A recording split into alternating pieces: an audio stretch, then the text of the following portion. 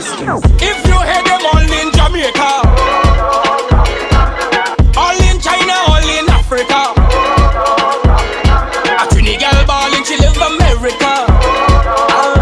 She said, oh la corona, shell down the canker.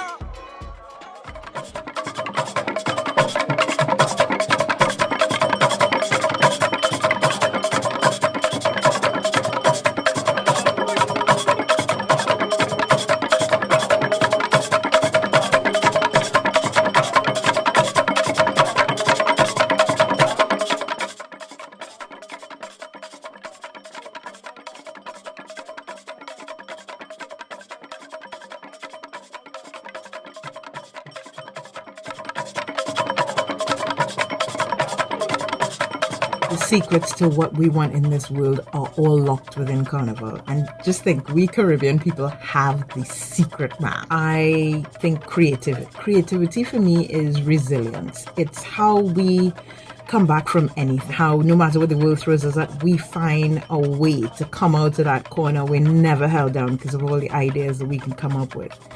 And notice I keep saying we, because Carnival is very much a collaborative thing. It's community coming together to create, coming together to communicate a message, coming together to call for compassion, to say, you can't ignore me, look at me, see me, hear what I have to say. Also a call to themselves for self-compassion, because as far as I'm concerned, Carnival is a mental health festival. This is how you look after yourself, and then how you call for everyone to look after each other. So when I think about community, compassion, communication, collaboration, and creativity, Carnival is the future.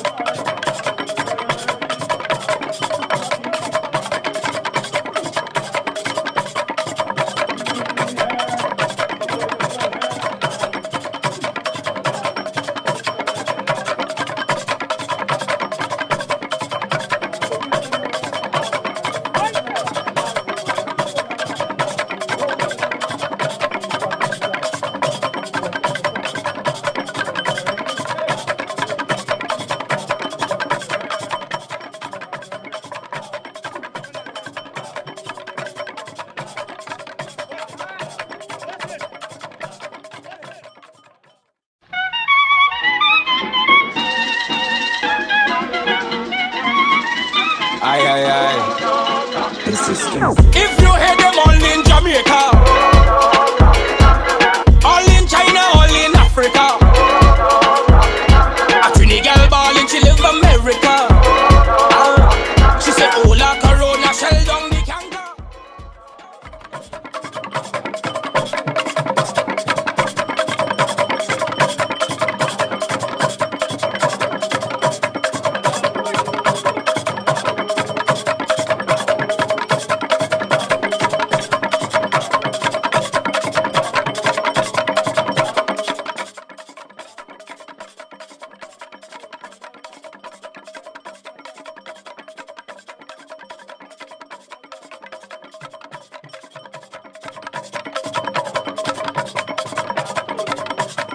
The secrets to what we want in this world are all locked within Carnival. And just think, we Caribbean people have the secret map. I think creativity for me is resilience. It's how we come back from anything, how no matter what the world throws us at, we find a way to come out of that corner. We're never held down because of all the ideas that we can come up with. And notice I keep saying we, because Carnival is very much a collaborative thing. It's community coming together to create, coming together to communicate a message, coming together to call for compassion, to say, you can't ignore me, look at me, see me, hear what I have to say. Also a call to themselves for self-compassion, because as far as I'm concerned, Carnival is a mental health festival. This is how you look after yourself, and then how you call for everyone to look after each other. So when I think about community, compassion, communication, collaboration, and creativity, Carnival is the future.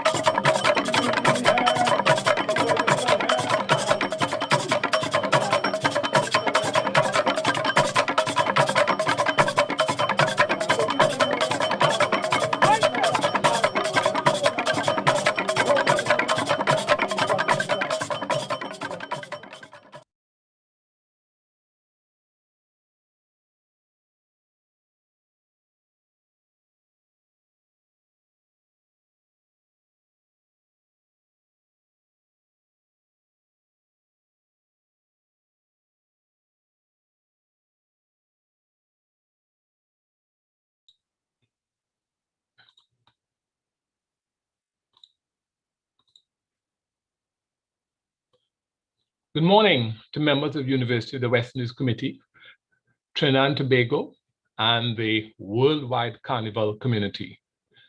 On behalf of Dr. Heather Cato, Dean of the Faculty of Humanities and Education, University of the West Indies at St. Augustine, Trinidad, we would like to welcome you to Panchayat, the Masin We, reclaiming the people's space.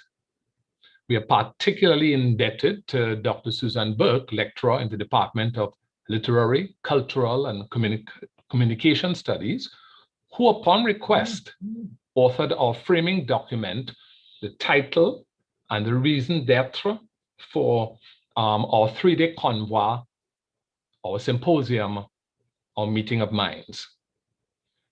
The result, after painstaking weeks of work from our committee at the Faculty of Humanities and Education at the University of the West Indies, St. Augustine, and supported through this process by the Office of Marketing and Communications at the university, is the development of 3 days, 3 interactive days of panel presentations, roundtables, film and video presentations about the possibilities of Carnival that abound.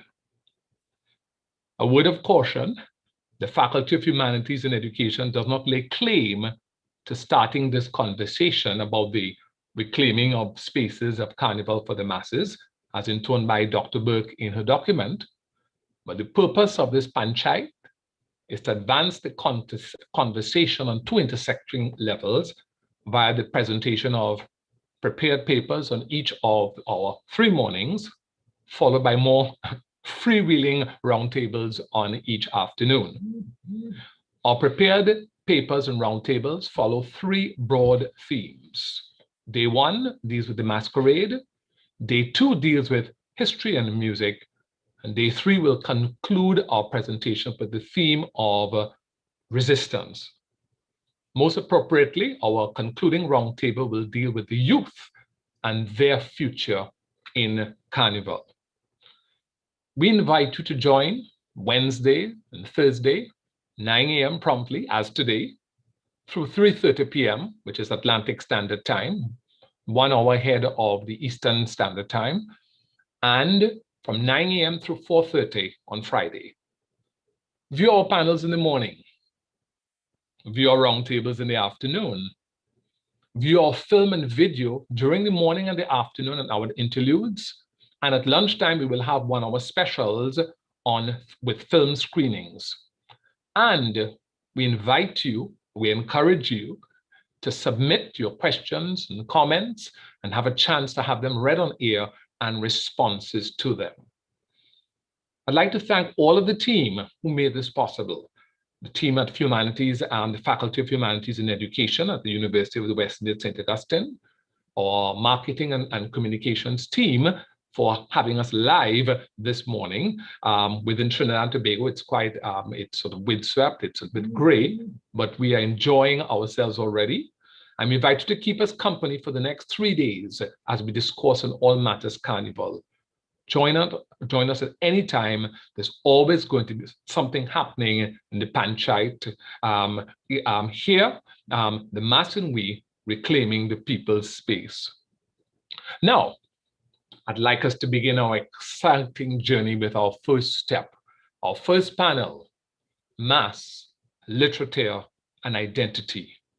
And I turn you over to Dr. Teresa Granger, a lecturer at the Faculties of Humanities and Education at the University of the West Indies, St. Augustine, who will chair our first panel and our exciting panelists. Dr. Granger, Dr. Granger, over to you.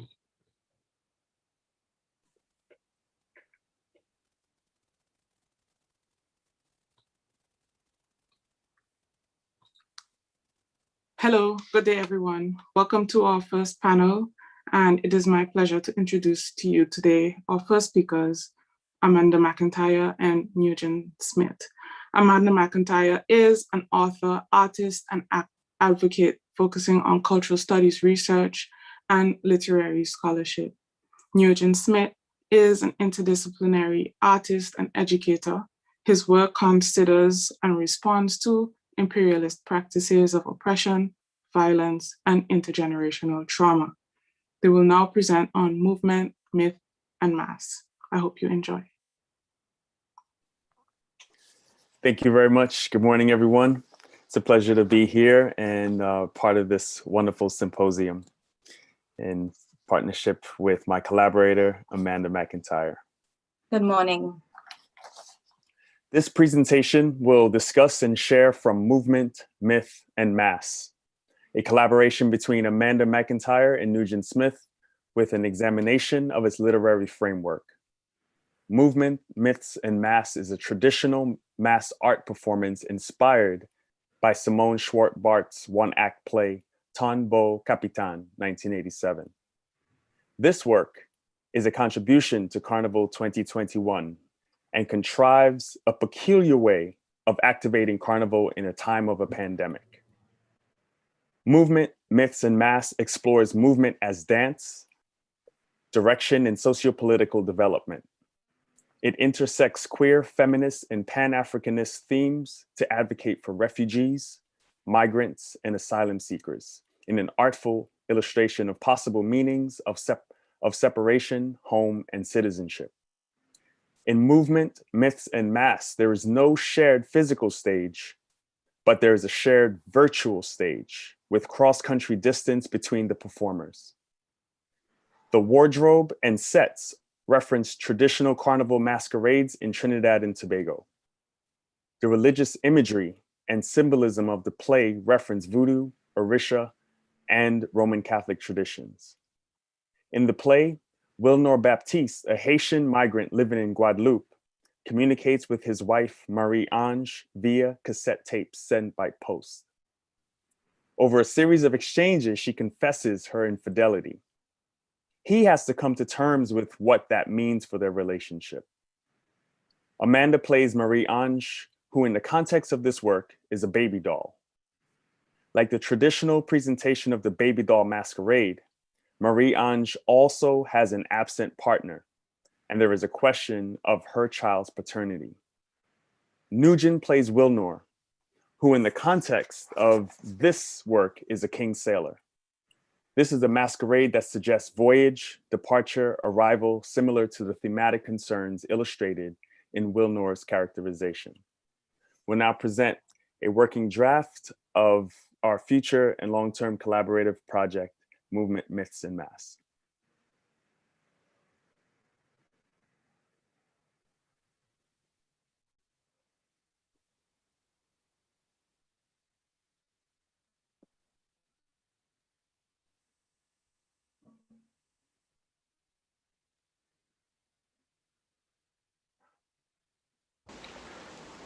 I awoke to the sound of a space created, to the feeling of instability as though floating in this space, not able to secure footing or grab hold of any of the lines that form these constellations. Today the stars for Capricorn reads, though you're usually more sensitive and intuitive than others, today you could be feeling especially so. Expect a lot of phone calls and visitors. Don't be surprised if you can read their minds. Artistic and creative interests could also be important to you now. I am sensitive to my vulnerability this morning. Emptying out in the form of my message to you early this morning, I know may have confirmed some thoughts and feelings and or answered some questions that you may have had. I've said this once before. I get attached. I love easily. In the past, I've tried to focus on the good, the benefits, the rewards, while pushing the struggles and conflicts further and further into a space that eventually burst open to reveal the hidden, neglected, that which needed attention. So this emptying is very new for me and uncomfortable. I am embracing the discomfort. The discomfort leaves me feeling insecure, wondering what you're thinking, feeling, and nervous. The space allows for the echo of the internal to reverberate, and as one sound fades, another begins. At times they overlap, causing a discordant sound. At present, the sound is of my nails scratching against the walls of space trying to get a grip. At present, the sound is of the silent space. Your words of reassurance of your commitment to us do also echo as a whisper. Your words of dedication to what we will do also reverberate. I want so desperately to be able to engrave, emboss, scratch into surfaces these words and make rubbings as extra proof that these words and all that they hold are real. Are you still here? Here in this circle, emptying itself, regenerating, replenishing, leading, following, a part of this oneness. Today is like a mountain, one that I climb after you. Head start, a quarter of the day, hoping to meet you soon.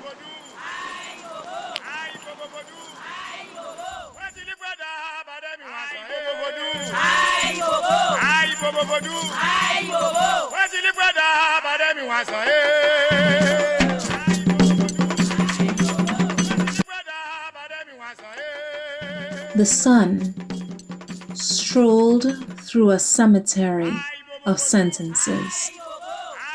Like a New World Frankenstein, who brought together the parts of speech severed from dead languages to produce our West Indian Gothic, set against the dry season's last breath and passages of time.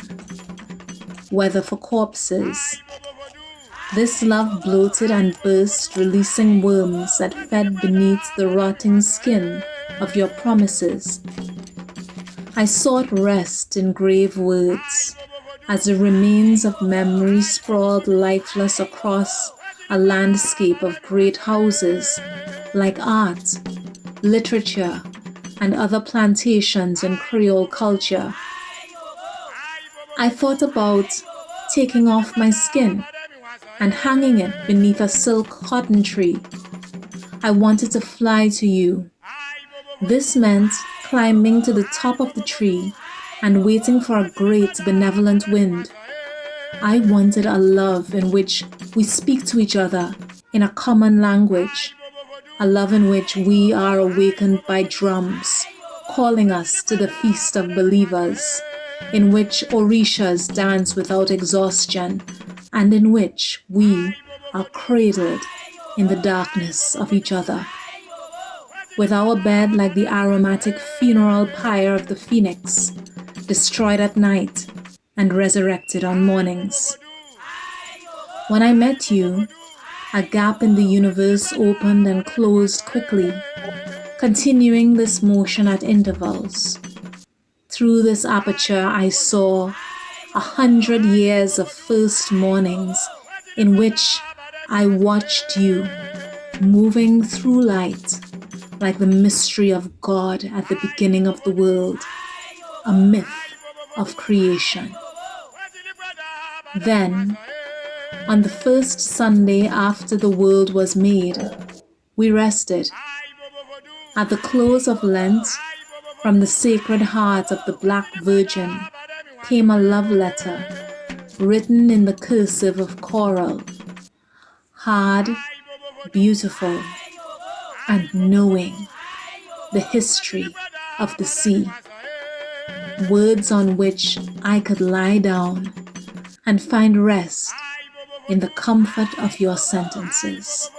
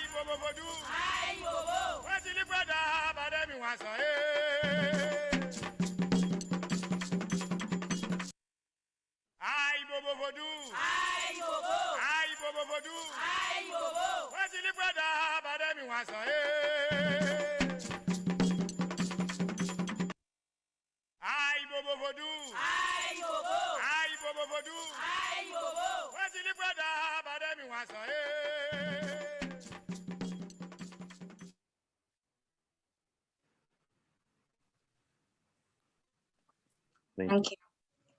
So in preparing this work, we drew heavily on the text from Simone Schwartz's Tambour Capitaine, which was translated into English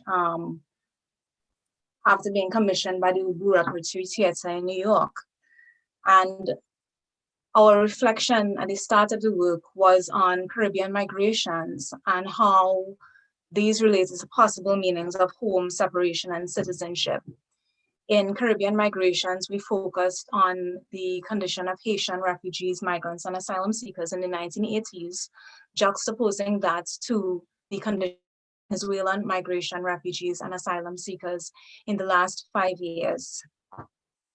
Within the play, the two main characters, Wilna Batiste, who is on stage at all times, and Marie-Ange, who is never on stage, but whose voice we hear through cassette recordings she sends to Wilna, are Haitians. Marie-Ange is still situated in Haiti while Wilna is in Guadeloupe. And within the play, there is discussion between these two about the state of being refugees, the state of being, the state of having no security within the countries in which they find themselves. So for Wilna, being in Guadeloupe and having to work in Guadeloupe, there is always a consideration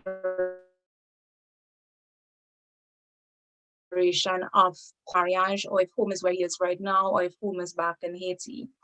One line that stood out for me is mariage, Wilna, is there no place on earth where we Haitians can work, send a little money home from time to time without being reduced to formless gust of air. This led to a conversation between Nugent and myself concerning communication at the time in which the play is set, communication at the time in which the play was written, and communication now in 2020, especially the particular communication fostered by the COVID-19 pandemic, and of course expressed in the external structure of producing this work, since Nugent and I are in different countries, and of course having to work through all of the issues that come up along the way and connect those issues to the text and connect those issues to the work that we were producing as well. We also had to consider the connections between Baby Doll Mass and Sailor Mass. And what I thought was interesting was the one time that Carnival was cancelled before. Carnival was once cancelled during the period of the war between 1939 and 1945. Of course, there was a postponement of Carnival in 1972 as a result of an outbreak of polio, but not a cancellation. So the time at which it was cancelled during the World War contributed significantly to development of, we looked at the ways in which this was related to the development of the baby doll as well, with the baby doll developing in Trinidad and Tobago, not first sighted in Trinidad and Tobago, but developing in Trinidad and Tobago in the late 19th century, and its relationship to Janet's culture.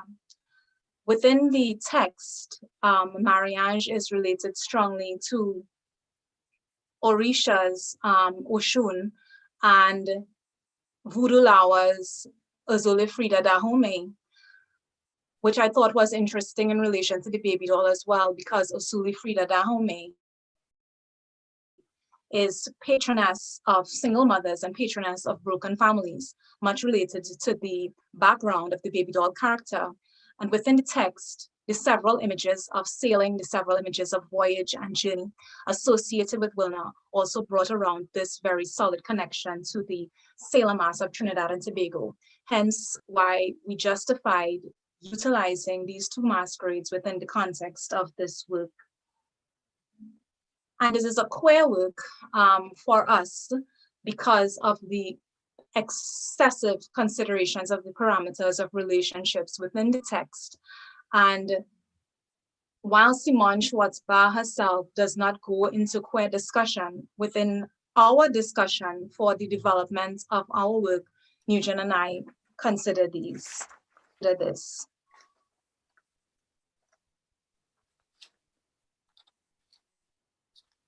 And so it brought us around to also thinking of what the work means to mass, what the work means to the future of mass. One interesting thing we said just before we came into the panel today is that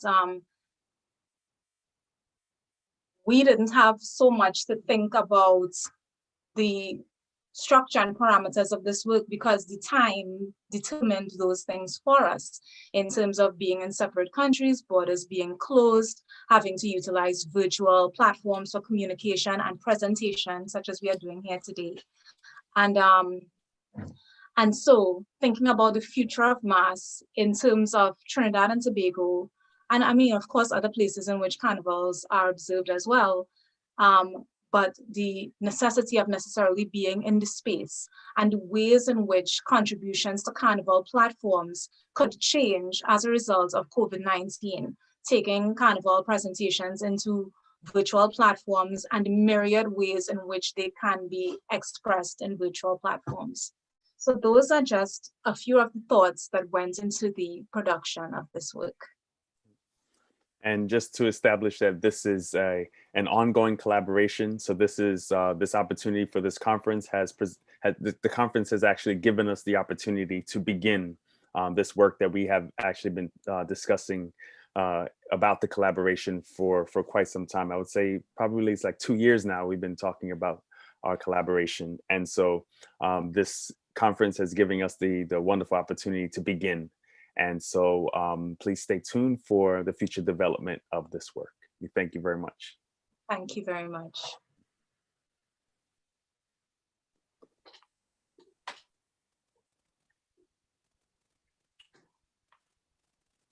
Thank you, Amanda and Eugen.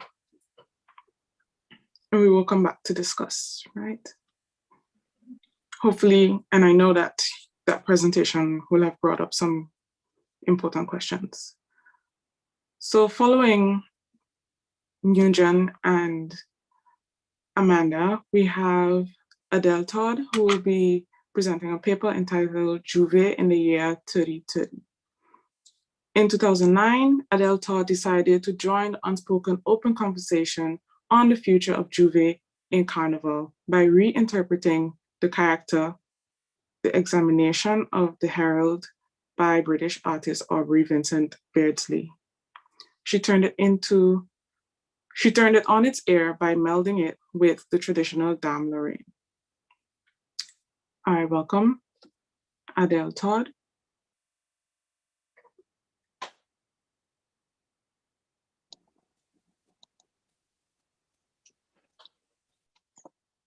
Hello.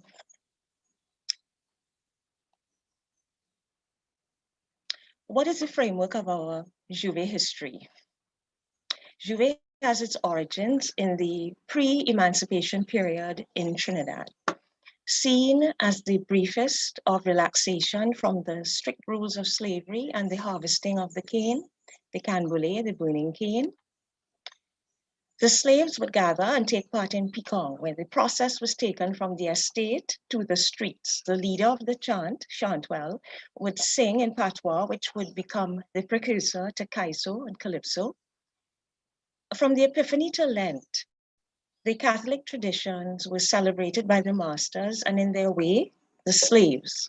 After emancipation, the plantation workers and other freed coloreds used it to mimic their masters, to express their dissatisfaction with the treatment meted out to them.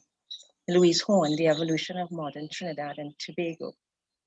The period was for a fete and for feasting before the austere period of fasting for Lent, where the focus is on man. Remember that you are dust, and to dust you shall return, and other eschatological thought. My thesis is audacious in the fact that it shall be an unchecked proposition. However, dream we must and will. Juve's humble beginnings start from pantomime and mockery. It is African slave traditions. Juve is quintessentially Trinidadian in its design and concept. It is the cedula of population and the code noir that gave the slaves the opportunity to start it. Out of strife came that moment. Its growth based on continuous observation of things outside of oneself, and superior in both positive and negative ways by way of superstition, the gentry or genteel class of oh goodness, I lost my, to the American Navy, the Yankee dollar, and movies of the early 1950s. Over the years, Juve has featured characters such as Jab Molassie, the slave being boiled in molasses, which causes great pause, Moko Jambi, Midnight Robber, Dragon, Jab Jab, Wild Indian, Fancy Indian, Clown, Fancy Sailor, Minstrels, Imp, Beast, and Satan. Before the invention of the pan, the music was anything coming to hand, the greater, old tins, and the tambour bamboo. In the late 60s, after independence, we saw a protest mass in Juve. Motivated by the Black Power movement in America, we in Trinidad protested for more work, more opportunity for Black peoples. The African-American contralto Marian Anderson of the early civil rights days stated about our country when she visited that we already have Black power. And by the late 70s and early 80s, the era of the petrodollars, Victor Reek was among the new small group of band leaders who took from the Monday afternoon mass, usually part of the Monday mass preview of Tuesday, thus prettifying up the Juve. Old mass parties would take place during the carnival season where satirical events would be interpreted about all that went on in the past years, in keeping with the Calypso tent, where the same sort of awareness comes into play. These parties would spill over onto the road as the last of such revelry for Juve. Juve represents the beginning of the mass, literally and figuratively, starting on the heels of Dimanche Gras, Sunday Mass. One could wear a mask and say and do things under cloak of anonymity at Juve. Up to today, the king and queen of Juve still are crowned on Juve morning from the old mass characters, a feature that I wish to posit must be retained. From the 90s to the present pre-COVID-19 2020, the bikini and beads era has wrought cocoa devils, LED lead horns, and fluorescent Mindy, body paint, and other aromatically pleasing or displeasing additives to Juve. All subtle financial inclusions into its changing face. This is where much of my reinterpretation of Juve portrayals takes its references. And so I would like to share with you some of the work that I do as a participant of Juve. I started doing Juve Mass in 2019, and it came about because of an opportunity I found when I went to Velacu, which was at St. Anne's, where a body of people decided that they wanted to explore Juve in a slightly different environment. And 2009. And what happened was I felt that the Dame Lorraine character, which people play, women play, should be looked at differently. I felt that the belief that a Dame Lorraine is a woman and played by women was actually quite absurd. I felt that because men played it to mock women, it was essential to create a character that would turn the whole thing on its ear. So I chose to look at the works of Aubrey Beardsley, a graphic designer, who did the Yellow Book in the turn of the 1800s. And I liked the idea of the large phallus and the majesty of the drawing. So I chose to reinterpret or interpret the Dame Lorraine as a man. You will see from my images that the reaction I got at that Juve was quite overwhelming. There were people literally staring and pointing and interacting with me. And so I discovered that what I was doing was of great value. And I was very pleased about that. As I said, Velacu encouraged me to want to start creating my own characters because I felt that Carnival at that time, Juve at that time, was dying. All of the characters would be trotted out every year. Yes, they're traditional. Yes, they are to maintain their look. However, it became very tourist-centric, and I chose to do something that I would have hoped, invigorate it. So in 2011, and if I was unclear before, it was 2009 that I did examination of the Herald Dame Lorraine. In 2011, and these are just 4 of my many costumes that I have done. In 2011, I chose to do Baby Doll.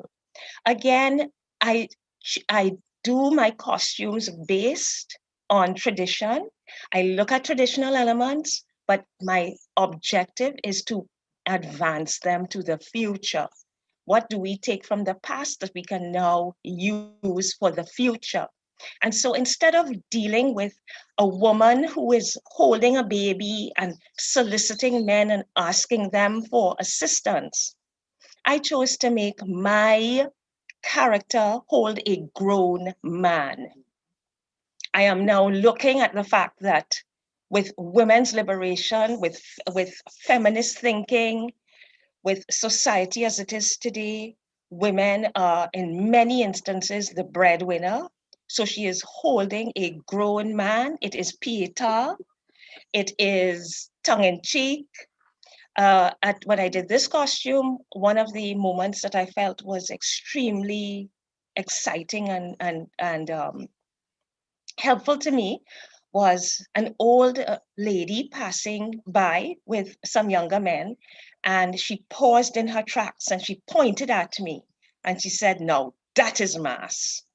And I felt great relief and joy from that. Also, I encountered some men who looked very menacing, and they were approaching me and crossed the street and came to me, and they had alcohol and they were drinking and they were carousing, and then they paused just at the point of my costume. And one of the men tipped out his alcohol and he said, "That is for you." And these are the moments of Juve that mean so much. The third example is Jab Jab. I chose with this costume, this is one of the most difficult costumes I've ever had to do, because the rules of Juve is that you use things that are found, things that are given to you, borrowed, pieces that you have at home.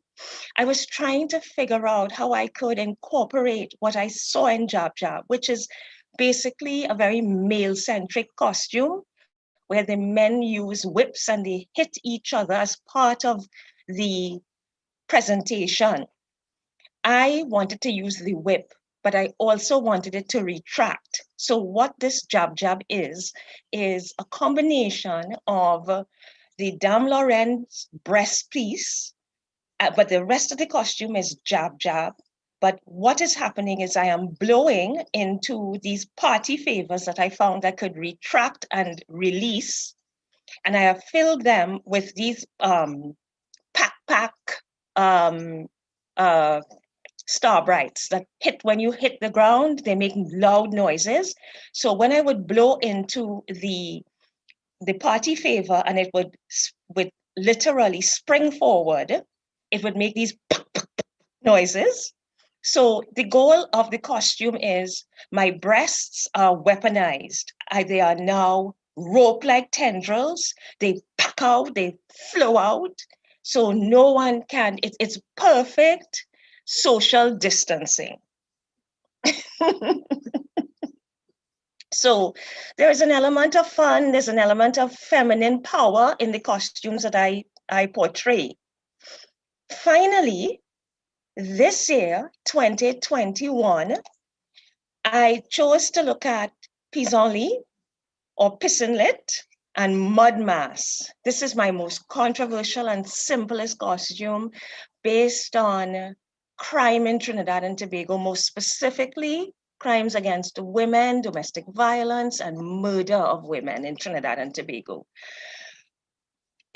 With no other costume, this is my most serious, most important costume, in the sense that I really would like this to be part of Juve going forward. I believe it has a place in the mud mass, and I call it blood mass. And my goal here is, instead of mixing mud with chocolate and all these lovely aromatic spices, you mix it with red dye, you mix it with the ruku, you create that blood. And why pissenlit? Because, again, this is band mass that went on to the 50s in Trinidad and Tobago, early 1950s. And men made fun of women, they made fun of their fragility, they made fun of their pregnancies, their menstruation.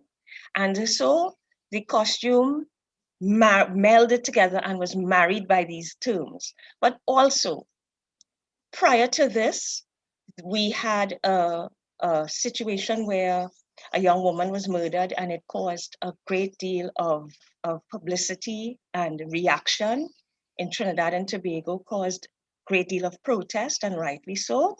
And it literally woke me up, because I knew I wanted to do this costume for quite some time. I was also looking at movies of a certain period, because as I said before, you have the baby doll also in the American movie industry, the idea of that. And so I was looking at Carrie, if anyone is familiar with that film, where she is empowered by the blood.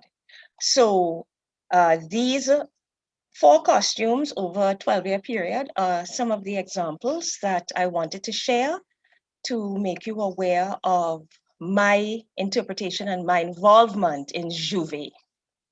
So before I end, I just want to now discuss why J'ouvert 3030. How does this lead into that? So what I want to say is, to go forward, it is imperative to glean the right components from our past. The revelry of the masquerade, the jocularity, the tragicomedy, keeps its nature an open, elastic, and organic structure, right to all who choose to see its endless possibilities. So now to 3030. There's much that can be superimposed onto J'ouvert as a festival. One of the many assets is inclusion. All are genuinely welcome. This is a socialist freedom. I can join. The rules are flexible. I can use any material I want: organic, trash, found, donated, shared, recycled. This is actually expressively incorporating what is available in society to be used constructively. Not of the upper classes, you use what you have. You repurpose it. You take from the soil in the use of the mud. You use no money to state your claim on your territory of the procession of one, two, a few, or a crowd. Environmentally sound, it checks and balances what is to come on the Tuesday when the carnival explodes into a riot of color and splendor. Whatever I say goes. It is my expression. The framework is broad. My character can be literal, figurative, futuristic, cosplay, technology-driven, abstract, or hyper-realistic. The vision is myriad in scope. I'm always free in myself. The psychological and emotional freedom of the mask, the play, foreplay, end play, freedom of expression, narrative, expression, perception, perspectives are all present. Sexuality is suspended, as are inhibitions. J'ouvert's spectacle comes from several aspects of its purpose within the carnival oeuvre. The art form inspires within me the wonderful opportunity to play with the perceptions of player, spectator, body message, or question and answer. The player spectator, because I see what I see within my costume, and you observe and react to me. I have made contact with you based on the memory attraction, distraction, or simple movement. The body message in that the pattern of movement based on tradition, sometimes including oration, I can bring in present day cultural elements, or I can even explore the narrative absolutely, as today's Cocoa Devils and Pretty Mass will attest. And 3, the call response. I ask a question and receive an answer within the mask, as I am not myself, but an interpreter. Today, the pandemic and the future of the very planet are our major concerns. We have the blueprint for the next millennia in the natural broad scope of J'ouvert as we know it now. It is a reminder that this creative endeavor has no finite considerations. Mass is an act of survival and opportunity to explore alternative ways of seeing and being in a safe space. The mud, the nominal in no cost, the natural dyes, the exotic animal inclusions, the primitive nature of it are guides to 3030. How are those guides to 1,000 years from now? One will ask, and I ask. The rituals of our Juve are our saving grace to our present future. In this present future, we capture our lives within our experiences and post them for others to consume. Juve unhinges you for a moment to return to your primal past. The complexities of, are you agenda? What is your agenda? What makes you human? Will the artificial invalidate our very nature? All of this is the environment that we are being faced with while our lands erode slowly and we search for alternative places to survive. We contemplate whether we may be made to evacuate our planet for another. Our ancestors had no idea whether they would survive the lash, the rape, and murder of those in power. Juve shall and will answer that call again and again and again. Whether hologram technology and robotics dominate the next 1,000 years of masquerade, the people will always be its beating heart. In considering this topic, I look back 1,000 years for inspiration and relevance. I found it in the writing of St. Gregory Nayasanin, Archbishop of Constantinople, 4th century AD, writing with such clarity, freshness, and scholarship that holds over time. The primal beginnings of the need to assemble, dress for battle, for food, for survival, for sport, and for oppression is key. Whether in 3030 we have incorporated ourselves with organic cybertronic tech or transcended our very bodies to become part of a super consciousness, the herd response to react to our environment shall continue to be a natural reflex. The future of Juve will be determined by its strongest associations. The recycled nature will be embraced even more and used as part of the innovation. Elevating the found to the level of couture, the characters will band together, but be their own dissonant parts. Keenan Simon used headsets to mute sounds for revelers passing next to the maternity ward in Port of Spain for Lost Tribe. Tuesday Mass, yes, but here the music was used to specific effect. Juve's providing of the natural, gritty, earthy tones of the Mass will be looked upon with greater respect and understanding of our very survival. Over the excess and waste of the Tuesday Mass, Juve may even swallow it whole, making Tuesday respect and consider Juve's tenants, replacing the feathers with sustainable materials that may be grown to fit the wearer. It is an exciting prospect and a necessary one if Mass is to thrive going forward. And that is my Juve 3030. Thank you for listening.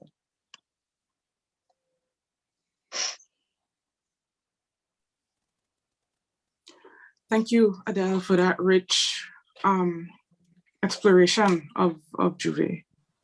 Moving on, we have All Are We is One question. All Are We is One?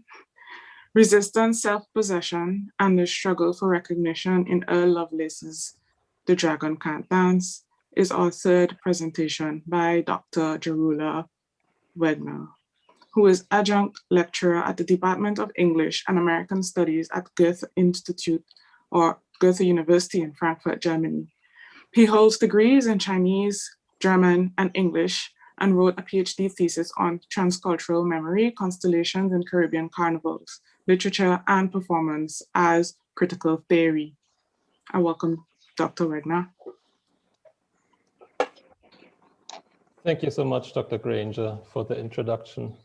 I think my presentation will fit in quite well to what was said before already. Since I'm talking about The Dragon Can't Dance, I somewhat assume that most people know it already, and therefore I will not give a summary of the actual narrative. So, good morning, everyone. My name is Jarula Wegner. Thank you to Yui and the invitation to present here. My talk is entitled All Are We is One, Resistance, Self-Possession, and the Struggle for Recognition, Lovelace's The Dragon Can't Dance. Lovelace's novel is one of the most important classics of Caribbean carnival literature. It is therefore not surprising that it has been discussed numerously since its first publication in 1979. Two of the most prominent interpretations emphasize the novel's representation of resistance and of the pursuit of self-possession. This makes it, I believe, a key text for our discussion focused on reclaiming the People's Festival. But I won't discuss the novel for nostalgia's sake. On the contrary, my aim is to analyze the discourses of resistance, self-possession, and recognition in the Dragon Can't Dance in order to gain insights concerning the challenges of Trinidad and Tobago Carnival today. To gain these insights, I will proceed in the following way. First, I will refer to the ideas of resistance surrounding the Dragon Can't Dance. Second, I will comment on the discussion of self-possession related to the novel. Third, I will trace the discourse of the struggle for recognition in history. Fourth, I will explain the specific function of recognition in the Dragon Can't Dance. And in conclusion, I will explain how this requires us to shift the debate concerning Trinidad and Tobago Carnival today. The Dragon Can't Dance is often interpreted as a celebration of resistance. Angelita Reyes, for instance, concludes her analysis of the novel by claiming that Aldrich's dragon represents rebellion against metropolitanism, that is to say, that tension between indigenous cultures and the maintenance of it and the urban bourgeoisie. This appears to be confirmed when the protagonist Aldrich Prospect on Carnival Monday morning had a feeling of being the last one, the last symbol of rebellion and threat to confront Port of Spain. Yet it is important to note that the two characters most associated with resistance, Aldrich and Fisheye, originally have a rural background. Only in the city they learned practices of mask making, participating in carnival, and performing the dragon. Since real carnival was a city thing, as the novel says, therefore, the performance is not so much a protection against urban culture as a product of it. Second, the resistance Reyes celebrates in the novel is less pure than the descriptions suggest.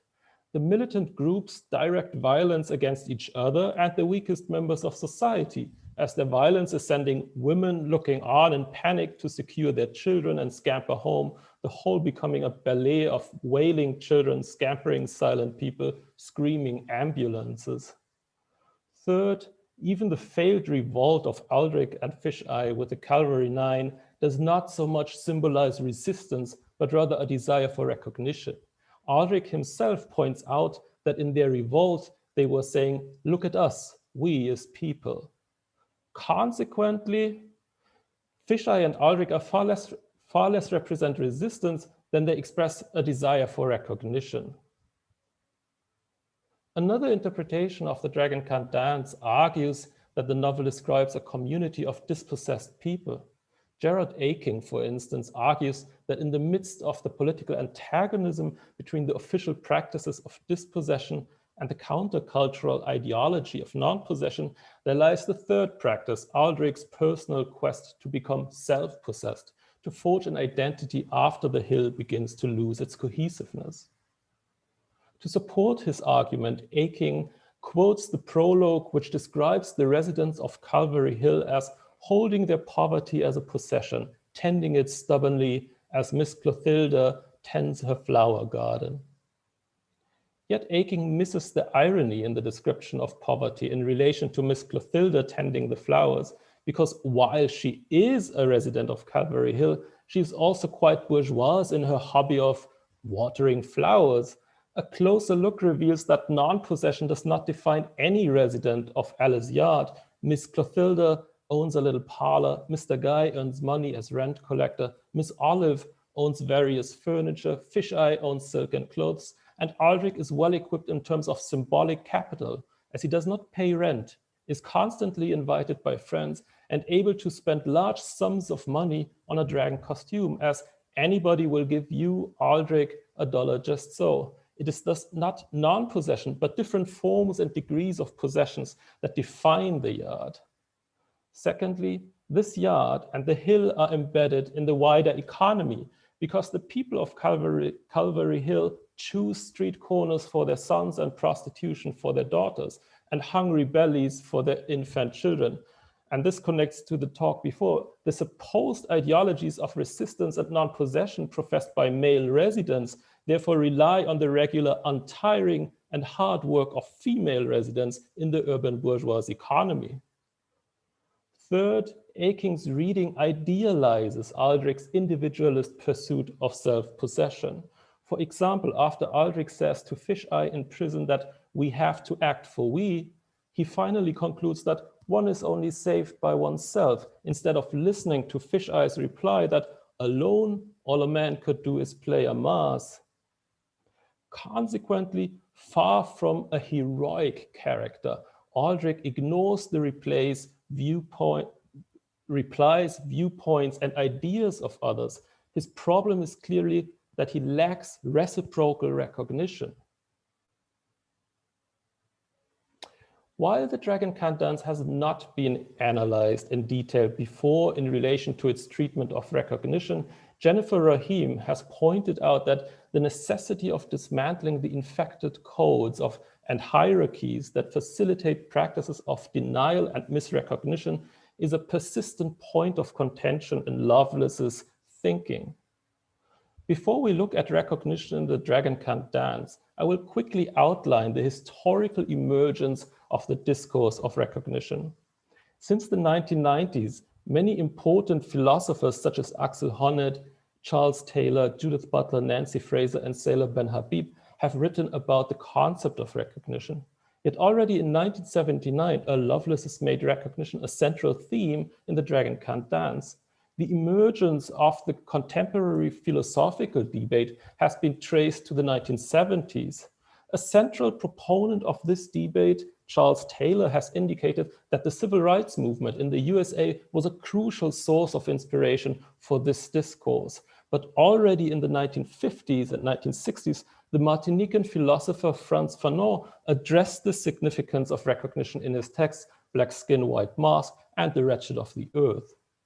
Fanon's discussion undeniably builds on Hegel's reflections on recognition in his Phenomenology of Mind from 1807. Yet importantly, as Susan Buck-Morse has pointed out, Hegel's reflections on the struggle for recognition were inspired by the revolutionary events in Haiti during the late 18th century. This enables at least three crucial insights. One, that the concept of recognition has traveled across centuries, continents, and cultures. Two, that the concept of recognition developed in relation to, reflection on, and negotiation of social conflicts. Three, that the Dragon Can't Dance comments on a philosophical discourse that from the very beginning developed in relation to the Caribbean. There are various concepts of recognition, but due to time constraints, I will focus only on the one concept that I believe explains best the struggle for recognition in the Dragon Can't Dance. Axel Honneth argues that all social integration depends on reliable forms of mutual recognition whose insufficiencies and deficits are always tied to feelings of misrecognition, which in turn can be regarded as the engine of social change. Honneth believes that the struggle for recognition proceeds towards an ideal of the good by successively including into society diverging perspectives with claims to difference. Importantly, social change does not suggest a melting pot of increasing similarities, but instead differences function as the central source of social progress. Throughout the novel, recognition is explicitly or implicitly sought after by virtually all characters of the novel, such as Clotilda, Philo, Aldrich, Sylvia, Fisheye, Pariac, and even Miss Olive.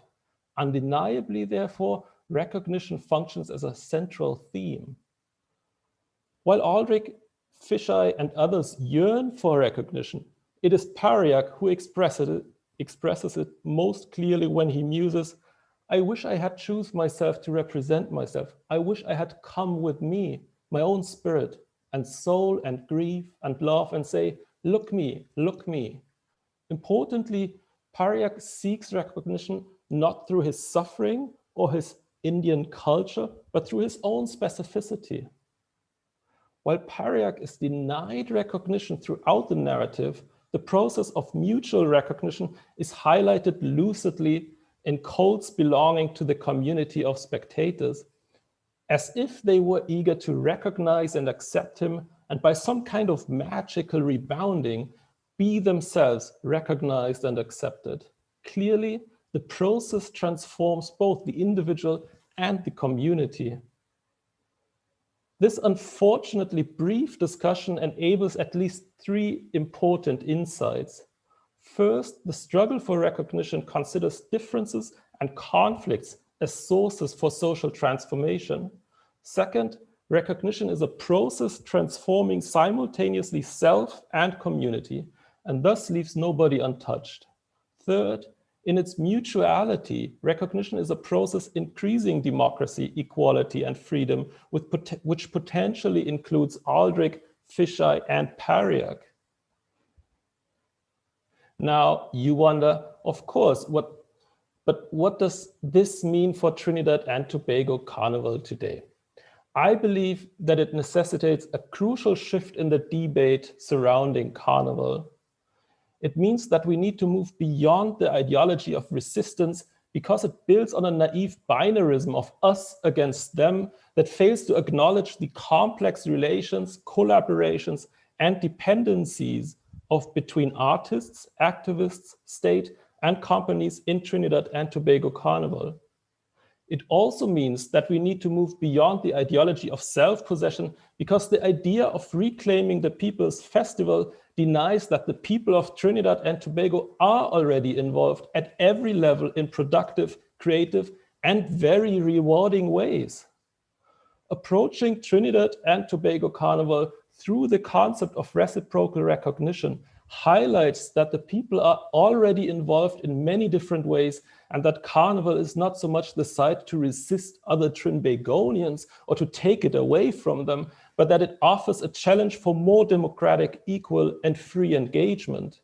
This can be improved, I believe, for instance, by first acknowledging the people's purse by introducing second-order discrimination in pricing, that is to say, fets, bands, and costumes could come with special rates for Caribbeans, students, and low-paid workers generally, in contrast to people living in the US or in Europe, for instance. Second, acknowledging the People's Festival by enabling a national vote whether Carnival should be a public holiday. This would solidify the people's support for Carnival and allow more people to participate due to holidays. Third, acknowledge the people's taste by returning the popular vote for mass bands and individual competitors. Popular vote should not be used instead of Carnival judges because these experts are able to raise the quality of the event.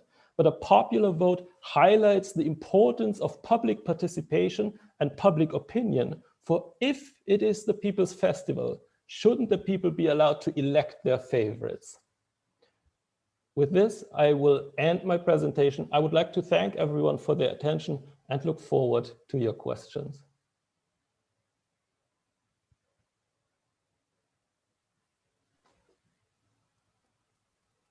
Thank you, Yarula, for your presentation. So we are open now for questions.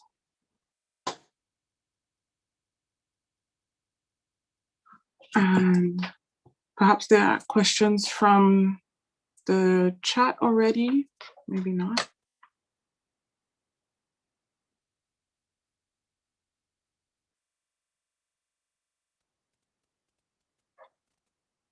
Or maybe we can have questions from the panelists to each other,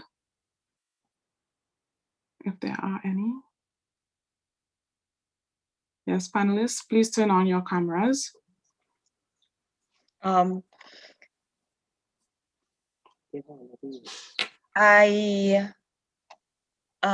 Dr. Wagner, I would like to make a comment on what you were mentioning about Carnival becoming a holiday. I believe that, although a good idea, it is best that it remain as it is, purely because it is a festival based on struggle initially. So I think that if it were a holiday, we would be much too lax and relaxed. As people, we would take it way too lightly. Carnival is meant to have tension. It is a product of Boxing Day. It's hinged to the Catholic calendar. And so from Boxing Day, we start hearing the calypsos, and it is a slow burn. It is a gradual build. So if it were a holiday, it would lose some of its merit. Thank you so much for your comment. I would say, I mean, my point is not so much that it should be a holiday because then it would be more for the people of Trinidad and Tobago. My comment is that my point is rather to say so many people have been talking about it not being a holiday and therefore being a hindrance for so many people. Why not have a public vote? Because if it is the people's festival, then I think the people should decide over it. So it's not my point to say that, well, now I have the clear insight that it should be a public holiday. My point is to say, if it is the people's festival, I think then the people should decide about what kind of day it is. And making it a public holiday would clearly allow those who earn less and have more strict working conditions to participate. And I mean, it's easy to romanticize about being able to intervene and go, but if you lose your job the other day, well, then that's no fun anymore. And so I think it's very relevant to bring these things into discussion, especially if you say, well, that's a people's festival. Okay, well, you encourage me now to go further and to confront Juve. Juve is supposed to do that. Juve is for people with no money. And so you can take a little jump and then you can go to work and you can do what you do during the day, and then you could sneak back in and be part of the festivities. It's after the Marche Gras, so you can take a little chip because it's, let's say, maybe midnight. The Marche Gras has a tendency to go way too long. So 1 o'clock to 4 in the morning for free, that needs to be retained. So I think that's where you get your answer. So just to intervene there, we have one question. I'm not going to mention names because I don't have permission to do so, but a question that's towards Adele Todd. Why should Carnival be continued to be connected to a Catholic calendar if it is a freedom celebration? Why not connect it to a fixed day of significance? So I think that. Oh, okay. I think I stated before, it is Catholic. There's no way around that. It is part of the pre-Lenten festivities. Of course, it could be moved to something else, but when it is, and I don't mean to disparage because that's not my intention at all. It is not Cropover. It is not Miami Carnival. It is not American Carnival. It is Trinidad and Tobago, of Trinidad and Tobago origin. So Trinidad origin more so. So no, it has to do with the religion. So that is part of why it works the way it does. So of course you can have it at other times, but it doesn't have the same cachet, it doesn't have the same interest, and it certainly would not create the build that it creates from Christmas to Lent, the space between. And if I may add in, like, the ritual significance, right? So it's not only a ritual within itself, but it's connected to other rituals, right? So we're talking about a span of time that has all of its significance with time as well. Yeah. Yeah. There's another question, and I think this one is directed towards Yarula, which is, in seeking to move beyond resistance, how can we define our journey forward into the future? And I think this also expands towards Adele's presentation, right? Because I was also thinking, right, in this recognition and in this kind of sovereignty over self that happens, and also that being in kind of conversation with recognition, how do we move beyond resistance in that case? And how do we give an account of what exceeds resistance in that sense? Nujan, go ahead. I'll come after you. Was that for me or Jarula, I think? I think Jarula more. Yeah, Jarula, yeah.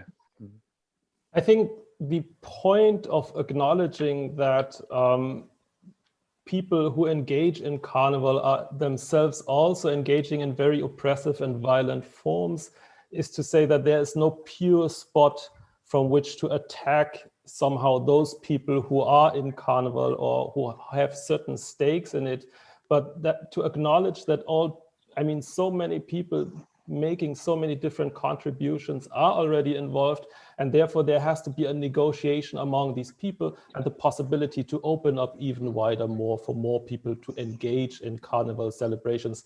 That is also why I had these 3 suggestions basically to have like second prize discrimination in order to enable more people to participate in large bands, small bands, and so on, in order to make it possible for people to participate. I think it's important to understand that the idea of resistance was at one point of time, of course, absolutely relevant and appropriate, but now to speak of it somehow blurs the fact that the Carnival is in so many ways created and shaped and participated in by so many people who are absolutely legitimately enjoying it.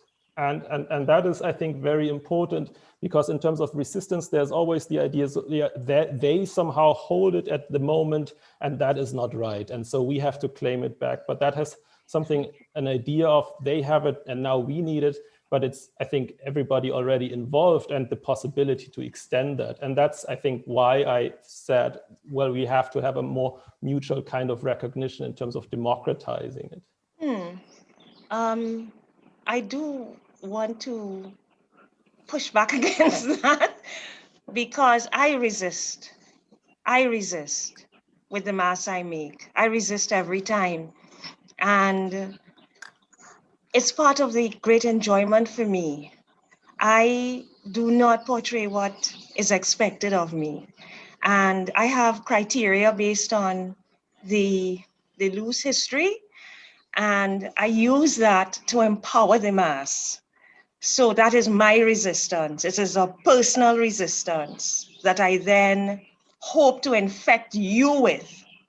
So I don't ask for your permission. I take my right. So one question that comes out of that is, are we oversimplifying the idea of resistance? And so that's coming from the chat. And I'd just like to add to that, the pleasure that is involved in resistance is also a dimension of resistance. So moving beyond resistance doesn't necessarily mean that we leave it behind, right? I don't think it's a either or situation. I think it's and both, right? And we need to kind of also think about how we make space for having both of those things as part of our practices, our Carnival practices, Juve practices, right? So, I mean, maybe Adele can speak a little bit of this, about this aspect of pleasure, for instance, in resisting, of joy, of ecstasy, of love as well, right? I see the theme of love coming up so much in Nugent and Amanda's work. And I also wonder about, the transgressive power of love, right? Thinking about June Jordan, Bell Hooks, and these people, right? So how can we make a space where, it's not a black and white situation of resistance versus entertainment or whatever, but to encapsulate all of that into one space out of which, those future possibilities that Adele is talking about can emerge and can be, made a reality. As I said at the beginning, I started to create Juve characters because of the fact that I felt that it had become too commercial and it was stagnating the very art. And my resistance is a large part of what I do, but also I have to tell you that the beauty of Juve is that I can appear and disappear within its framework. I can easily become part of it and resist within it. And in that resistance, meld into it as well, because it allows so much. It's so flexible, it's so organic. What I really, really love about it, as I said with Blood Mass, the latest mass I've done for 2021, is that I'm engaging and infiltrating the mud with my presence, hoping that it will be something that will become infectious and spread out. I don't know if that will happen. I don't know what will happen in 3030, but it is the beauty of it that allows me to make audacious claims. I am the midnight robber. I am the peregrinade. I am the orator. I could talk until a horse. I could say what I want. That is the freedom, really, at the end of the day. And it is ours. And you know something is ours and we share it. Black people have been so downtrodden, but yet we are able to say, look at that, the jab molasses, boiled in molasses we talking about. And yet you could rise up out of those flames and you could say, let we have a good time, despite what we're going through. So with 3030, what I'm saying is that we don't know what is to come, but we do know we have our resilience, we have our spirit, we have our very blackness that we wear proudly because it's a Black festival, right? Juve is ugly and dirty. And yes, perhaps the reason it is not cherished is because it is Black, right? But we can take that pride and we wear it and we move forward because we have the seeds of the future in our hands. I'm passionate about it because it's a fact. I'd like to bring Amanda in to respond to that, please. Not to respond to it, I have another question for Adele. And this is concerning the feminist reading you began about your portrayal of the baby doll as carrying an effigy of a man as opposed to a doll child. Could you please expand on your feminist reading of your portrayal? Certainly. And thank you so much, Amanda. I also felt that your piece in La Perouse, we could talk for hours about that. So maybe I may want to join. I may want to join you. After this, I'll call you. Okay. What happened was, oddly enough, my best friend, who was also an artist, he died the year I was doing the work. And I was, of course, crushed by his passing. And I wanted to do something to honor him. At the time, I knew I wanted to do baby doll. And as you would know from your own performances, these things capture you. You don't capture it. And you have to be fully engaged in the mass. So I heard what I had to do. I was guided to do this man, and then I let it go. I didn't put any more thought to the meaning. But of course, as you know, when you get out on the road and I'm carrying this man, I had to stay in character, but I wanted to burst into tears. And I walked down a lot of desolate streets with this man, carrying this man. And of course, I heard a lot of comments like, why don't I feed this man? You're carrying a real man there, girl? You holding that big man? And such comments. The initial intention was simply to say, let's look at society now. We have women doing better. We have men feeling neglected by women's power. And that is not our intention. We know we need men in our lives, even though we live in a world where we have surrogacy, where we have the opportunity, if we wanted to create children without a partner. In every sense of the word, men are still relevant. There's no doubt about it. That's not an argument, but men feel insecure. So you may say, well, that costume will definitely make men feel worse. But the point is, it is there. Men are feeling that way. So it can be taken both ways. And that's why I say in my talk that there is a message and the question and answer. So that's what I do with the mass. I'm giving you an opportunity to see the thing writ large, and then you can put your interpretation onto it. So I hope that answers that.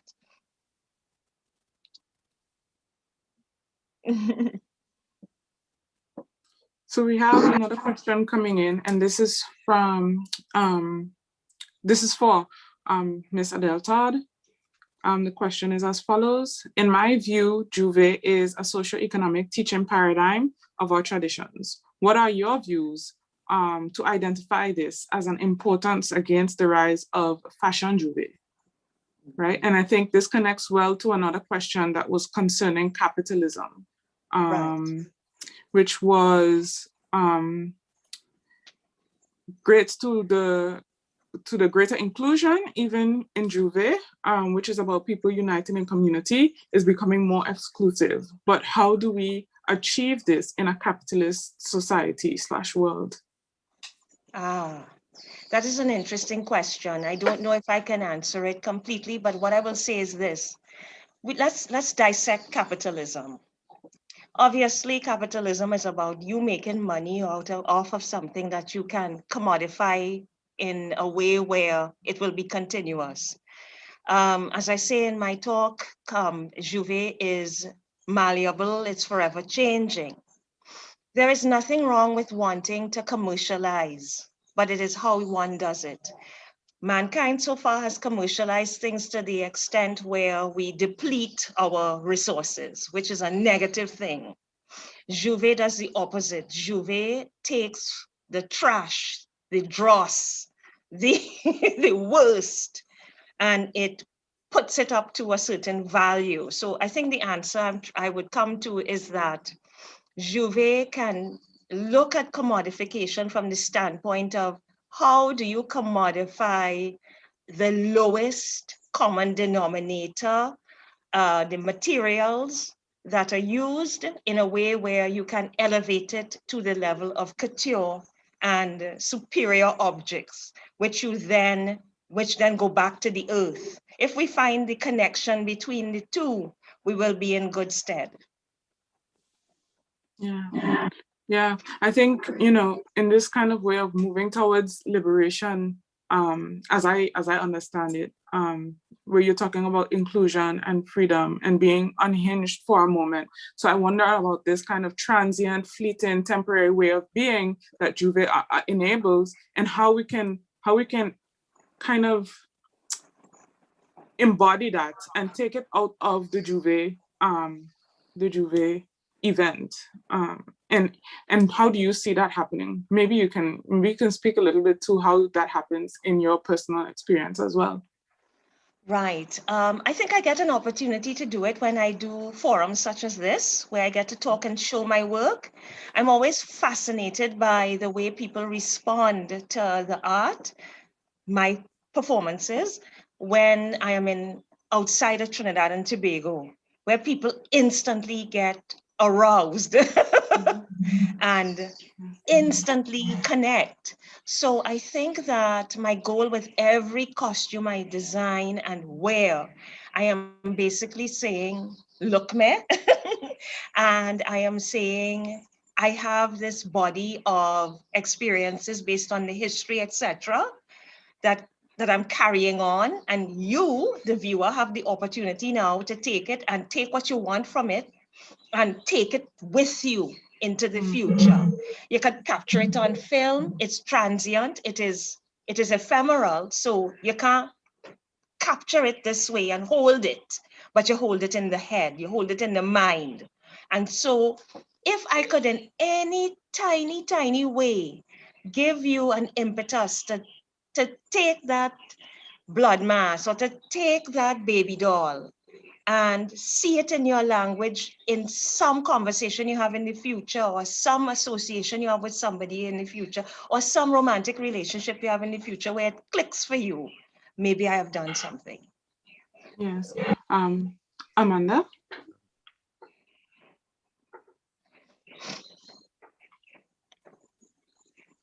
You're still muted. Thank you, Dr. Granger. I just want to make a comment on the points that was raised previously about capitalism and the relationship of capitalism to Carnival. I think this year, 2021, we glaringly saw that in terms of the state's response to the festival, pulling out of Carnival, basically because it would not be profitable to host the festival in such a year. And by host, I mean to even virtually host the festival, because of course, opening borders is completely out of the question as of COVID-19. But there was so much conversations nationally about how much more the state could have done, even in terms of hosting virtual platforms. And these were not engaged in the ways that they were in other countries that don't boast of Carnival in the way that Trinidad and Tobago does. And it just highlights just how much influence the state is by capitalism too, because in reading a newspaper article, one of the things that stood out clearly was just how much money the government at the time identified that they had lost as a result of hosting Carnival in May in the pre-Lenten period. And the things that we did see this year in Carnival, whether it was the Lost Tribe film, Lavway, was obviously funded through corporate sponsorship. And if we juxtapose this now to a very real aspect of Carnival, which is a sort of poverty, and this largely found among traditional masqueraders, traditional mask performers who in many ways rely on Carnival as part of the economics of how they run their homes and how they live their lives, and look forward to these prizes each year. So the situation in 2021 brought all of these to the fore in terms of who survives within Carnival in Trinidad and Tobago. And so when I heard the question just now related to capitalism, those things came to mind.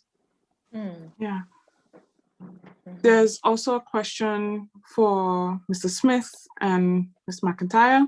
Do you see your work as a vehicle of interdisciplinarity as you transcend between the forms of expression and ritualistic process?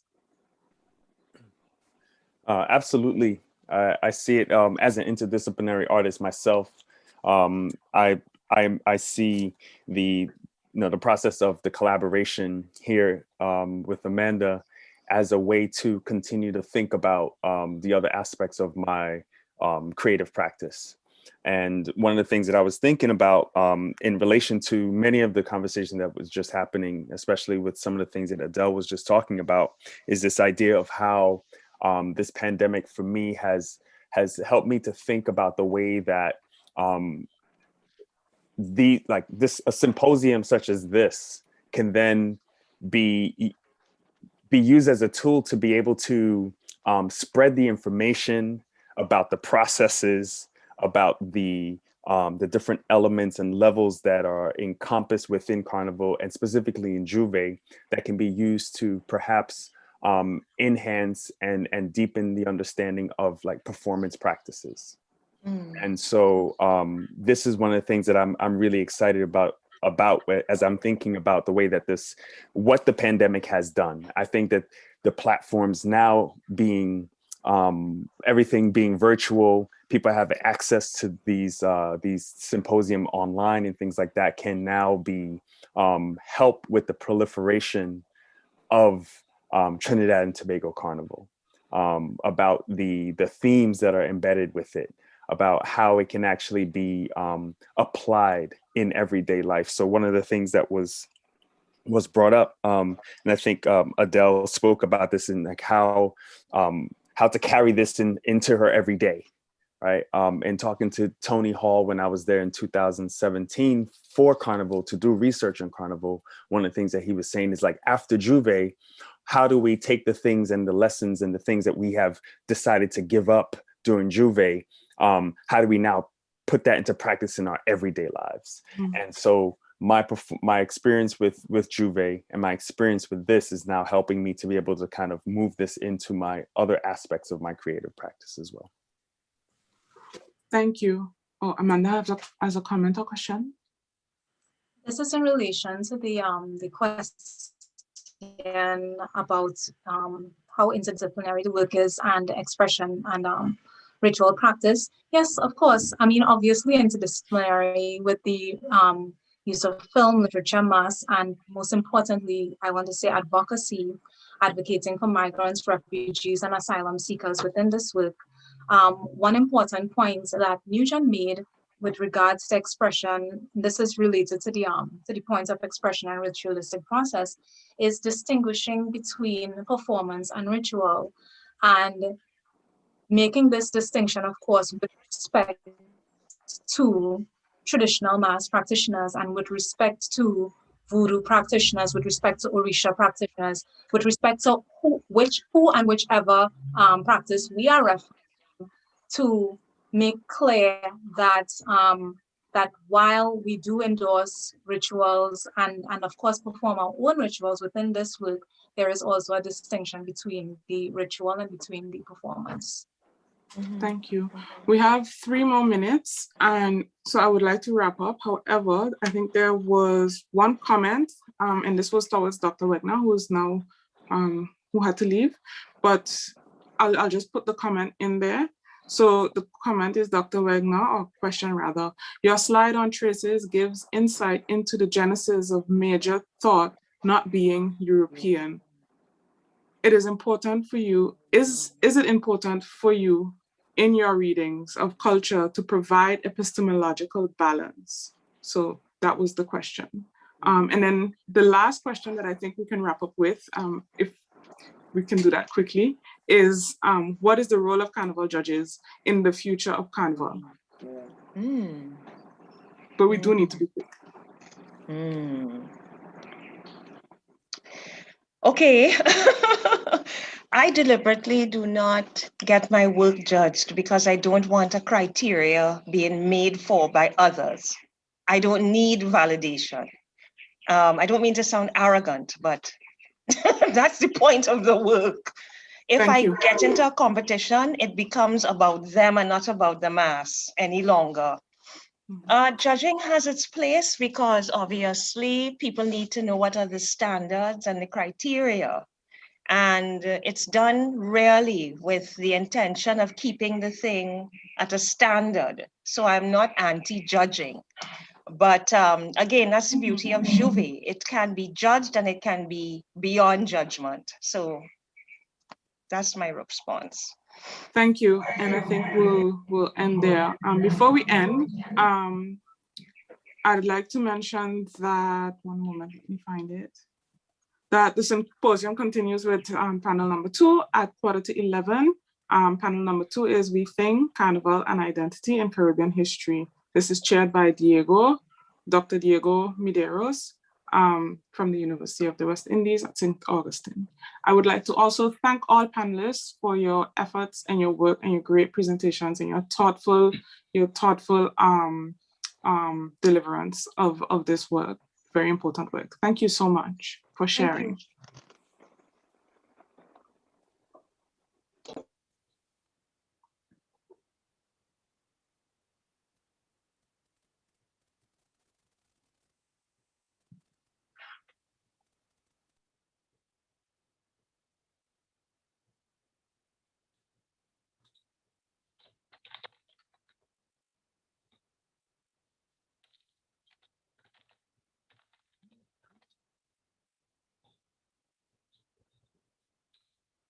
Hi. Yes, that was just a really, really wonderful start. And I'd like to echo Dr. Granger's thanks to all members of panel 1, Mass Literature and Identity. Thank you, Dr. Granger, for marshalling us through this first panel. So you can stay tuned for panel 2 today at 9:45, which is in the next 15 minutes Atlantic time, which will be We Think, Carnival and Identity in Caribbean History. Meanwhile, enjoy what members of the diaspora state about what Carnival means to them, and further, enjoy 2 short videos from the Trinidad and Tobago Carnival Bands Association. See you back in 15 minutes.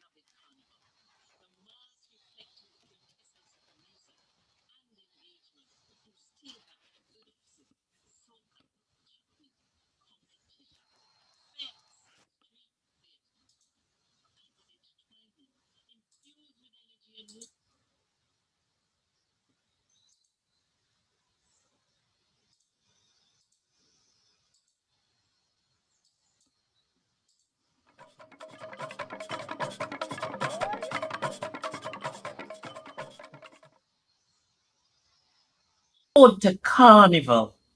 Boom, boom, boom, boom, boom, boom, boom, boom. A culture in rhythm to its beloved carnival. The mass reflecting the quintessence of music and engagement through steel pan, calypso, soca, chutney, competition, fetes, street theatre. A people intertwining, infused with energy and movement, animated, fun-loving, creativity in play. Here they come on parade, filling the streets. DJs jamming, music trucks blaring, sounds of brass, jump, prance, step and chip, gyrating spontaneously. Bon Dieu, ça y est. A costumed array of dynamic innovation, sizes and shapes, portraying sultry, elegant, dignified expression. Proud, welcoming island revelers, quality ambassadors for the culture.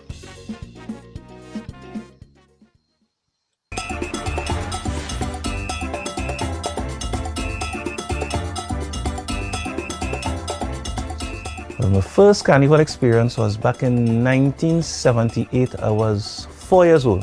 That was the very first time I played mass. From since then, I've took part in junior carnival and also in adult mass. And during that period, I've been watching costumes and I keep saying to myself, someday I would like to design and produce a costume. And here I am today. Well, my carnival mentor is the late Stephen Derrick.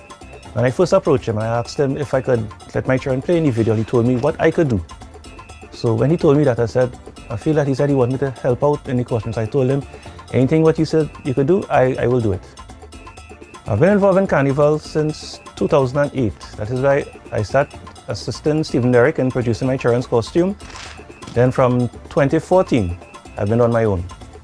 Well, when I see my costumes on stage, I just say to myself, well done. It's a job well done, but sometimes when I see it now, after I look at it, I see I might have a little fine details again. And that is what I learned from Stephen Derrick.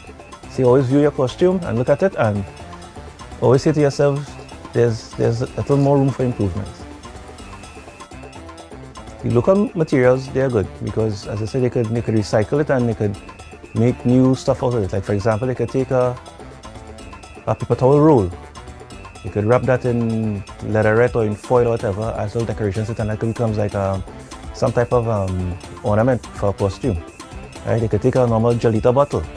You could turn that upside down, spray it, put a tape on it, do a little, get like little the cord protectors from a computer, and that could be like an oxygen tank. And you could use simple things like that. Instead of going to these and importing those things, it will cost a little more. You could use those items right here. But what I like most about Queenie's Carnival is that you could see the theme and the concept of the children's costume. In the adults, you don't see it because you cannot see the concept of a costume where a masquerade is wearing bikini beads and feathers.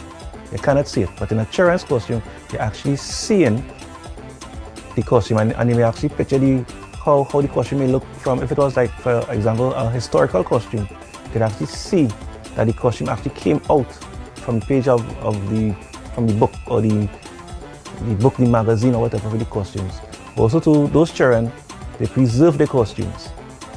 Right? They preserve the costume. After Carnival, they may keep the costumes as ornaments or whatever the case may be.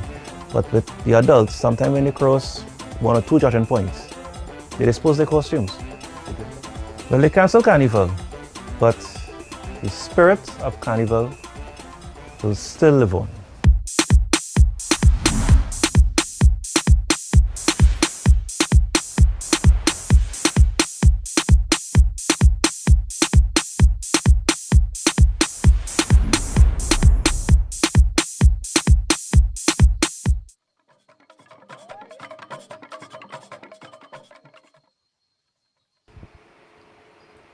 My name is Celis Johnson-Olivier.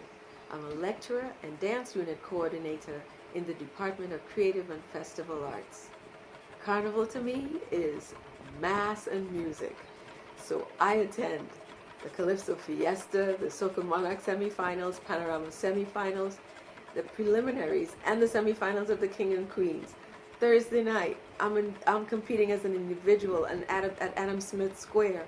And then on Sunday before Carnival, it's a kiddies parade. We watch that and then drive on up to UE for Old Yard. And then here comes Monday and Tuesday. We have a great time on the road, family and friends playing mass. So as long as there's Carnival, I'm on the road. So I enjoy it very much. So I'm looking forward to future carnivals of even more fun. And I know that you do too.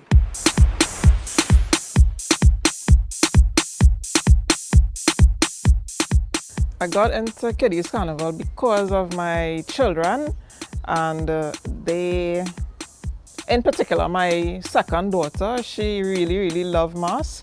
And then one day I decided, you see me, let me try this thing because I really have a passion for carnival. I love carnival. There's nothing better in the world for me. That's my relaxation, my love, my joy. Everything is carnival for me. Let me tell you, the feeling that you get when you see a band on the road is just a feeling of joy, happiness. I actually become relaxed when I see my band on the stage, on the road. Children mass compared to adult mass, you have so many ideas that you could work with. Costuming is visible. When you see a kiddies band, you could tell, well, hey, this is the Northern Range, or this is a peacock, compared to an adult where you're just seeing feathers. You have no imagination, it's just colors, and your imagination at the mercy of colors and feathers. Whereas with children, you're actually seeing a proper portrayal. Children carnival, you're still seeing the innocence in mass, you're still seeing the relevance of carnival. With the impact of COVID on carnival, it's heartbreaking, but I really will miss carnival as we've accustomed having it. And to all my band members, I know they'll miss it because it's their time to relax as well. But, you know, we have to keep safe and really push to get rid of COVID from our society. So it's a must that we function like this at this point in time. It's so much to say, so much. Coco Lily Productions will be ready for 2022. They have cancelled Carnival for 2021, but the culture lives on. So 2022, here we come.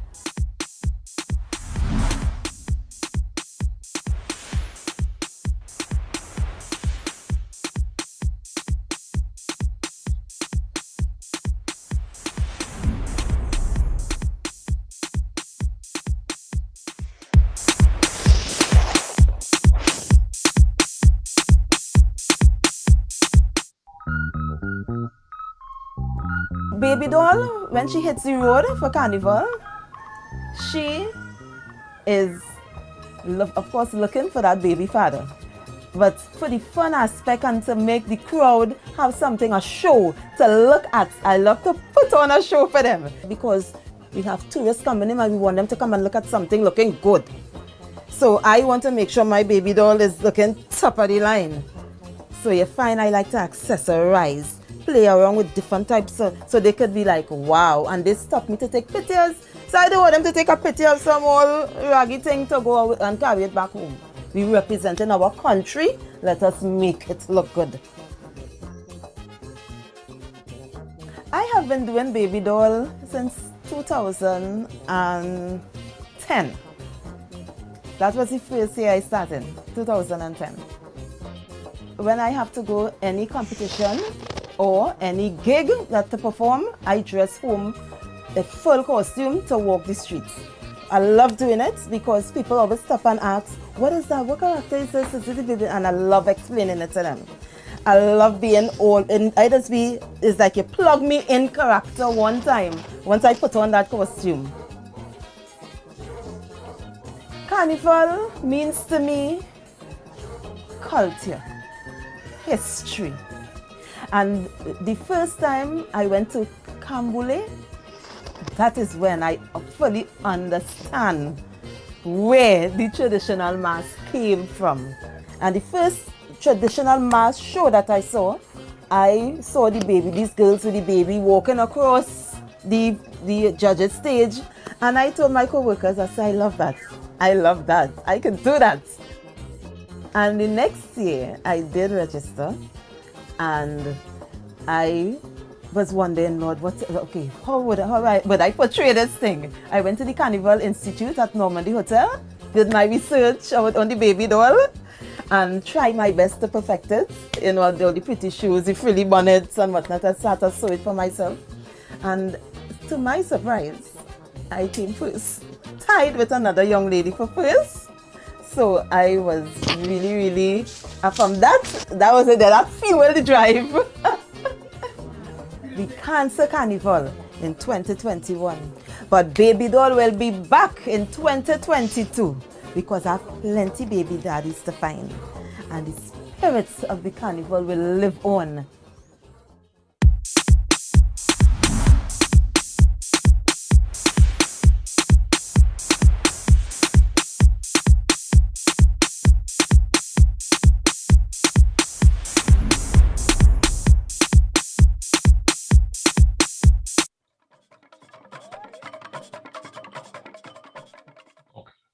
Ode to Carnival.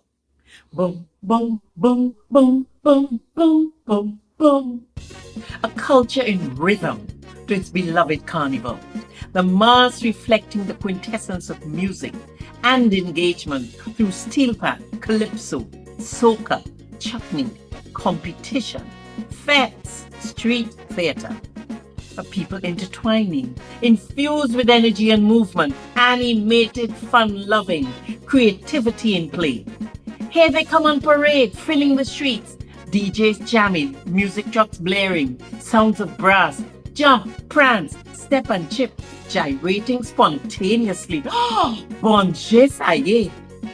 A costumed array of dynamic innovation, sizes and shapes, portraying sultry, elegant, dignified expression. Proud, welcoming island revelers. Quality ambassadors for the culture.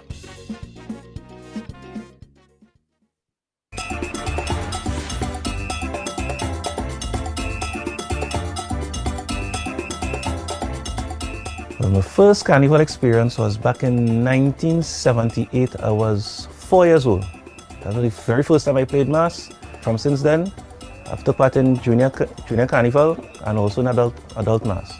And during that period, I've been watching costumes and I keep saying to myself, someday I would like to design and produce a costume. And here I am today.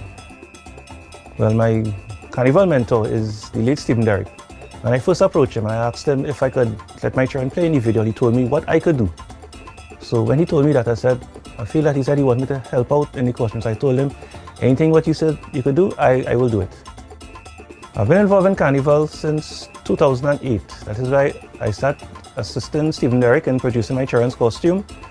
Then from 2014, I've been on my own. Well, when I see my costumes on stage, I just say to myself, well done. It's a job well done, but sometimes when I see it now, after I look at it, I see I might have a little fine details again. And that is what I learned from Stephen Derrick. See, always view your costume and look at it and always say to yourself, there's a little more room for improvement. The local materials, they are good because, as I said, they could recycle it and they could make new stuff out of it. Like, for example, they could take a paper towel roll. You could wrap that in leatherette or in foil or whatever as little decorations, and that becomes like some type of ornament for a costume. Right? They could take a normal Jolita bottle. They could turn that upside down, spray it, put a little tape on it, do a little, get like the cord protectors from a computer, and that could be like an oxygen tank. And you could use simple things like that. Instead of going to these and importing those things, it will cost us more. You could use those items right here. But what I like most about Kitty's Carnival is that you could see the team.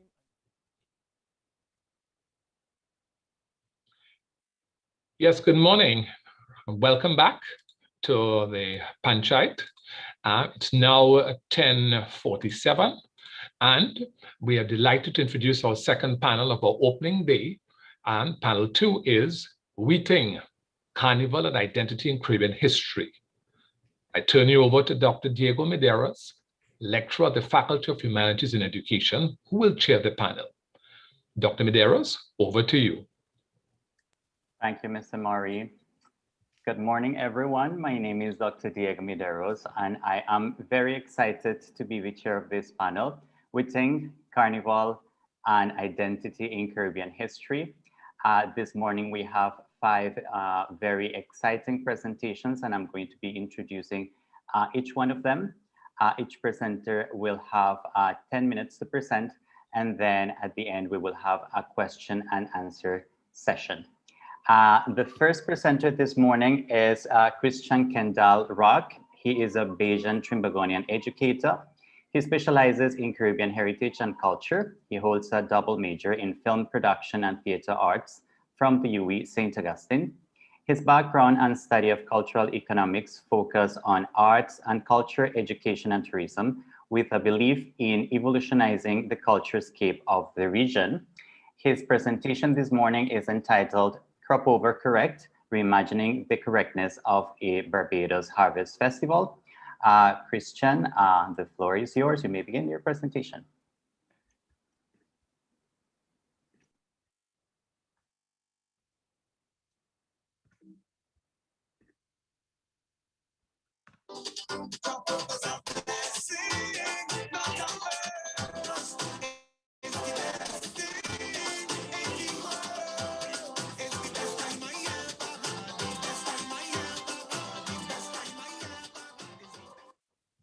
Thank you, Chair. Good day to you, my fellow panelists, the Secretariat, and to all of you viewing in what has now become our norm.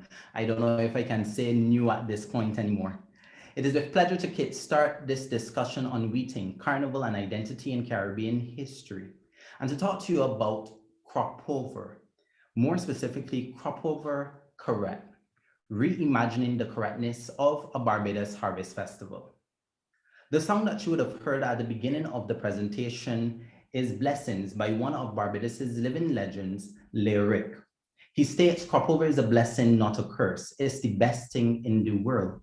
This thing is a lifestyle. And as we discuss various topics today, we will see that these rituals of cultural translations from the merger and fusion of Asian, African, and European ideals that we perform year after year are part of who we are.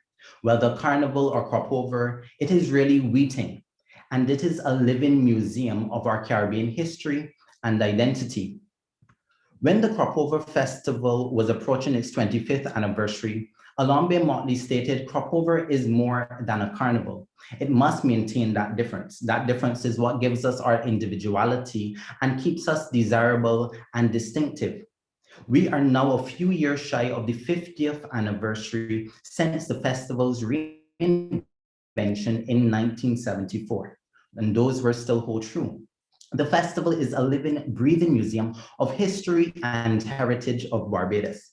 It encapsulates key spaces, events, persons, and cultural elements that have shaped the identity of the nation and its people since the 16th century. Reimagining Cropover as a living museum with preserved early features feed into the look at the correctness of the festival. Since 2005, the Cropover Festival falls within the only season of emancipation in this hemisphere. This annual season, which runs from April 14th to August 23rd, is a time for Barbadians to reflect, remember, and celebrate the struggles and achievements of the nation and its people. These dates, as you can see, explain the meaning of the festival within the context of the Bajan cultural expression. Contextually, these dates border that period between crop time and hard time, a period of the in-between. The commemoration showcased the resilience of the Bajan people, that same resilience of the enslaved on the plantation. It was the same resilience that was translated to the labor movement and now to the uphill battles on the culturescape in present day. That is the essence that made Crop Harvest Home what it was and influenced the evolution into Cropover. In a Cropover press conference broadcasted in a news segment in 2016, an official from the Barbados Tourism Marketing Inc. asked how can the festival differentiate from the other carnivals across the region, making it suitable, sustainable, and more attractive to the foreign consumer. However, the answer to this question lies within the question itself. It is not a carnival. It is a Barbadian harvest festival known as Cropover. These traditions of the early festival, much like the differences between a walk-up and a jump versus a wine and a chip, are what must be valued. Such traditions include the food and beverages, folk characters, sporting activities, and music. It is the rhythm of our tuck. Rather than, it distinguishes itself from the carnivals of the region. And rather than compete as Caribbean island states, there's an opportunity for those within and outside of the region to explore Trinidad and Tobago's carnival in February, March, Jamaica's in April, Barbados's Cropover from May to August, Grenada's Spice Mass in August, just to name a few. It becomes an opportunity for us as a region to appreciate the individuality in our history, heritage, and celebration, while at the same time understanding how these individualities connect us in more ways than meets the eye. As it was in Harvest Home, Cropover is a Bajan festival, representative of its people, as they each have a vital role to play within its execution. The people are the largest stakeholder and participant in Cropover, and without them, the festival would likely not survive. Ashley Dial, marketing officer at the National Cultural Foundation of Barbados, believes it is important to understand why we don't consider it a carnival. We call it more than a carnival because there are different aspects other than just jumping up and down in the street. We take into consideration the educational aspects of the festival. We take into consideration our folk characters. We look at our artists, whether it be literary arts, the dancers, the musicians, the producers, all of them play a vital role in the festival. We don't look at it as just jump up feathers and beads. We need to look at it holistically. Cropover is the cultural heritage and traditions that comprise the Bajan indigenous expressions. It is a space to dismantle Eurocentric ideals and educate on the correctness of the African Bajan heritage. It is a harvest festival, a space of veneration of the ancestors, a space to emancipate. The festival and the ritual that is Cropover outweighs the commercial possibilities as it taps into the understanding of national identity and Bajan consciousness.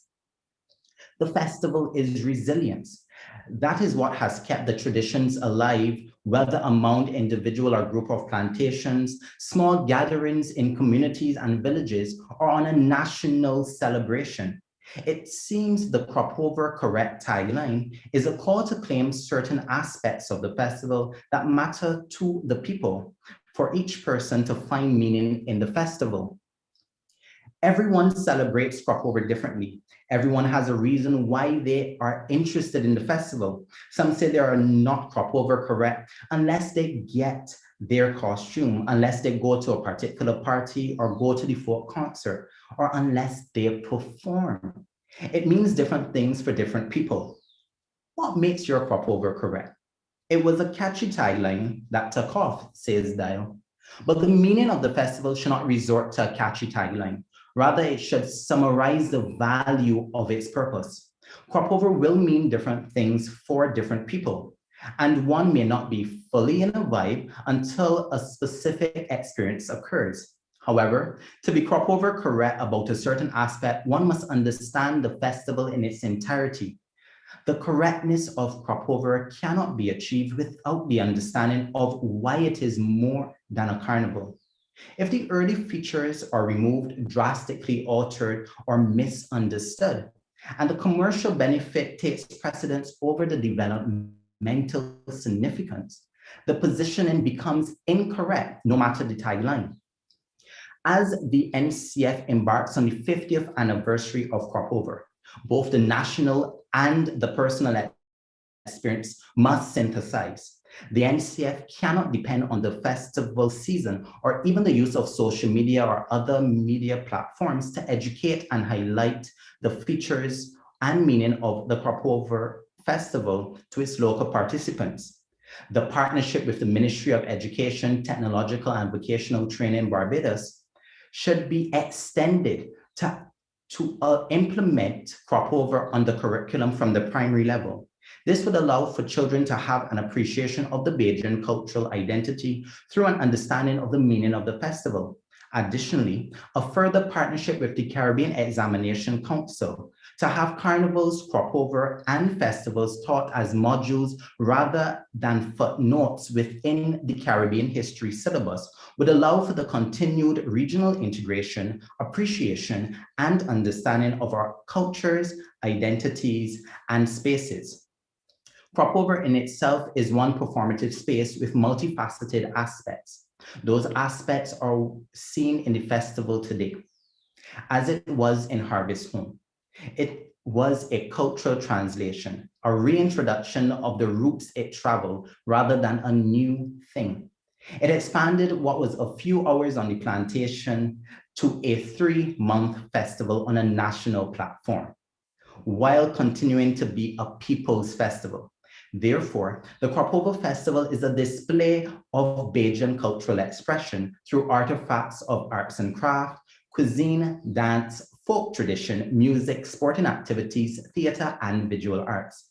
It is a living archive. In an interview about the festival, Dr. Joanne Tull indicated that space is very important to the performative impact. Spaces have history, and if you can tie the history to the performance, it is better for you and the experience you are trying to create. The space that is Cropover is a lifestyle. It is not just an annual masquerade, but rather it is an expression of the Bajan cultural expression. Whether one celebrates the festival or not, it is a part of our everyday lived experiences. As Tony Hall once said, in our everyday Caribbean performance, culture, despite the different characters we try to emphasize all year round, play mass to deal with the daily exigencies and thereby discover our inner strengths. Everybody has a character or a combination of characters. The Cropover Festival fits into the everyday culture scape. Its understanding of resilience and emancipation allows for the discovery of inner strengths of its people. And as the people evolve, so would Cropover, as seen throughout this study and history. The evolution of Cropover will occur since culture by nature is dynamic. However, the festival is not just about the routes in which it came, but rather the routes by which people travel. Culture travels, culture moves, culture develops, culture changes, cultures migrate. The cultural scape of Cropover is resilience from Harvest Home to present day. The change should be a natural progression by society, as seen through the period of enslavement on the plantation, Buss's rebellion in 1816, the struggles of the abolition, to the social unrest of 1937 through independence in 1966, and now to a global pandemic in 2020, which celebrates the festival in a virtual space. These events change the performative impact of the festival over time, while still preserving certain features. Those early features have seen an evolution and have been able to sustain its value and be indigenous expressions of Barbados. Cropover is one aspect that highlights Bajan culture. However, it is the most recognizable on a global platform of display of its national identity. But those early features and traditions go beyond the festival. They're in the everyday cultural expression of the people. Therefore, those features should be valued and maintained as much as possible. They won't make Cropover distinctive and desirable for persons to want to come for Cropover. They're what make the local stakeholder and participant be involved from preparation to execution of the festival. It is a Bajan indigenous expression of a festival by the people for the people. Therefore, the correctness of the Cropover Festival should be true to its early features and be more than a carnival. I thank you.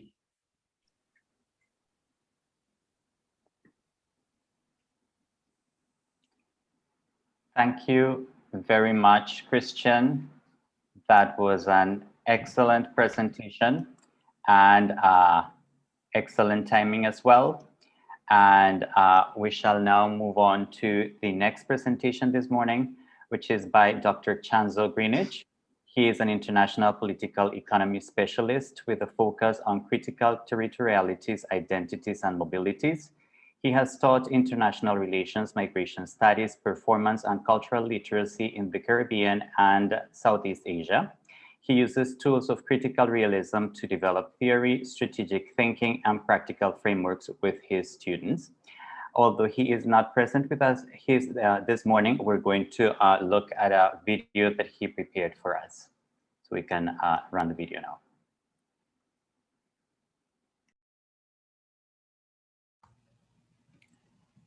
Okay, so let me get right into it. Thank you, Diego, and thank you to the UE for accepting this presentation. Silver and Steel is really based on a simple premise. It's a curiosity. It starts off with, the kind of curiosity of seeing the names of steel bands in Trinidad and Tobago deriving their names from films that came to Trinidad from Hollywood in that golden age of American cinema. And really trying to take that that observation and explode it to look at deeper issues of the influence of capitalism and on identity politics, colonialism, and it's something that is shared between the Caribbean and other parts of the Americas. When you look at the names of footballing clubs or sporting clubs like Corinthians, the strongest in South America, my argument is that these are artifacts that encourage us and invite us to interrogate how these different spaces connect to each other. So let's start this genealogy in the 1780s. Now, the French Creole planters that came in with the second settler population tend to be depicted as those who are kind of aspiring or in some ways beholden to the metropole. My argument is that what we're seeing in the early carnivals in Trinidad is the expression of a revolution, of a bourgeois invasion, not just in the carnivalist sense of, overturning the power of church and state in that just kind of spatial, that temporal window, but actual discarding of the strictures of, the religious dogma and the empires, the empires of Spain and France, which were in many ways weakened in that time frame. And that revolutionary ethos is carried over into the expressions of Carnival, right? I would argue, going backwards. Okay, and it continues even with the arrival of the British, who in many ways attempt to alter the dynamic and enforce certain racial categories in the colonies, but are largely unsuccessful. And it's very interesting that their efforts to try to unbalance that scenario lead them to bring workers in from India, India of all places, India, which was central to the trade in cloth that and textiles that brought Africans to the Caribbean, and whose work was counterfeited quite extensively by the Europeans as a prelude to eventual invasion in the mid 1700s. Right? The story could then jump to, let's say, the 1850s. You have the French realizing that, or in some ways abandoning that project of empire in the Americas, sell off their property, or there's some complications there, but you basically have the United States taking up the old French Americas and heading west, and that expansion is driven by banks and financial firms that also spur movement of U.S. capital and U.S. multinationals south into the Caribbean and Central America. Now, that movement is coeval with the expansion of the U.S. military and U.S. Navy. And even though it was meant to be, or was supposed to be, to secure the United States and to prevent any involvement in European wars, eventually the coalescing of military power and economic expansion leads to the use of these forces to support the protection of U.S. investments in the region. And so you have the occupation of the Great Antilles and the further penetration of U.S. capital into the Caribbean region. And at this time, you already have the basis of what becomes the golden age, emerging out of the copyright industries, the early copyright industries in New York, Tin Pan Alley, etc. So the interesting thing about this genealogy is that there are many choices being made. And one of those choices is the reaction of the masses to the influx of the American films. And my argument, as my father's argument in his work, was that the reaction of the masses was not necessarily to reform capitalism, the kind of broader global structure, but to attack colonialism. And in the youth culture, that's expressed by adopting, the bravado of the American storytelling, almost as a reaction against the colonial order and the British imperial culture. So, as happened with many forms, I wanted to bring in the character of the Creole nationalist politician at this point. That crossing over is driven by a Creole nationalist kind of aspiring bourgeois class that seeks to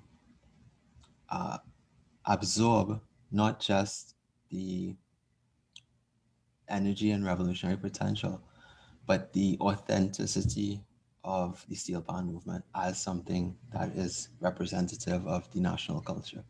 And that is something you see with samba, with tango, with blues, the adoption of Afro-diasporic form to somehow represent the nation.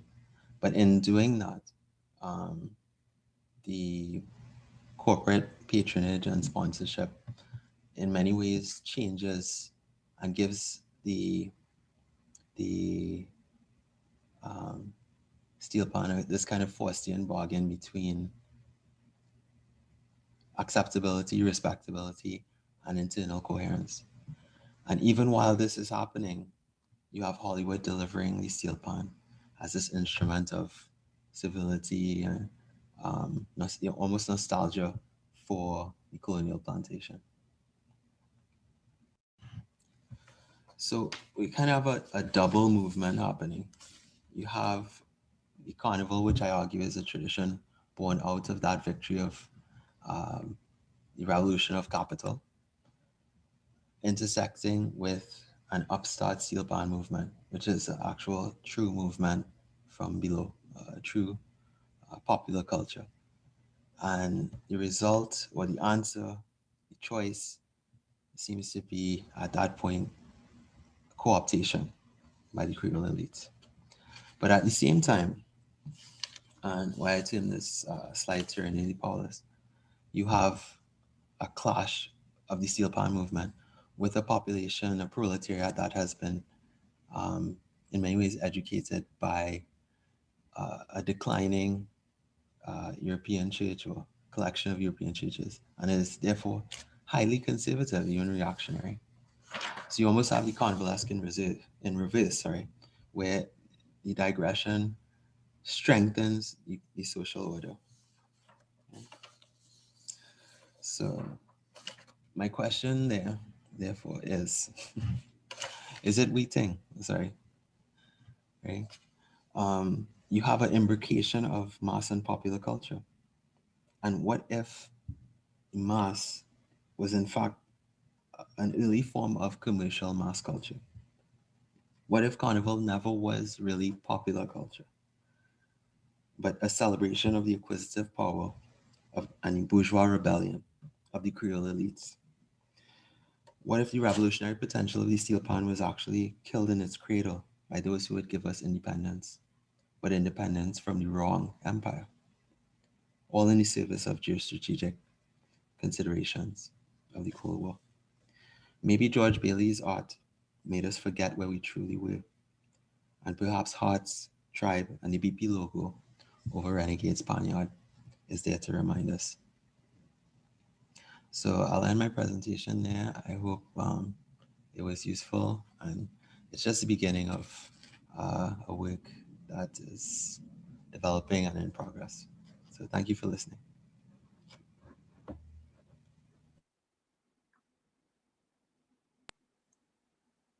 Thank you so much to Dr. Chancellor Greenwich for that presentation. And we now move to the third presentation of the panel, which is by Corey Gilks. He is an independent researcher who examines and interprets history from the perspectives of factual revisionism and decoloniality. In his writings, he examines the negative impact of European social values on traditional concepts of African femininity in Trinidad and Tobago, and an alternative decolonial analysis of supposedly poor work ethic and productivity. His paper this morning is entitled Olawi A1 Now, in illuminating the issue of race-class separatism in the old mass. And I invite Corey to start his presentation.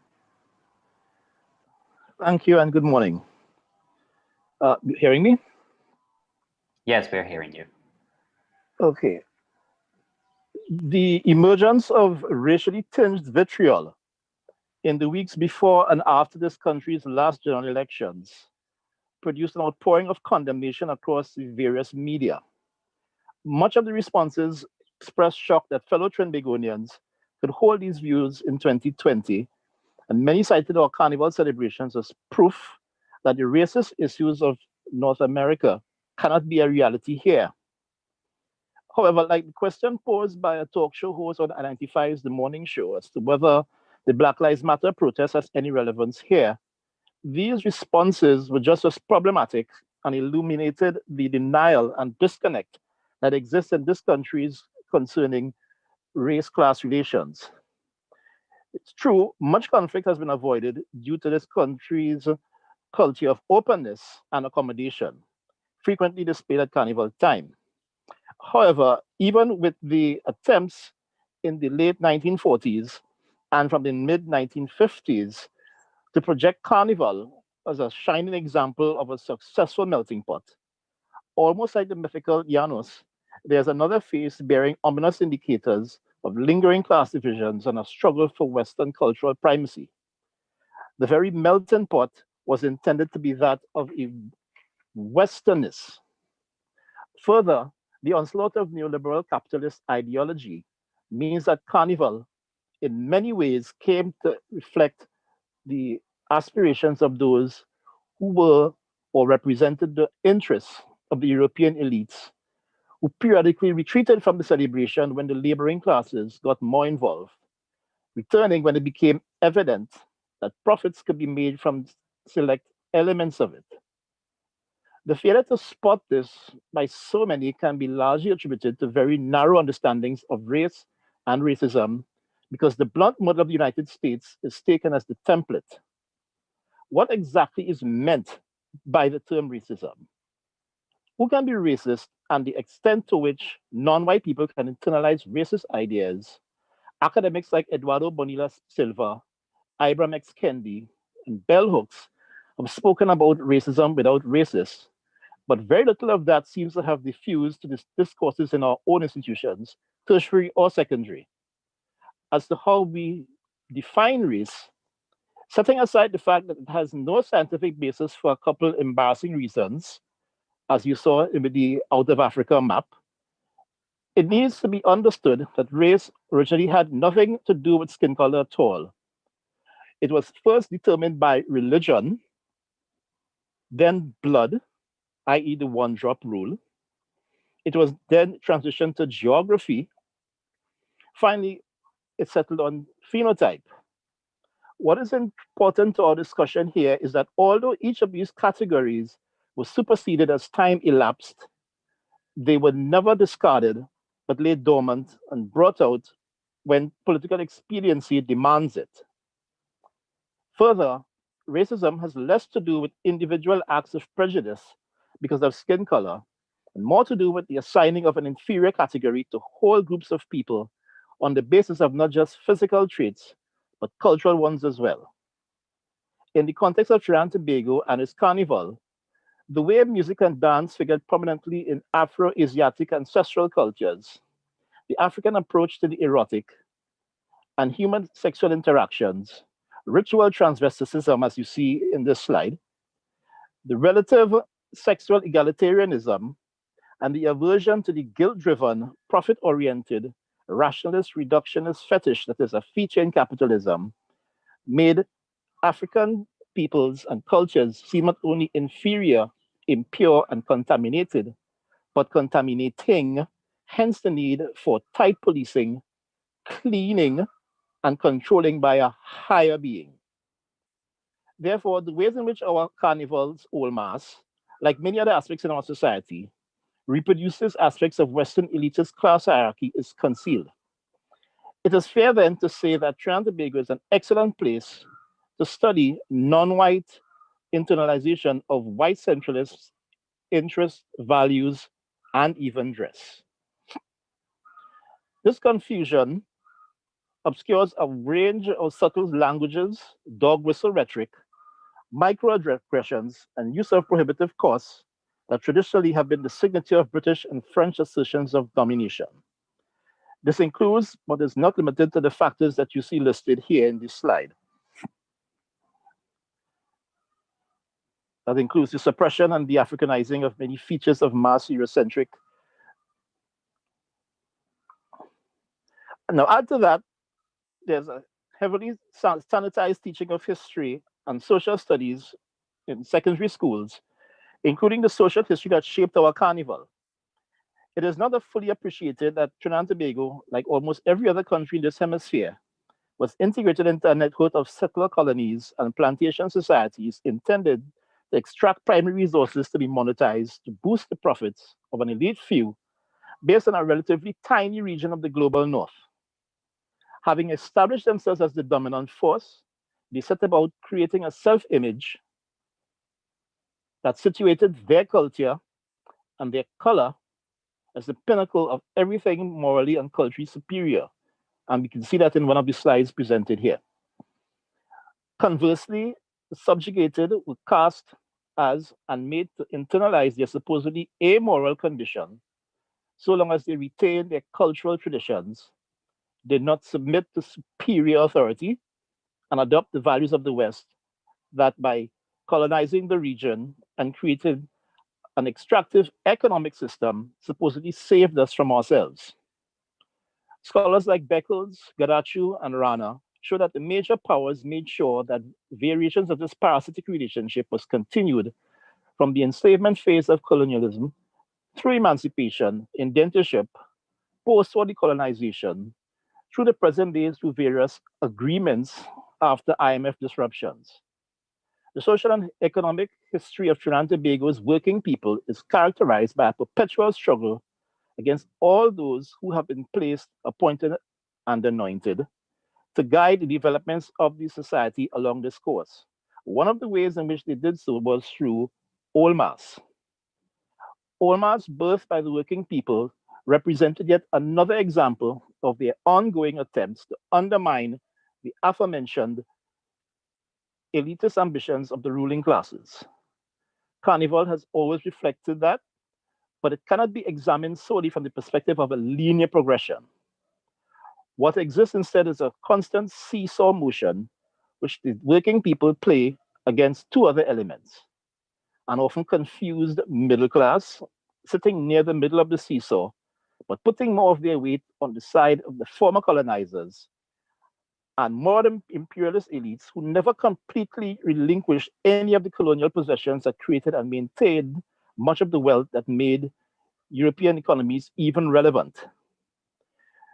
Some established this region with extreme ideas of republicanism, which they reasoned could be made possible if they held complete control over land and the labor force, which by stripping them of their humanity could be rationalized as being naturally fit for manual labor and firm control. The relevance of this to our discussion is that this mindset remains unbroken through the 17th century to contemporary times, shaping the direction of the carnival and, frankly, what should constitute carnival. The key to maintaining Euro-centered slant was the mental compliance of the former colonized.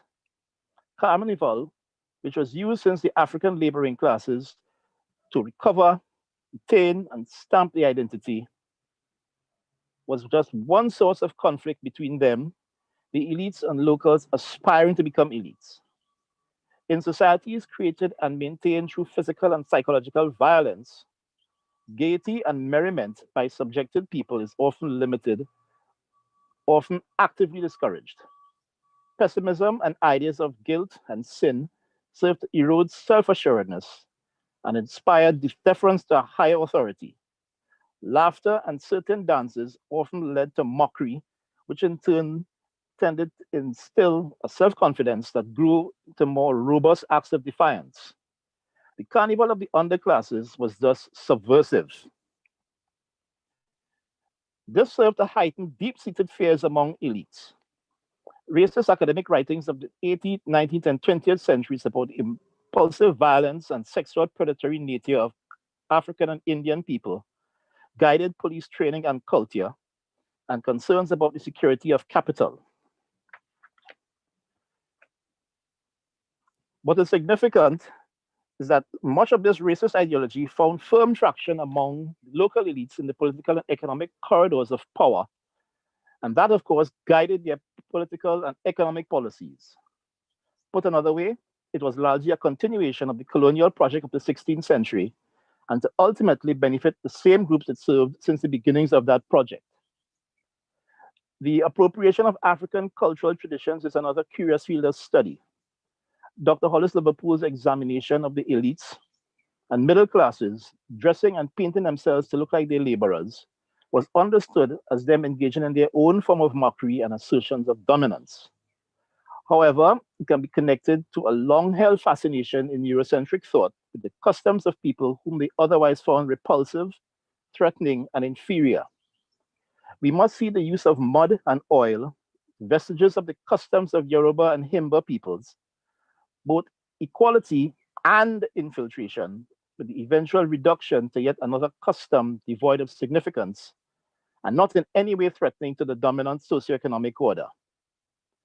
The very bands in Olmas and Juve are a signpost to the trained eye that the key elements that gave Trinidad its signature, the underclasses, are being made invisible as many of their creations are being taken over by entrepreneurial-minded, upper and middle income earners who are tech-savvy and espouse uncritically the neoliberal articles of fate. There is very little knowledge of the history and evolution of the various elements of the mass, and there is really little need to, in keeping with Western modernity and focusing on the now. Many appeared originally as working class events and groups in yards and streets where mass camps were. As popularity grew, so did the involvement of upper echelons.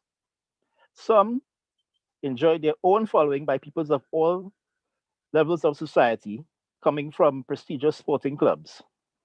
However, the feature of old mass, political and social satire, did not necessarily find favor among many who had narrow political viewpoints or party loyalties and exercised their influence in city councils and organizing committees to marginalize and entice younger people away from such bands, thus stifling them.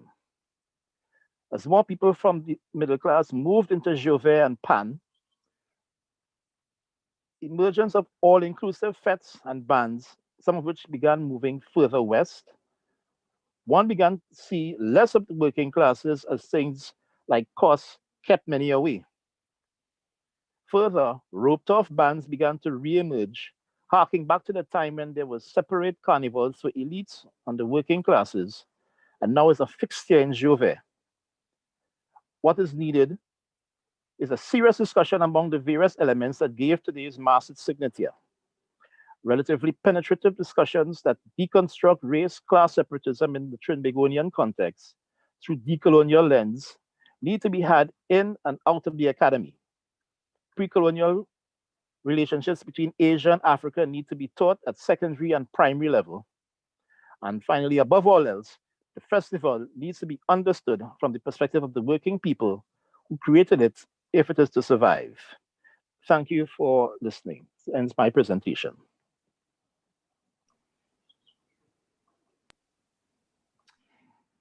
Thank you very much, Corey, for that presentation. And now it is my pleasure to introduce the only lady that we have in this panel this morning. Her name is Sonia Dumas. She is a multi-hyphenate arts practitioner, educator, and theorist, specializing in Caribbean culture. Her main areas of concentration are dance and film. Most recently, she founded Zoom Zoom Museum, a Caribbean Heritage Children's Museum, and she is currently pursuing her PhD in Cultural Studies at the UE. The title of her presentation this morning is Make a Ritual of the Corner. So I invite Sonia to start her presentation. Thank you so much. I'm just going to share my screen and invite you to look at the video.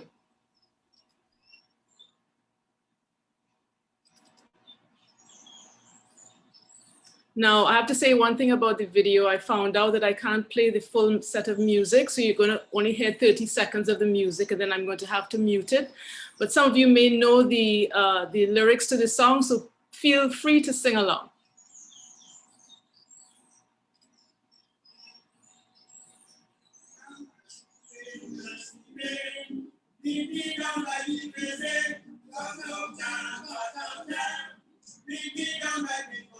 While we're waiting for this carnival, it's to jump up with these criminals. I'm going to arm myself with a big stick. Any man is talking on me, that is reaction.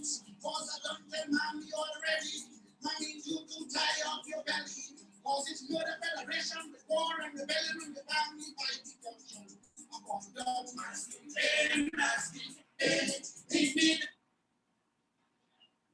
So basically, I just talk you through it. What's happening is that I put together a series of images of Green Corner from different eras. And just for you to contemplate those and to see exactly what you connect to Green Corner, what you may not have known about Green Corner, what you may not have focused on about Green Corner. The video is very short, it's about to end. It ends with this image here, and then we'll go on to a presentation.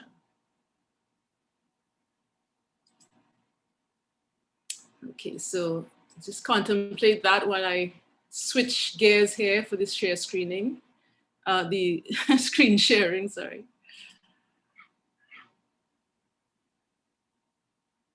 It's taking me a little while. Okay.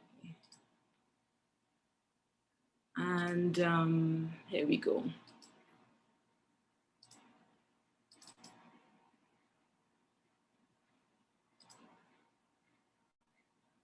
Oops, just one more time.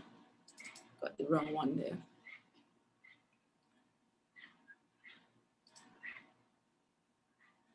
Yeah, so basically, I looked at Green Corner. I visited Green Corner, which I do, of course, very often. I pass through it because I live not too far away from the center of the city. Well, I live in the west, but it's still not very far. And essentially, I wanted to look at the corner in terms of the philosophies of Tony Hall. And one of the more famous sort of quips that he's known for is "Make a ritual of the sunrise, Juve for Iva." And he has used what he calls, he's developed and used, he had at least developed and used the Juve popular theater process, a kind of learning process for performers, but also, as the goodly speaker from Barbados said, essentially we perform all the time. We do different types of performance. So performance studies does not just involve the whole question of something on a stage. It's how we create and dimensionalize ourselves, so that essentially the Juve popular theater process is about a performance model for actor training and playmaking, as well as for personal and community development. So I'm looking at Green Corner in that context, especially since he footnotes it and references it in his JPTP. And what he says is, in fact, one of the modules in the Juve popular theater process is that Green Corner becomes a liminal space. He creates this liminal space that people can imagine, even if he's not at Green Corner itself. So I thought, okay, I just love Green Corner. There's something about it that I just sort of gravitate to. I love the architecture. I love the fact that it's a convergence of all these major roads, that it is sort of it's a portal to the city in a sense. And so I took this is one of the pictures of one of the old buildings there. And what I thought is maybe we can make a digital element or provide a digital element to this whole issue of understanding the corner, understanding the space, understanding yourself within the space, understanding your history. So basically, that is it. Excuse me. Hello? Yes? Okay. I'm sorry about that. That was an emergency call. And then basically what's happened is that you can take something like a digital, like a QR code, which is what that is there, and in the middle there where the cursor is. And you can make it like what they do in a museum. What you do is you put the QR code on the or near the object, and what you can then scan it and then get information from it. You can get different, you can again dimensionalize the information in any kind of way that you want to. So you also have the option as well as to do something like an augmented reality app, because that is essentially another form of digitizing the information, but having the person be in the space as it happens. And then you have, for instance, another set of images of the space of Green Corner. This is the end of Tragweed roadside, and I'm suggesting too that you put different digital interface very simple ones. As I say, a QR code is very simple. That's what they use in museums. It's very easy to create. So I think you can get QR codes free, actually. And then you can talk about different aspects of things. You can take your students there. You can talk about violence. You can talk about creativity, cityscapes, etc. And what you can do is you can go to other spaces, do the same thing around the corner if you wish. Talk about the history of rhapsody, the history of Juve, music, gender, conflict resolution, what have you. Things that emanate from the carnival space, that space of confrontation that can be used to talk about issues in society now. You can also talk just straight history, that the Metro Cinema became the Globe Cinema. That's one of our major players, Mr. Gokul.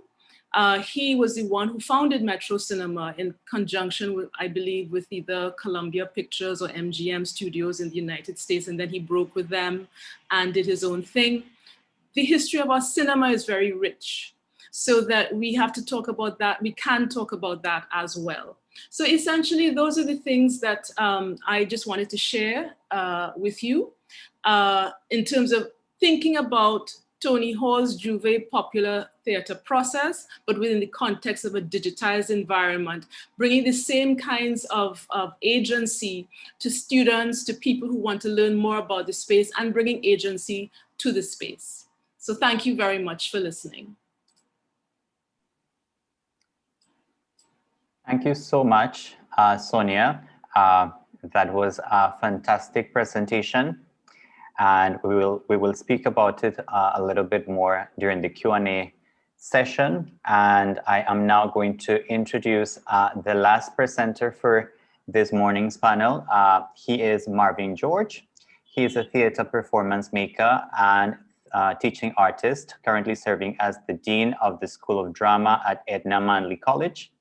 He interrogates traditional Caribbean cultural forms and their applications to performance making, education, and development. He is currently working on a research project entitled Making Mass with Meaning, Meaning Making with Mass, for the PhD in Cultural Studies at the UE. And the title of his presentation this morning is Making Mass with Blackness, Making Blackness with Mass. Marvin, the floor is yours.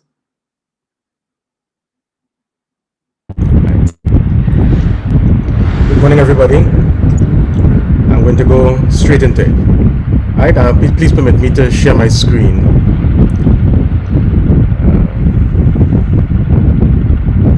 All right. Marvin, if I may, I'm hearing a lot of background noise.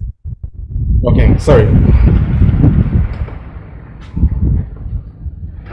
Okay. All right, so I'm gonna share the screen right away, right? So we can start.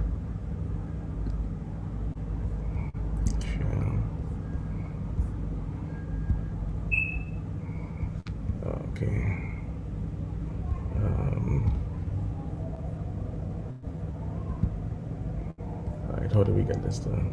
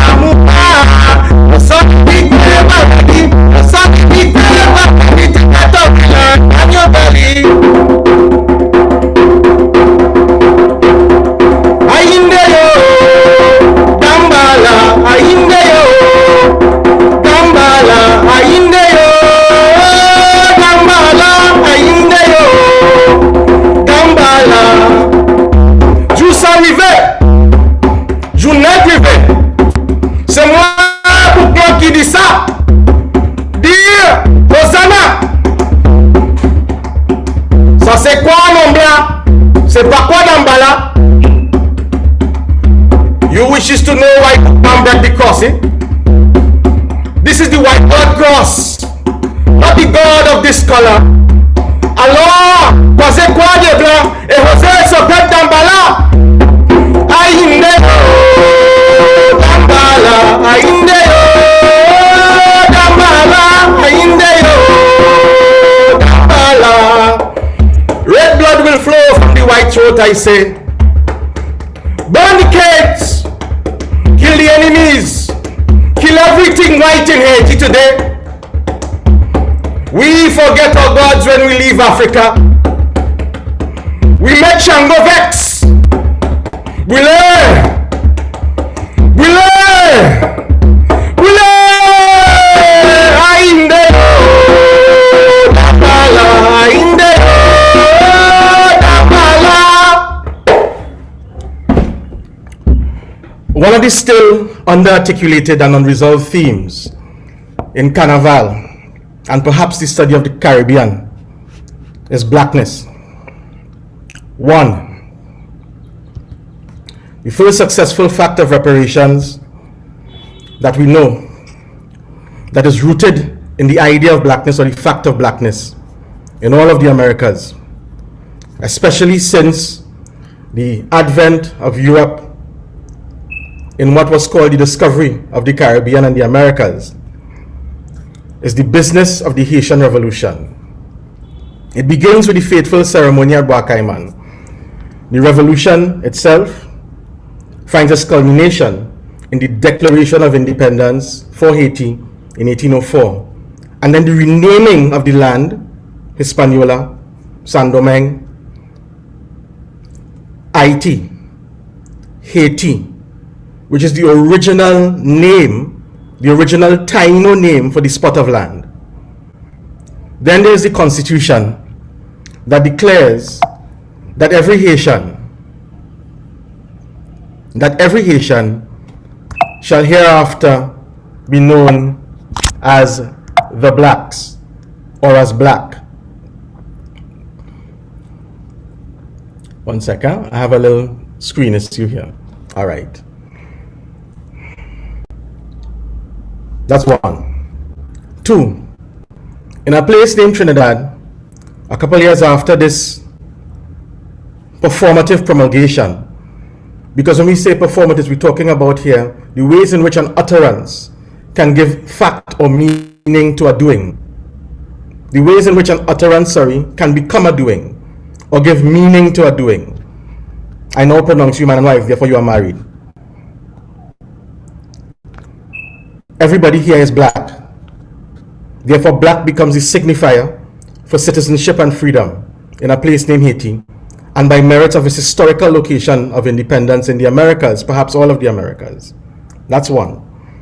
Two, in a place named Trinidad in 1847, an English visitor by the name of Charles Day writes in one of his books, memoirs, the following: the primitives were Negroes, as nearly naked as might be, bedaubed with a black varnish, which you're seeing on your screen now. And then goes on to say that insofar as, of course, they wore chains and so on, and that insofar as one member of the gang was beating the next one, Bastina doing, then it probably represented, I put ... he has slavery. I found it quite interesting because, one, Charles Day came on a ship to the Caribbean where Africans were also loaded as cargo.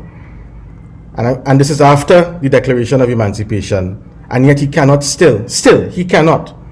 He said it probably represented slavery. But for those of us reading the description, one of the things that we probably might find useful in it is that it resembles something that we already know. And for many of us, it's something we know if you're probably following and writing down or probably speaking or what have you. Some of us might say jab, depending on where in the Caribbean you are. And then those of us in Trinidad, we refer to this description here, even till today, for those of us who remember, as Jab Molasi. Interestingly enough, this mass that we call Jab Molasi finds its contemporary manifestation, at least in one mode of mass that we now call Blue Devils, right?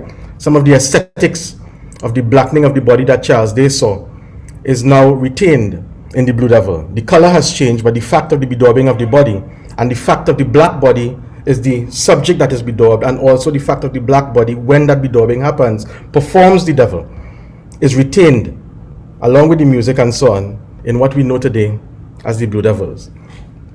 But then what is perhaps even more interesting is that this business of blackening is not unique to the place named Trinidad, who referred to it as Jab Molassie. Elsewhere in the Caribbean, for example, in a place named Haiti, the one that some historians, that Dessalines, who some historians prefer to remember as the Savage, that place calls the same mass with the same kind of aesthetic, Lance Cod. In another spot of land in the Caribbean, I think in Dominica, it is called Darky. In another place, Grenada, right next door to us, where some of us came from with the cedula, it is referred to as Jab Jab. In French Guyana, down on the South American mainland, next door to British Guyana and Suriname, it is in Cayenne, it is called Neg Mawa, the language affirming already what in fact the mass might be. And then you have in places like Martinique and Guadeloupe, a performance called Nego Siwo in Martinique and Guadeloupe, where this blackening happens again and is performed using some of the same kinds of details that we find inside of the performance that we remember in the place named Trinidad as Jab Molassie. The question that seems to arise, therefore, is what allows for Africans on different plantations in the Caribbean, or in a place called the Caribbean, to arrive at this motive of blackening their bodies further to perform, and to perform what might be associated with the devil. In Gibbons's paper, Room to Pass, an essay, Room to Pass, Carnival and Caribbean Aesthetics, he speaks about an African woman named Ame, who finds herself aboard a slave ship, and for whom a song is made in her memory, because one day she woke up and she said, she's gone. Hey, Ame! Hey, Ame! Hey, Ame! Hey, Ame! Ame Foshoke! Ame Damura! Ame Fukushe! Ame jump up and disappear. Ame gone home. He argues very succinctly, therefore, what performance is. That if theatre is about anything, it is about the power to transform self to affect others, being and behavior. And it is a shared power with those who act and with those who testify their presence. In other words, the first power, perhaps, is from the person or the actant who carries such power that their story has to be retold. And then the second power is with those who possess the power for retelling. In performance studies, we are allowed the opportunity to read doings in life in its various manifestations, and that includes theatre and performance. And in performance studies, because we can read doings, we locate at the center of all that we call performance, or we locate at the reason for all that we call that we might call performance, the need to entertain. But in all of these doings, there are overlapping objectives. So the question that might arise, therefore, is what is the reason or the reasoning for these Africans in different parts of a place called the Caribbean to blacken their bodies in that way and to perform this mass again? One of the things that is pointing us to, perhaps, for people to be so distant to arrive at the same thing, one of the things, perhaps, is that there might be an original performance that is being invoked to allow different people in different places to use and adapt that performance to speak to their now, to their present.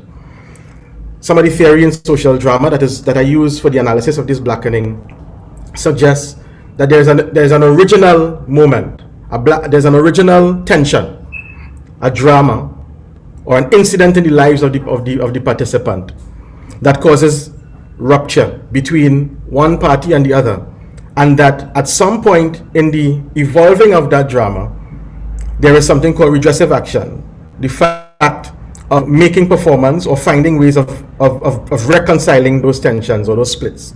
So on the one hand, Gibbons is suggesting there's an original performance for us to look at. On the other hand, in some of the international performance theory talk, is the fact that there is an incident that might have caused it. While we look for the ancestor or the incident or incidents that might allow us to have to tell these stories of blackening in different ways, one of the things that we can agree is that the fact of the blackening repeating itself seems to suggest that blackness, using motivic analysis, is that blackness is also one of the themes, and perhaps under-articulated themes in the Carnival, that perhaps also requires us to probe some more. And that blackness might not simply be a question of bedaubing of the body, but when we look at other modes of mass, the ways in which, for example, as in the original performative movement in Haiti, the ways in which mass finds ways of speaking to those who might be othered as a result of whatever the conditions are in our part of the world. I'll pause here and we'll see where this goes in the conversation. Thank you, thank you, thank you.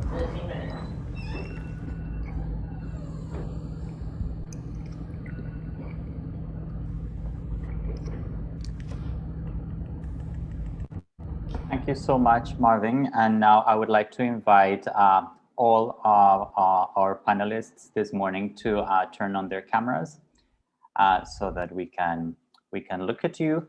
And we will now be accepting questions from the viewers. I am sure that people are very thrilled and will have a lot of comments and questions coming. So I'm looking at my WhatsApp and see what is coming. And if I may begin, I'm going to ask Christian the first question. Christian, in your presentation, you said that the Cropover may mean different things to different people. What does it mean to you? It means what I write about in the paper to me. It really means resilience and it means emancipation. Whenever the festival comes around, I really feel free, and I feel as I tell a lot of people, I am the voice of my ancestors, because without them and the struggles that they have gone through, I would not be here today. So that's what it really is to me. That is very deep. Okay, I'm going to read a comment. So this person says, I always wondered whether the real thread of Jab Molassie back then was that we might rub off our blackness, that is our hellish existence, on the middle and upper classes, usually white and Creole. So I believe that should go to Marvin. Yeah, there a number of our scholars, researchers, have offered ways of reading before this moment I'm talking about, before this presentation or whatever I think I'm doing. On the one hand, for example, in Hollis Liverpool's work, he talks about the fact that when you read it, if the performer who is black is taking the black substance, which is molasses, Jab Molassie, molasses devil, which is a byproduct of the sugar cane, the plantation, the work for which she or he was not paid, to bedaub the body, to dance in the road, then it's a dread political action in that moment, right? In some of my own research, one of the things I've found, which is quite interesting, is that in Martinique and Guadeloupe, for example, where you have Negwo Siwo is also making reference to the same substance, the same thing called molasses. Siwo is syrup, right? The patois is speaking to the syrup, and they are doing the same thing, putting on the thing on the body. The fact about the blackness, Maureen Lewis offers a suggestion that I found, Professor Lewis offers a suggestion that I found quite useful, which is, she says in her writing in either Guinea's Other Sons or Central Africa in the Caribbean, she talks about this thing about black people performing the devil, and speaks it thus. She says that blackness became for black people a kind of badness that they could be proud of. And she goes on to speak, but I don't have it verbatim in front of me. But the essence of what she's saying is that blackness is the antithesis of whiteness, which in its fullness meant the enslavement of the mass of the population. So to perform the antithesis as part of your liberatory dance, therefore, right, is what is happening in these masquerade performances, the likes of the Jabmalas, the likes of Negosiwo, and so on and so on and so on, right? Negmawon, etc. Yeah. Thank you. I have a question here for Sonia Dumas. As envisioned, who would be responsible for supporting the QR codes, information and infrastructure? Your microphone. Yeah, sorry. I think it has to be a private project. I mean, I've gone to some officials of the city and have proposed it to them, or proposed that I actually proposed a 360, which is a sort of panoramic view, a true virtual kind of manifestation of the space. And of course, they gave me the normal official answer. So I would just be, or encourage people to be the renegade. What was the answer? Pardon? What was the official answer? The official answer was the Zoom got cut off. That was the official answer. Okay. And in fact, what happened is that space, I always wondered why that particular area of you see the kind of vestiges of the old architecture who had not been broken down and some new complex built. It's because they can't find the owner, but they're chomping at the bit to find the owner so that they can do just that. So I was trying to convince them that this is part of the city's history, and perhaps, you can, I know that things must change, but maybe you can integrate it inside of whatever you try to do with it once you find the owner, or whatever you do to reactivate the space in the way you see it. The fact is that it has very great historical import. And that's why I said also about the QR codes. The QR codes are free. I would encourage anybody to do it, even in their neighborhood. Mm-hmm. Mm-hmm. Even on your own house. Maybe your house has history. The site of your house has history. Okay, just do it. Just put it on your gate or what have you. You don't have to have people come into your house, clearly. But just start that process. And then the QR code has to be linked to, say, something like an Instagram page or a website or what have you. So you have to create that first. And then you just get your QR code. You can go online and get one.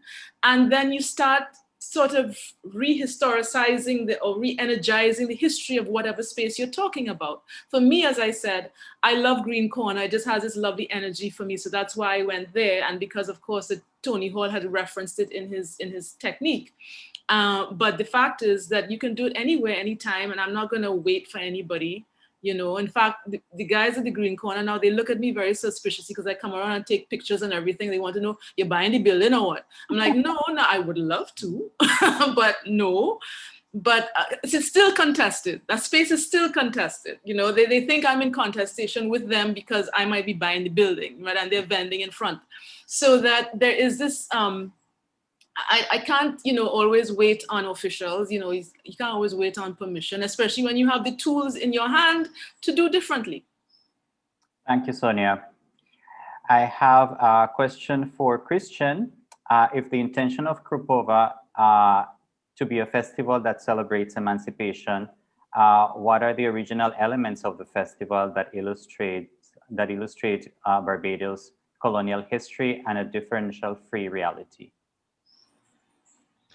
Okay, that is a lot to answer, and it is a lot to unpack because the original elements, as I would have said, included its arts and craft, its cuisine, its dances, its music, its theater, its sporting activities. So like some of the things that would have happened, so just to give you a brief synopsis.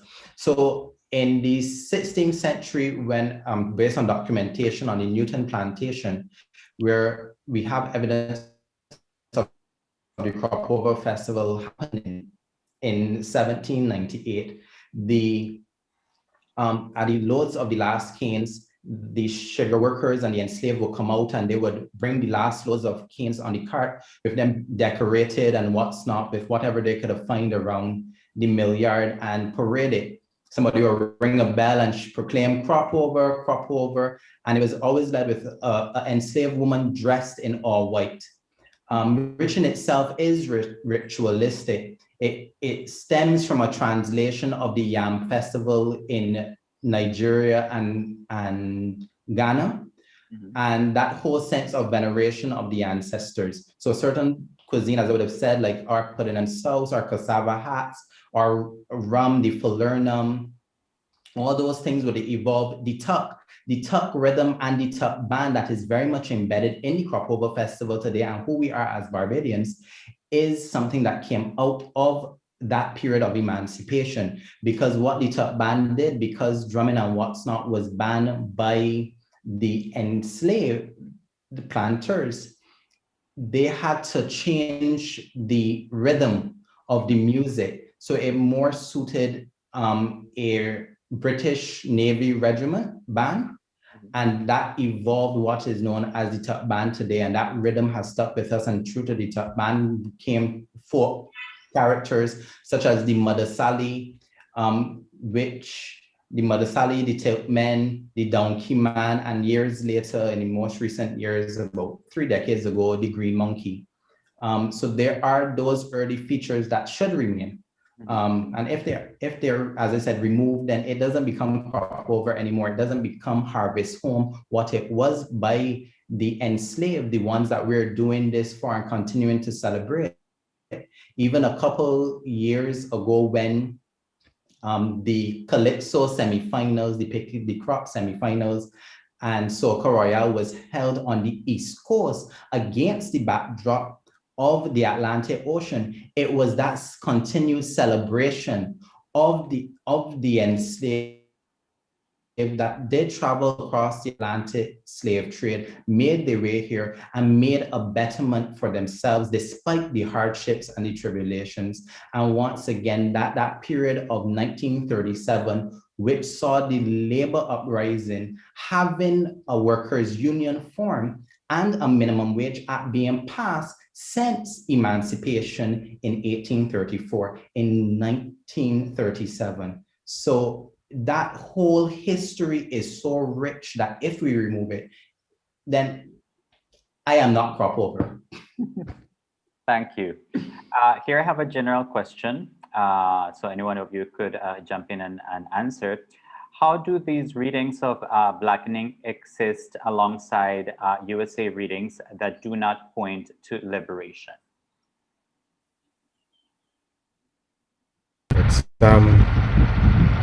I would say that the question of blackness, one of the things I'm cautious with in the conversation on blackness, well, there are two things, at least two things.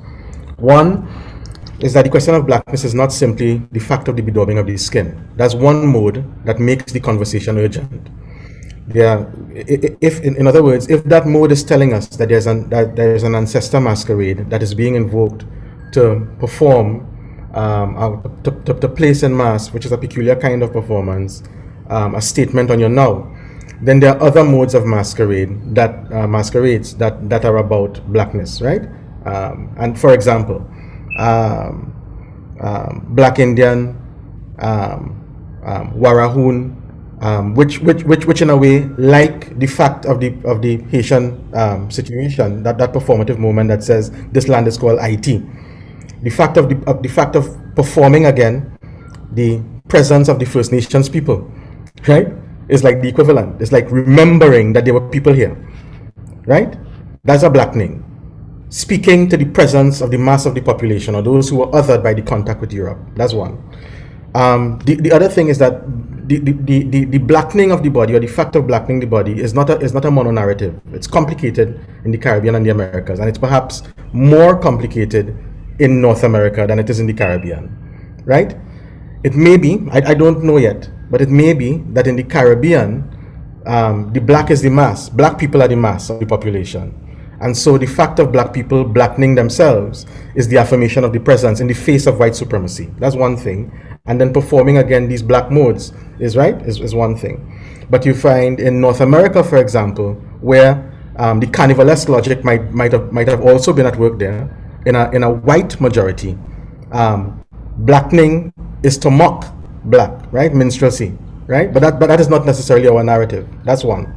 The other thing for us here in the Caribbean is that we have also done other things with the devil. We have made the devil white, right? The norm is to assume that God is white and that the devil is some kind of dark creature, but we have also made the devil white. When we use that Judeo-Christian logic in Mass, we have made the devil white. In St. Lucia Carnival, for example, there is a white devil.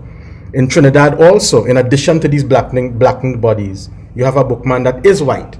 So we have complicated the thing in different ways, you know.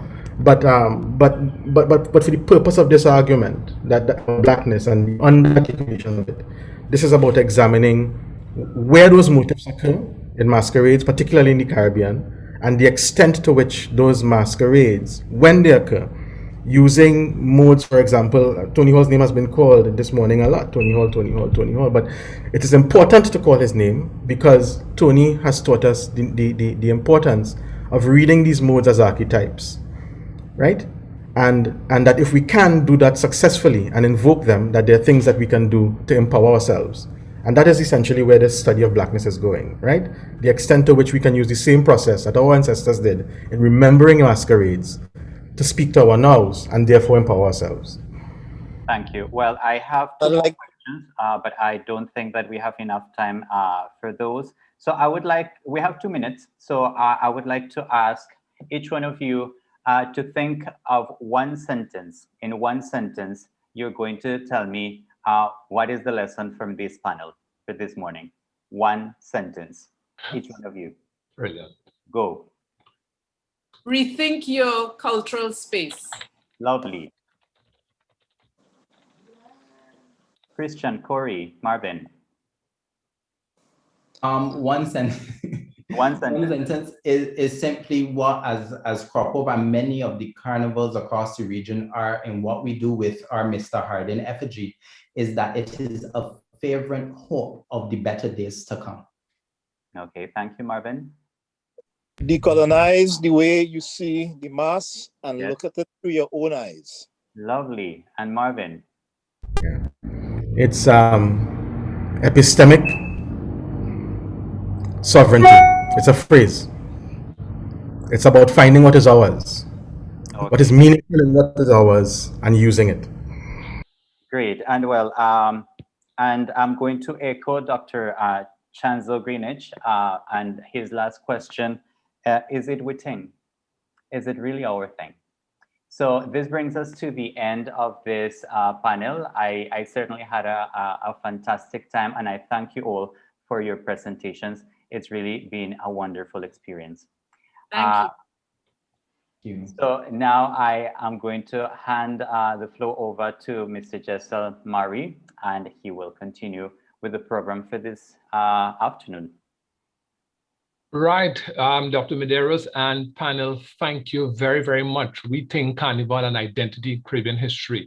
Just absolutely brilliant presentations. We were supposed to go till 12. We could not just go till 12 noon. We had to have those, but we had about 15 minutes of back and forth. So brilliant work to all members of the panel, which concludes our 2 panels for this morning. We will have 2 other panels, of course, on Thursday morning as well as Friday. However, we ask you to stay tuned for our 2 roundtables this afternoon at 1 and at 2:15. At 1 o'clock, we have the traditional Mass versus contemporary Mass. And at 2:15, we have literature in Mass. Meanwhile, in the tradition that has been passed this morning, please enjoy scenes from the Old Yard at the Department of Creative and Festival Arts, and more videos from the Trinidad and Tobago Carnival Bands Association. See you in 50 minutes. We will be back.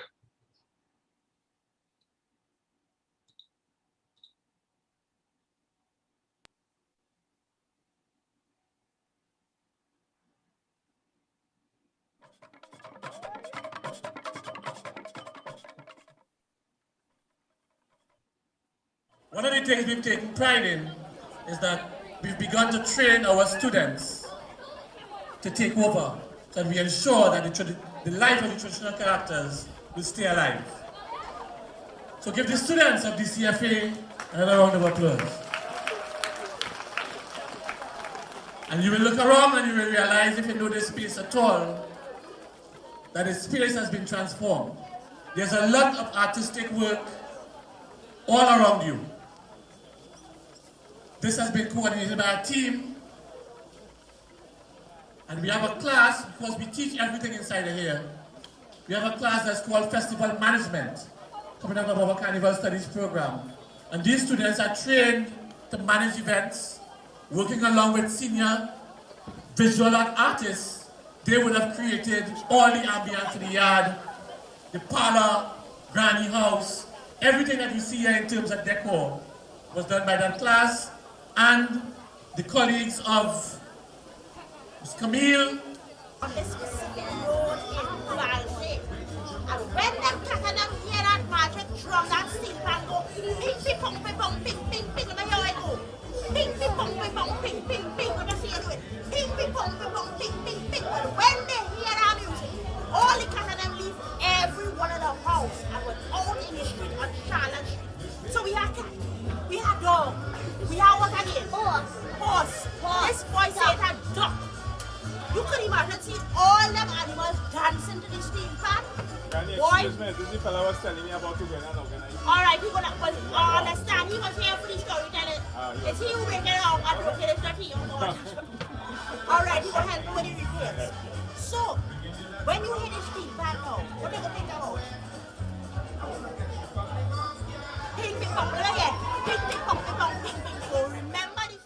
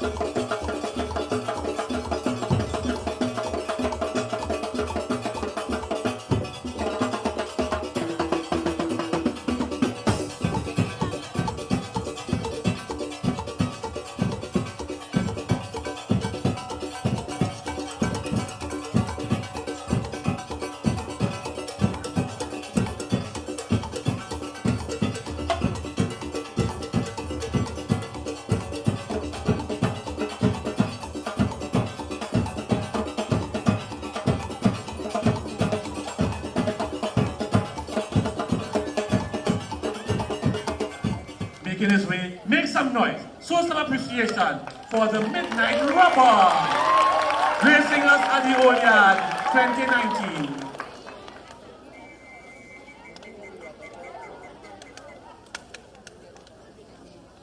You can clap still, you know. You can clap still. Give him some encouragement. And I want you to pay attention. The Midnight Rubber, outside of costuming, pay attention to the lyrics. Pay attention to the words coming out. Threatening words, boasting words coming out of the midnight. Make some noise for the Midnight Rubber!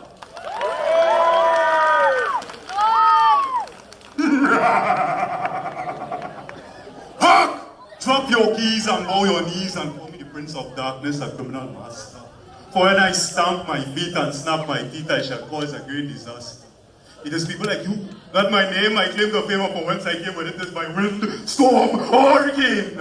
For some say I'm a blast volcano, some say I'm a wicked seed of joy, some mistake me for the notorious Jesse of the famous company. Which one is correct, I do not know.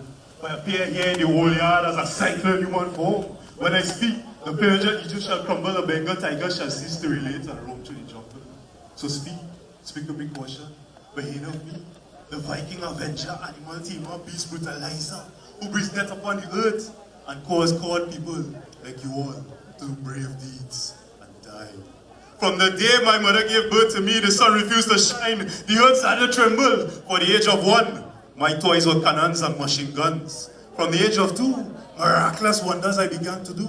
From the age of 3, an anxiety to rob, murder, plunder, even men, women, and children to suffer. From the age of 4, my name was marked with bloodstains on every door. From the age of 5, I was wanted by the KGB, the FBI, the CIA for the wicked deeds I've done, the miraculous wonders I've performed. From the age of 6, I was known as public enemy number 1, 2, and 3. From the age of 7, for a man to fight with me, he'll be a double pistol fighter, nerves of iron, muscles of steel. From the age of 8, ladies and gentlemen, my grandfather's treasure was stolen, his life was taken, and from then, I became a midnight robber. Clap that.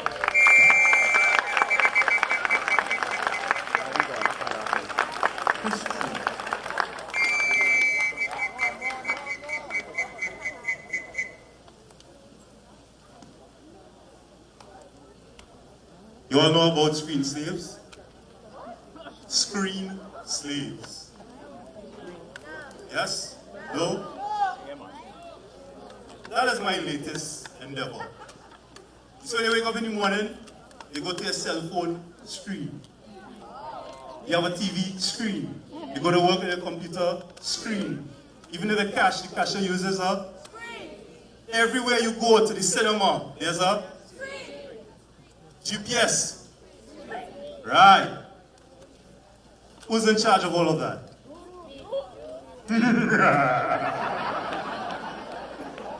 Greetings in the name of the great digital divide, the connected, interconnected, disconnected, and reconnected. I am the great and omnipresent midnight tech, the victor dictator and merciless leader of the real, the unreal, the virtual, the subliminal, of everywhere and nowhere.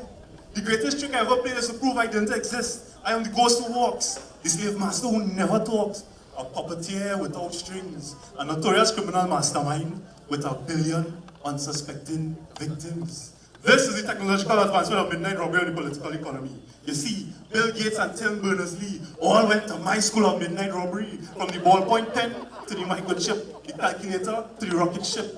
Biometrics and the cloning of sheep, a society in head first and knee deep in what? Technology. A term so far removed from the Greek origin technique that have twisted and manipulated into a tool of control and domination, not just over the technocrats, but your very thoughts, social behavior, and relation. You have developed an objective personality. Your very thoughts as an individual are binary, guided by goals, objectives, performance stats, and efficiency. Glitz, glamour, lights, camera, action.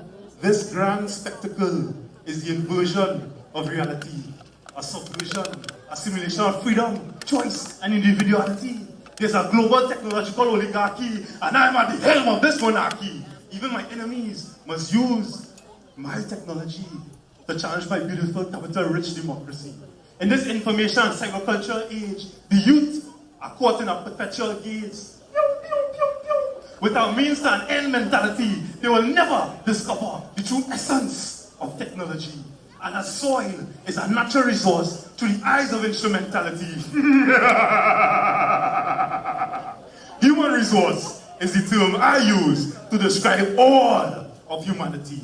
And for the years of subjugation you freely gave, I am now your one true master, making each and every one of you my slaves. Yeah.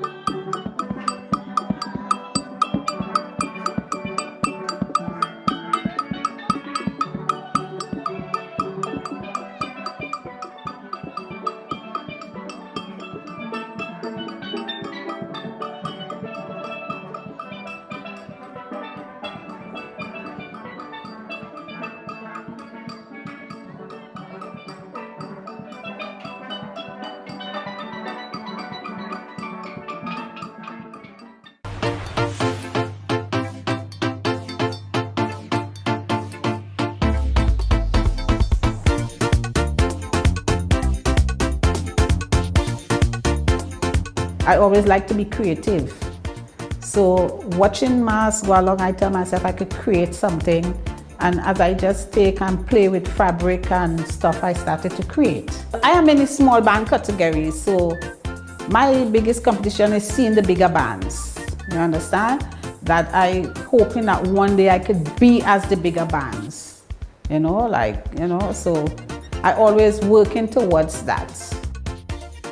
I get my inspiration from natural beauty, which I am, of course.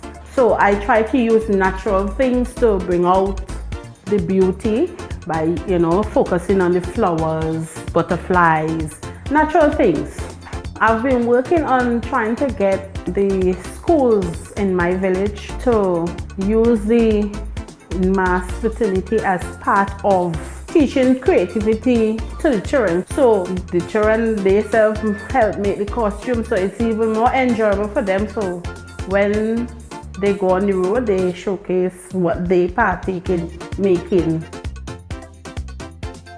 In Sanaya, the first year I decided to go traditional. I've always loved traditional mass, always loved traditional mass. When you are bringing mass, you have this creation bottle inside there. I cannot draw. Tobago, we don't have anybody drawing anymore.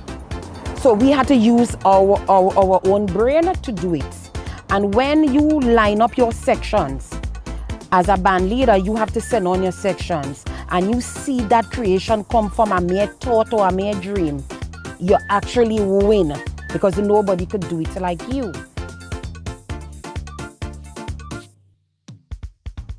For me, my costumes are masterpiece. I've been doing mass for 8 years now, and I don't ever repeat.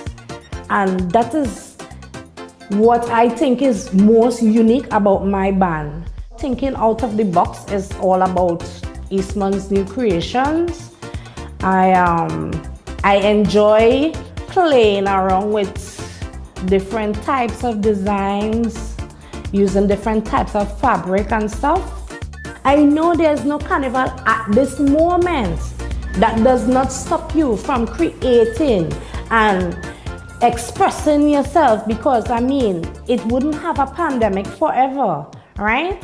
And we don't want the spirit of carnival to die.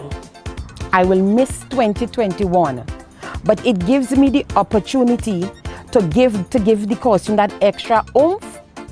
And I look forward that when Trinidad and Tobago will give the greatest show on the earth.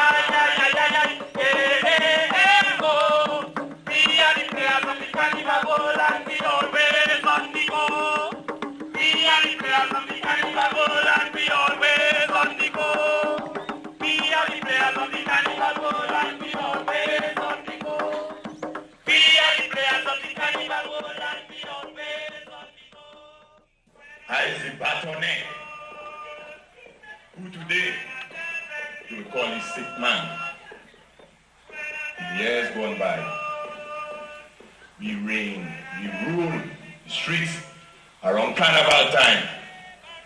We started in the Congo, and we come all through the ages. You could see all through the Cape, all through the Caribbean. And we are right here today. You could recognize me anywhere you see me, always in the Gaia, where we circle, where we fight, and then we strike. And when we strike, that's it. Blood. In the blood hole. You have a blood hole where you go and drip it. Tradition.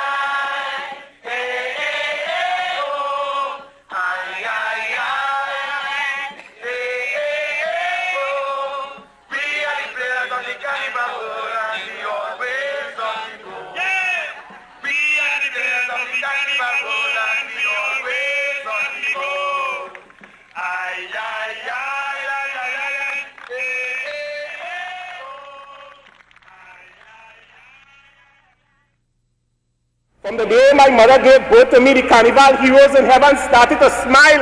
The Carnival audience on earth started to tremble as I hit the city streets.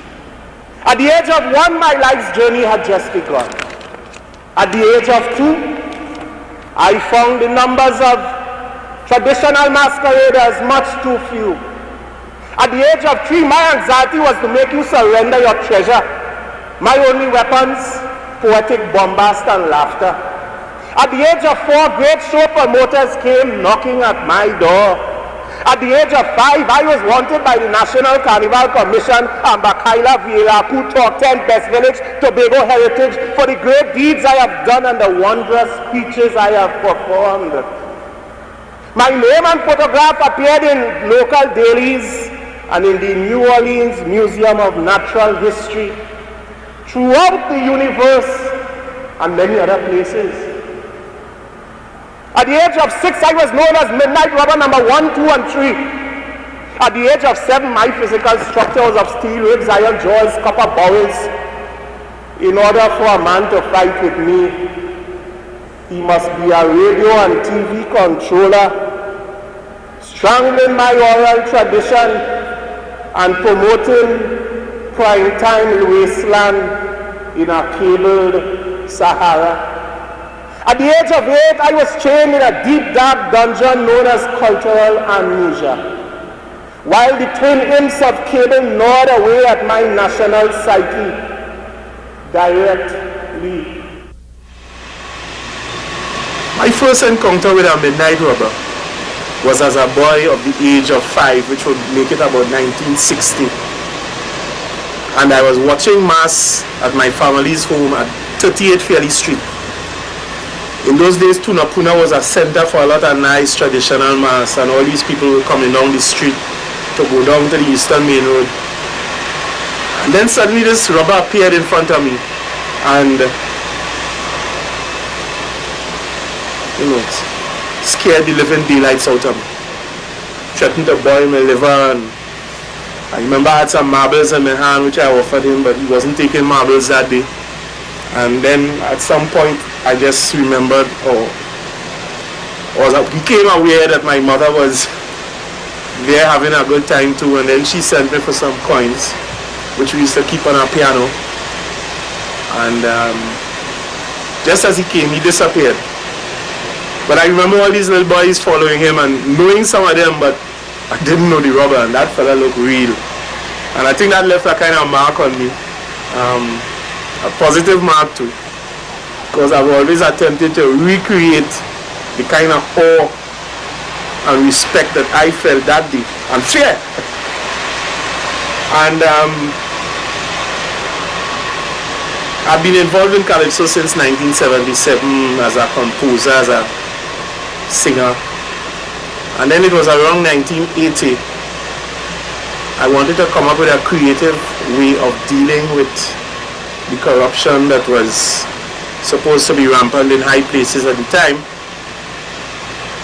And I decided to utilize the speech of the Midnight Robber in song.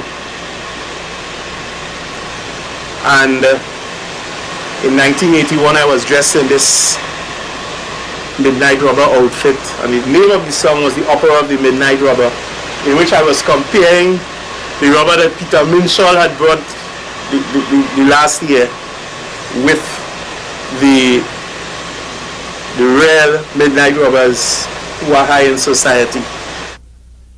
Away down from the heightless regions of the Phantom Graveyard came I, this is indestructible agent of Death Valley. Now the motive of my sudden appearance here today is to accomplish my father's deadly expeditions. For in these two bloodthirsty hands of mine lies that woeful book of challenge, headed with the warrant of death, sealed with the blood of monarchs and sealed with the blood of kings. Now the great insurmountable agent of Death Valley had descended upon the face of the earth. And remember a dagger, when placed into my heart, that will also prove to be an injection for the respiration of my physical fitness. And a bullet placed into my mortal skull, that will prove to be the same. For I am indestructible, and my coffee is sweetened with jasper and acid. And I, the great agent of Death Valley, now descended upon the face of the earth in order to accomplish my father's deadly expeditions, now say to you that you are warranting and playing with your own death, doom, and destiny. I remember the same year, reading about this rubber talk competition that was put on by VAT19 Borokids, the Borokids from Bella Road. And I went to this competition. It is there I met Poggy for the first time. And we had a ring down battle. I don't have to tell you who won. But I remember Poggy telling me to come and play mass with him, you know. So I put on my little excuse for a midnight rubber outfit and met Poggy by the big tree and by Gillingham Avenue. And as I met him, he stopped me and he blew a whistle, he gave me a speech and I answered. And then start to wonder, say, well, Poggy, where the band? And Poggy was me and tell me, there's the band, me and you. And I was so taken with that every year since, I had to join Poggy by the big tree. So whether the band was 10, whether it was 2, we used to go out on the street and have a good time.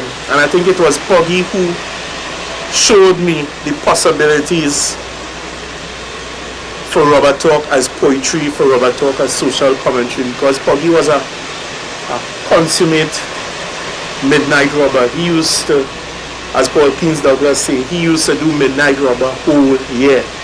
You only had to call on Poggy and he was ready. His costume used to be ready in September of the year before for the carnival of the next year. So adept he was at the art.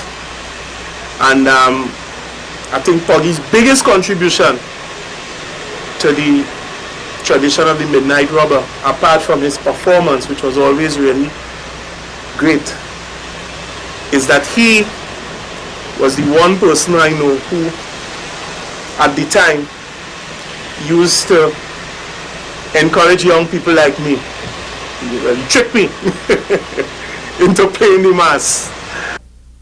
From the day my mother gave birth to me, the sun refused to shine, the earth started to tremble. Terror hit the city streets. At the age of 1, my toys were cannons and machine guns. At the age of 2, I had met and slain all mockmen like you. At the age of 3, my anxiety was to rob, murder, plunder, leaving men, women, and children to suffer. At the age of 4, my name was marked with bloodstains on every door. At the age of 5, I was wanted by the TSP, CID, FBI for the great bad deeds I have done and the gross wonders I have performed. At the age of 6, I was known as public enemy number 1, 2, and 3. At the age of 7, my physical structure was of steel ribs, iron jaws, copper bowels. In order for a man to fight with me, he must be a double-fisted fighter, possessing nerves of iron and muscles of steel. At the age of 8, my great-grandfather's treasures were stolen, his life was taken, and it was from then I became a midnight robber.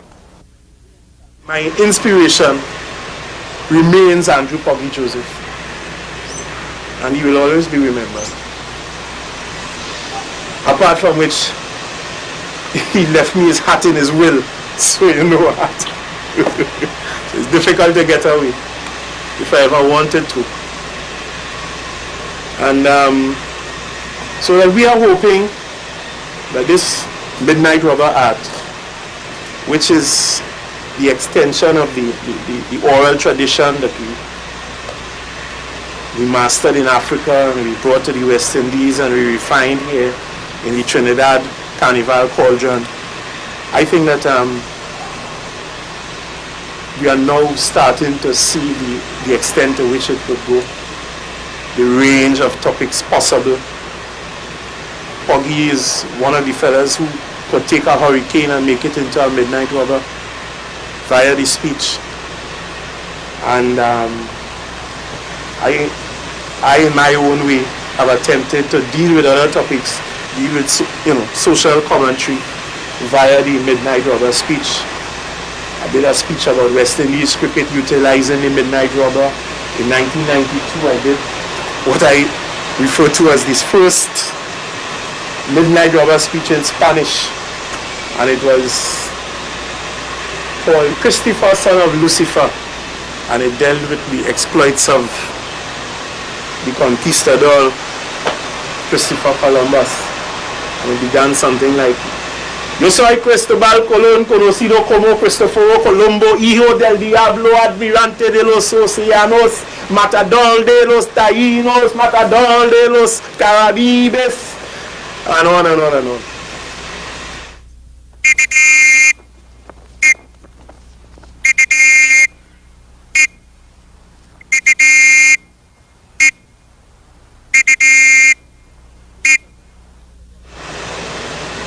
The thing is that the rubber talk idiom is found in all aspects of the culture. Even the name Christopher, son of Lucifer, is the first line of a Sparrow Calypso. I am Christopher, son of Lucifer, and I'm real bad. And then there's another famous one that the Roaring Lion did in an extemporaneous contest with Executor and Attila.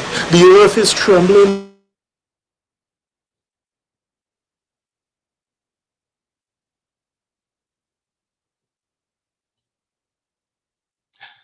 Good afternoon to everybody, and welcome back to first of all, to our Panchayat, the Mass and We.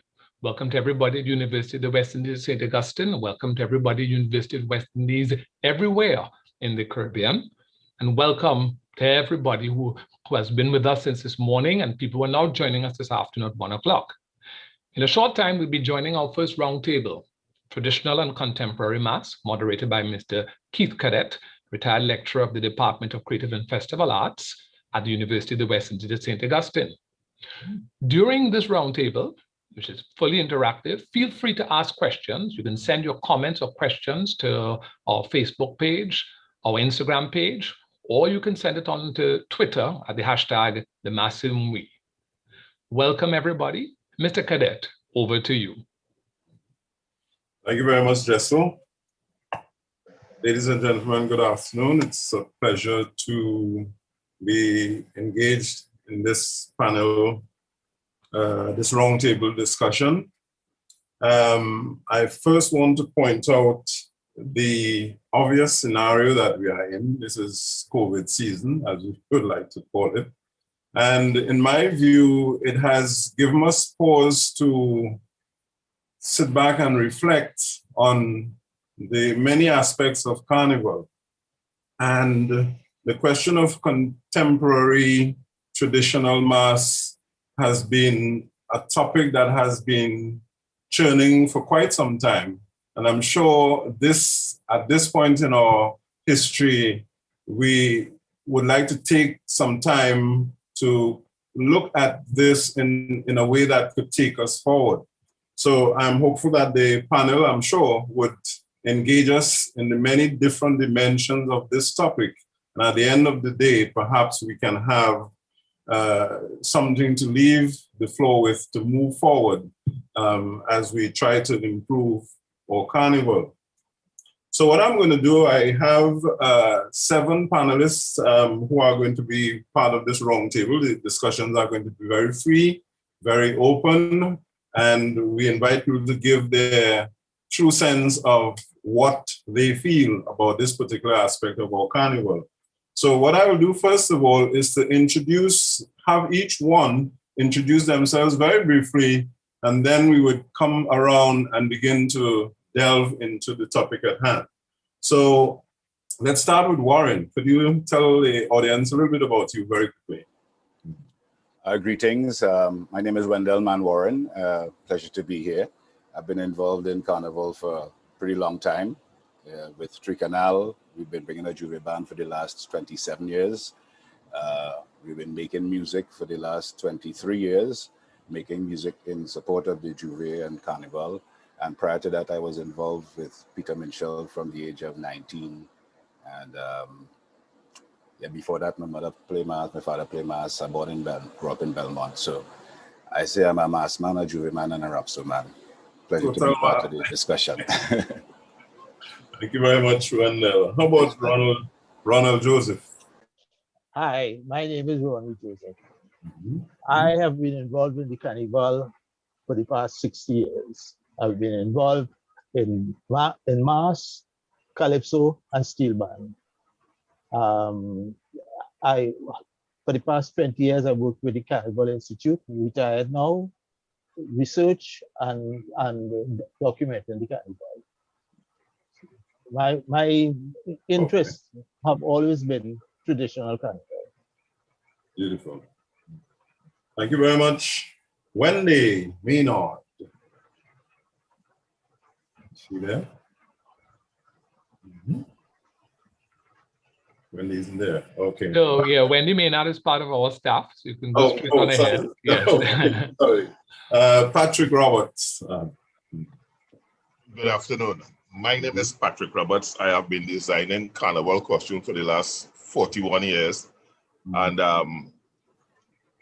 we use the traditional carnival to build contemporary mass from an art base. You know, fine art base. Part of the mantra that the road is with gallery. Good, thank you. Jamie, talk to us. Good afternoon, I'm Jamie Bagu. I've been involved in Carnival in many different aspects. I have a producer, I'm a mass player, and I'm also an adjudicator for the past, well, for about 20 years now. Yeah, and I enjoy Carnival generally. That's my take. That's refreshing, good. Loris? Okay, and Tamara? Sorry. Oh, Loris. Okay, Hi, there you it's, go. it's Wayne. I'm just using her computer. I'm sorry.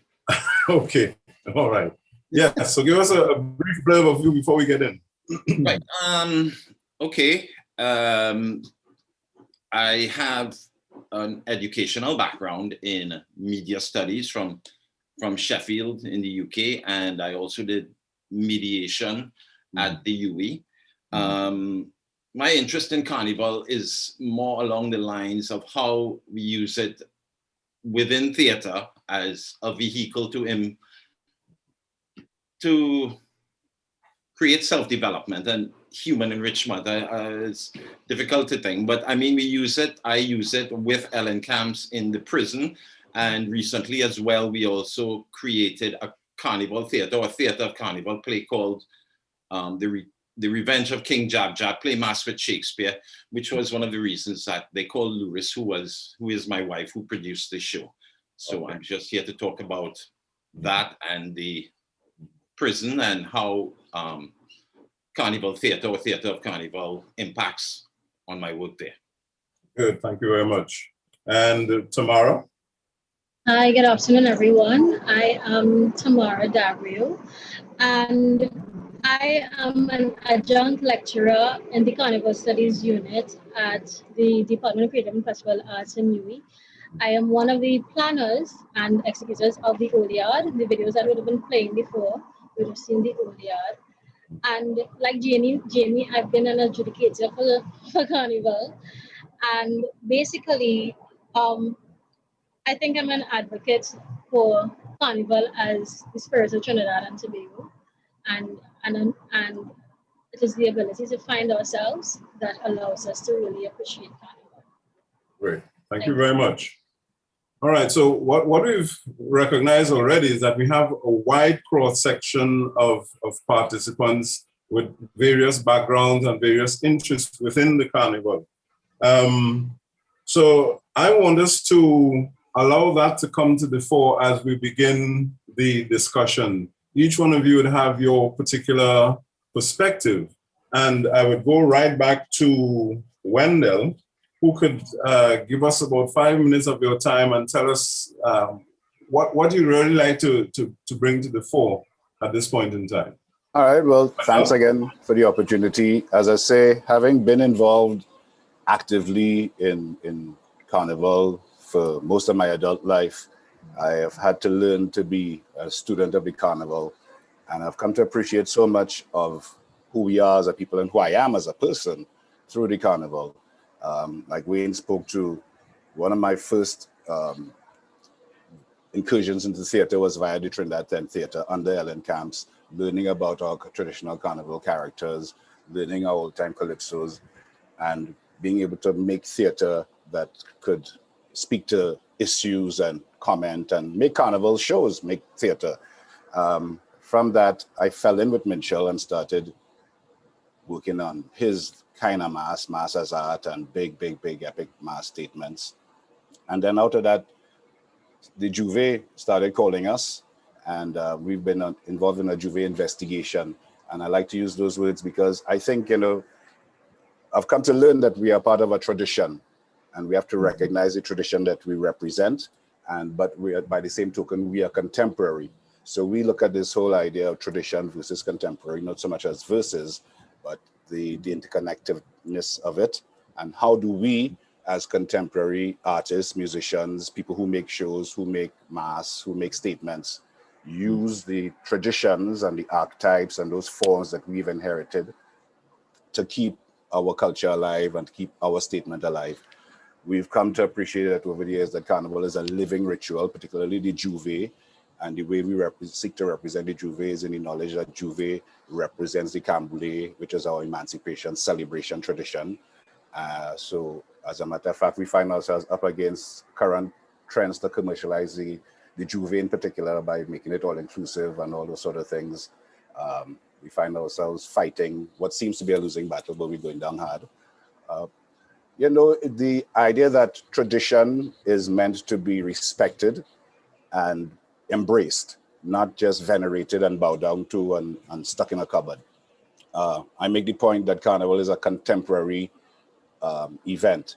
Each year it's new, it's fresh. So all those characters that we consider traditional were once contemporary and were once fresh. And I'm interested in how do we keep that essence alive and how do we bring new life to it.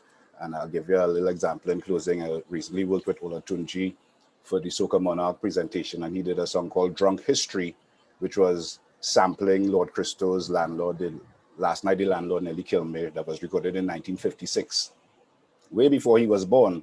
But what he was doing was tapping into a vibration that was laid down and bringing it into now, 2021. And I said to him, well, then we need to do this as a drunken sailor presentation. And he was like, yeah, let me do the sailor thing. But then we started investigating the drunken sailor. He said to me, he always thought sailors was old men in fancy suits. And I said, no, the drunken sailor was young men, full of energy, full of zest. Talking to my father, they used to play that kind of mass. They used to play long-nosed sailor. So we were to bring a presentation that for him was a revelation that, you know, there's a youthful energy that they could tap into. But there's a traditional aspect of our mass. And I think that all the value in the mass comes from our tradition. I'll close on that statement. All the value in the carnival comes from the tradition, and we must respect that tradition and innovate on that tradition with consciousness of the tradition. Okay, thank you very much. I think that's a very vital perspective. So there's no distinction per se. I mean, in favoring one over the other, you see both of them working in harmony, as it were. Well, not in theory. They don't actually work in harmony, because the other aspect of the carnival that I've come to appreciate is that we have two carnivals. We have the Mardi Gras expression and we have the Cambule expression. And they're two contesting expressions, and they've been contesting for a long time. And in many regards, we have to safeguard a lot of the Cambule expression and ideology, because it is being trumped by the Mardi Gras expression, which is much easier to commercialize and commodify and package. Thank you. Okay. Ronald Joseph, you want to piggyback on that, or you have a totally different perspective? I want to piggyback on Wendell. Every year I go out to see Wendell. Wendell's Juve band, because it is one of the only traditional Juve bands in existence. You've seen masqueraders in true form, in whatever disguise they decide to put on. And we have the kind of music that we expect to have at the Juve time. So I just wanted to say that Wendell is doing a good job in trying to maintain the Juve in the way that he is doing. But I also want to ask the question, what is the meaning of tradition? Okay. And because people are putting their own spin on what the tradition is. And I want to, when does it stop being tradition and becomes interpretation? Because we are seeing all interpretation being used throughout. I'm not seeing anything, but I'm still continuing. The street is a place for enactment and performance in festival and ritual events.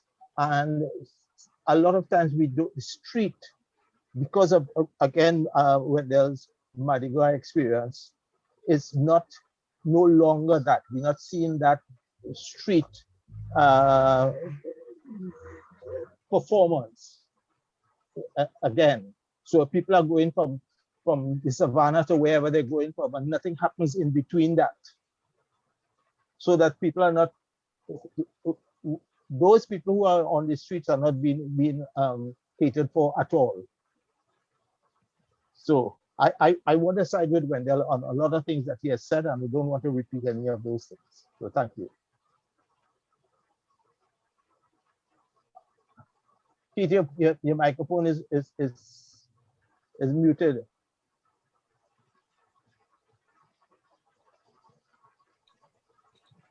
Hi, Keith. Your microphone is muted. Right, there we are. And I think Patrick might have been looking to chat it. Okay.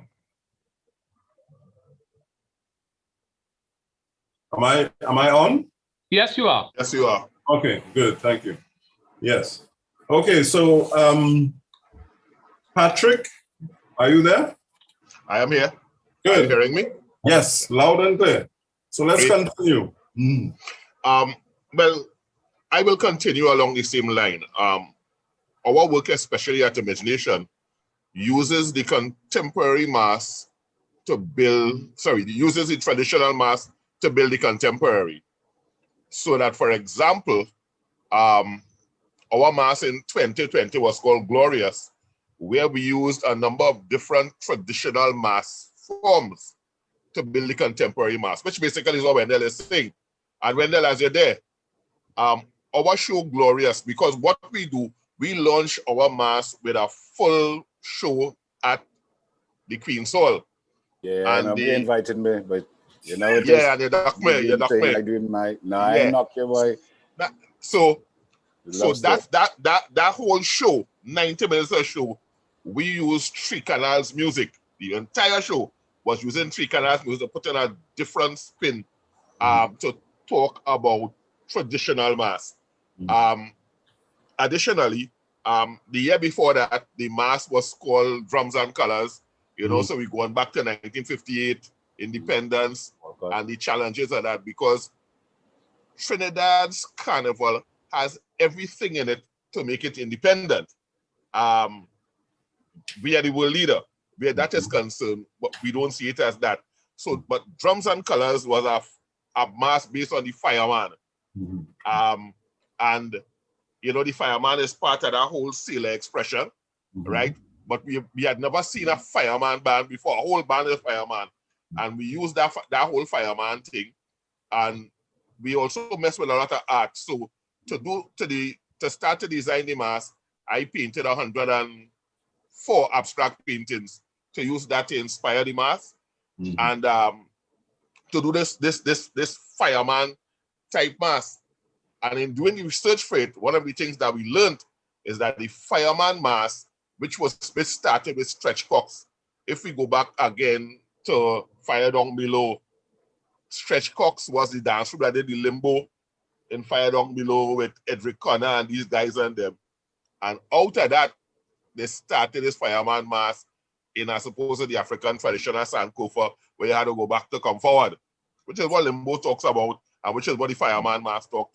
And as we're saying that when for Carnival next, our mask is called Limbo, which talks about all the challenges of the now and this thing about going back to come forward. We believe in that, using the traditional to build the contemporary. It gives us all the foundation, all the things Wendell already has spoken about. That's what we do. Beautiful. Now, what we're hearing so far is a strong connect between the tradition and the contemporary. But in reality, as Warren pointed out earlier, it is not as simple as that. There are lots of challenges. And that is something that I think we need to engage as the discussion goes a little further. But in the meantime, I would ask Loris on what has gone on so far. Wayne. Loris? Wayne. Sorry about that. Okay. Why am I saying Loris? Because I'm using her computer and you're seeing her name. Okay. All right. Good. Well, I'm building on what was just said, right?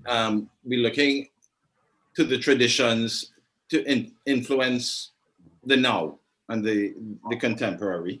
And what it is, okay, let me talk a little bit. We have a not-for-profit NGO called Brown Cotton Outreach. And we have been working in the prison for donkey years, really. Ellen Camp started in 2001, and I've been working with her since 2010. Now, what we do is we do a program where we look for long-term inmates, and we do empowerment exercises. We try to do that, human enrichment and empowerment exercises. And a large part of it is invoking the carnival characters, right? The archetypes that are the carnival characters, which are, the archetypes are like physical representations or manifestations of a shared collective consciousness, for want of a better thing. You know, they represent the challenging of the status quo and of the social order, and that's how a lot of these characters came into being, the mocking of the elites and whatnot, right? So what these characters represent, though, for Trinidadians is a culturally safe space where you can talk about your thoughts and things that bother you and society, and this also, of course, comes out in the Calypso, right, where we have social commentary and talking about, you know, life in general, really, for a lot of people. So we use the carnival characters, you know, through theater and we create shows, and we using carnival characters as the main thing. So now it's an education for most of these people. A lot of these people, they are basically exactly what the carnival characters are: dispossessed by society, most of them poor, marginalized, and the carnival characters are that's the poor and the marginalized and the dispossessed rebelling. So it creates a culturally safe space for them to come up with their speeches and do their movements and talk about their situation, their milieu. And so that's the way, well, it's very difficult to explain. The same thing with the plays we do when we use the carnival characters, and they all have like a different, you know, their archetypes. They represent different aspects of our shared consciousness, like, you know, the robber and his robber speeches, and the Perrault all up in the air, and you know, the Dame Lorraine, and everybody has their thing, their movements, which are also very important. And together with that, we marry it with the traditional calypsos, and we create shows. So that's how we use it, basically. That's how we use carnival characters. We bring it into the now and use it as a vehicle for restorative justice, in a sense, right? Because what it is, restorative justice, as most people might understand it, is the victim meets the abuser, and they sort of trash it out or try to mediate some sort of a meaning between them. But for a lot of these people, there is nobody to bring to the table. So you have systems, really, that from millennia have victimized and marginalized peoples, and the characters give them a voice to talk about their experience. And that's kind of how I see Carnival. Well, that's how I use Carnival, theater and Carnival characters. It goes beyond Carnival Monday, Tuesday, that sort of thing. That's right. It's a lifelong thing. I've been doing this since, like I said, since 2010. And what I do, exactly. I bring my background in media. I said that at the beginning. So I have some video making, and, you know, I have media production savvy. And we also, to marry with, right, as part of, I document as well as with the guys experientially, we envisage and create videos that we make together, mostly based on their experience and doing it through Carnival characters. Great, thank you. Yeah. Jamie, you there? Yes, I'm here. Good. So, Yeah, to just jump right in. I agree that the contemporary and traditional carnival are two contesting with each other. However, I think some of our problems really stems from the fact that our population generally does not know about ourselves. We don't know about ourselves. We're not teaching it. We're not being taught. Nobody is interested in saying, let us marry the two, let us show the similarities, let us show the context, the relevance of the traditional to the contemporary. My age group and older, Carnival for us is ritualistic, is cathartic, is stuff like that, right? We love to see the old yard. I participated in the old yard when it first started. And for children who are young, for those who are younger than me or who are younger than we all are on this panel, I don't think they could relate to what it is we see. I don't think they could relate to what it is we understand, what we feel with the traditional and what we have to ask ourselves, how do we get their interests? How do we start to get them interested in this? Today's Midnight Rubber is Zessa, basically. So we have to try and find a way to have them related. We have to look at context. I say you cannot do what you don't know, and we are also creating tomorrow's history today. So today, what we are doing today will be tomorrow's tradition. Okay, great. Thank you. Like that. So yeah. All right. I think yeah. That's a whole new dimension we're looking at there. Kind of a critical approach to the thing. That's great. And Tamara? I like that I'm coming after Jamie because I know exactly what she's speaking about. One of the things to me, something that Wayne would have alluded to about the carnival characters being the voice, or being used to give a voice to those. And I think one of the things we have to understand is that carnival characters, the tradition for me is based on the concept of masking, and the mask. Because we have to understand that, well, Jamie and I are out of the Department of Creative and Festival Arts from the same time. And one of the conversations we had then was that for the 2 days that we have Carnival, you see the true self. And anyone who's involved in traditional mass, making mass, they understand that you don't buy a mass from a group. You make, it comes out of you. And it allows you to go on a journey of selfhood and self-discovery. And that is why we understand and we feel that ritual.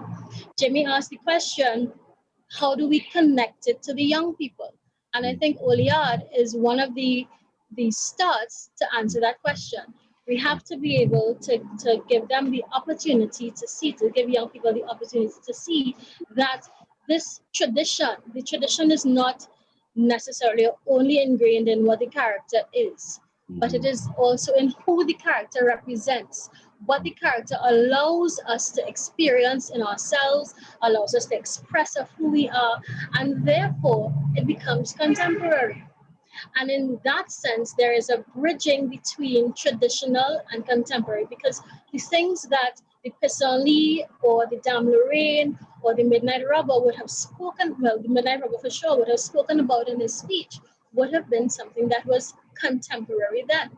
And we must now allow our young people to have that experience, but to get them there, we have to teach them what it is.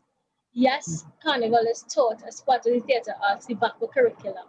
However, and we see these students coming. So for the old yard, we have students from Tobago, from all over Trinidad and Tobago, coming to experience the old yard firsthand. This reenacted barrack yard where people have this, they are introduced and they become immersed in the experience of the culture. And they go away having that. And we have students at the university who come to the university because of the experience they would have had there.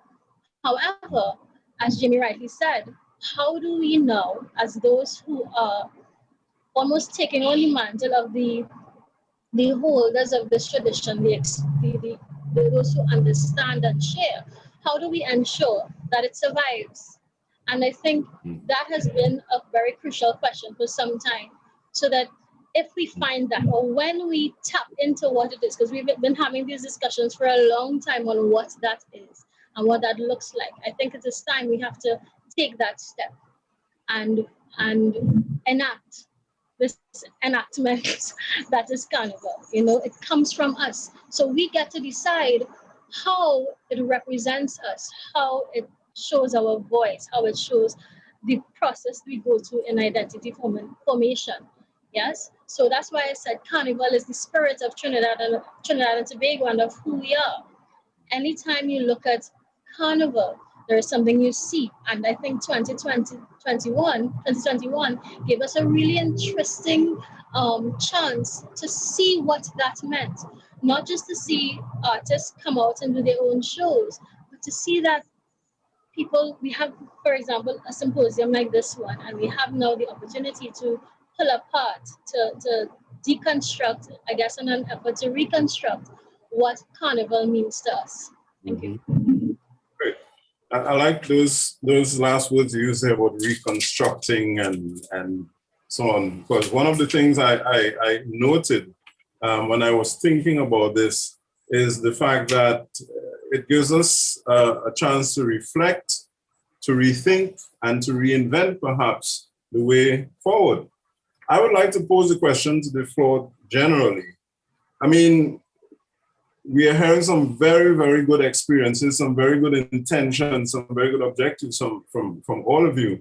But the reality is, when we look at Carnival, the contemporary Carnival, it is seemingly overwhelmed by the beads and the bras and the bikinis, etc., etc. How do you put that in perspective? Are we making any headway at all? Are we going backwards? What is happening? Talk about that for me. And at this point, you could just indicate and take it from there. I think the irony of the 2021 No Carnival shows that even the purveyors of the bikini and beads suddenly realized that in order to represent in this new space, they had to reach to the tradition to help tell their story. You see, I'm interested in Carnival as a practitioner. I've been engaged in Carnival as a practice. I think a lot about the Carnival, but I don't really approach it theoretically.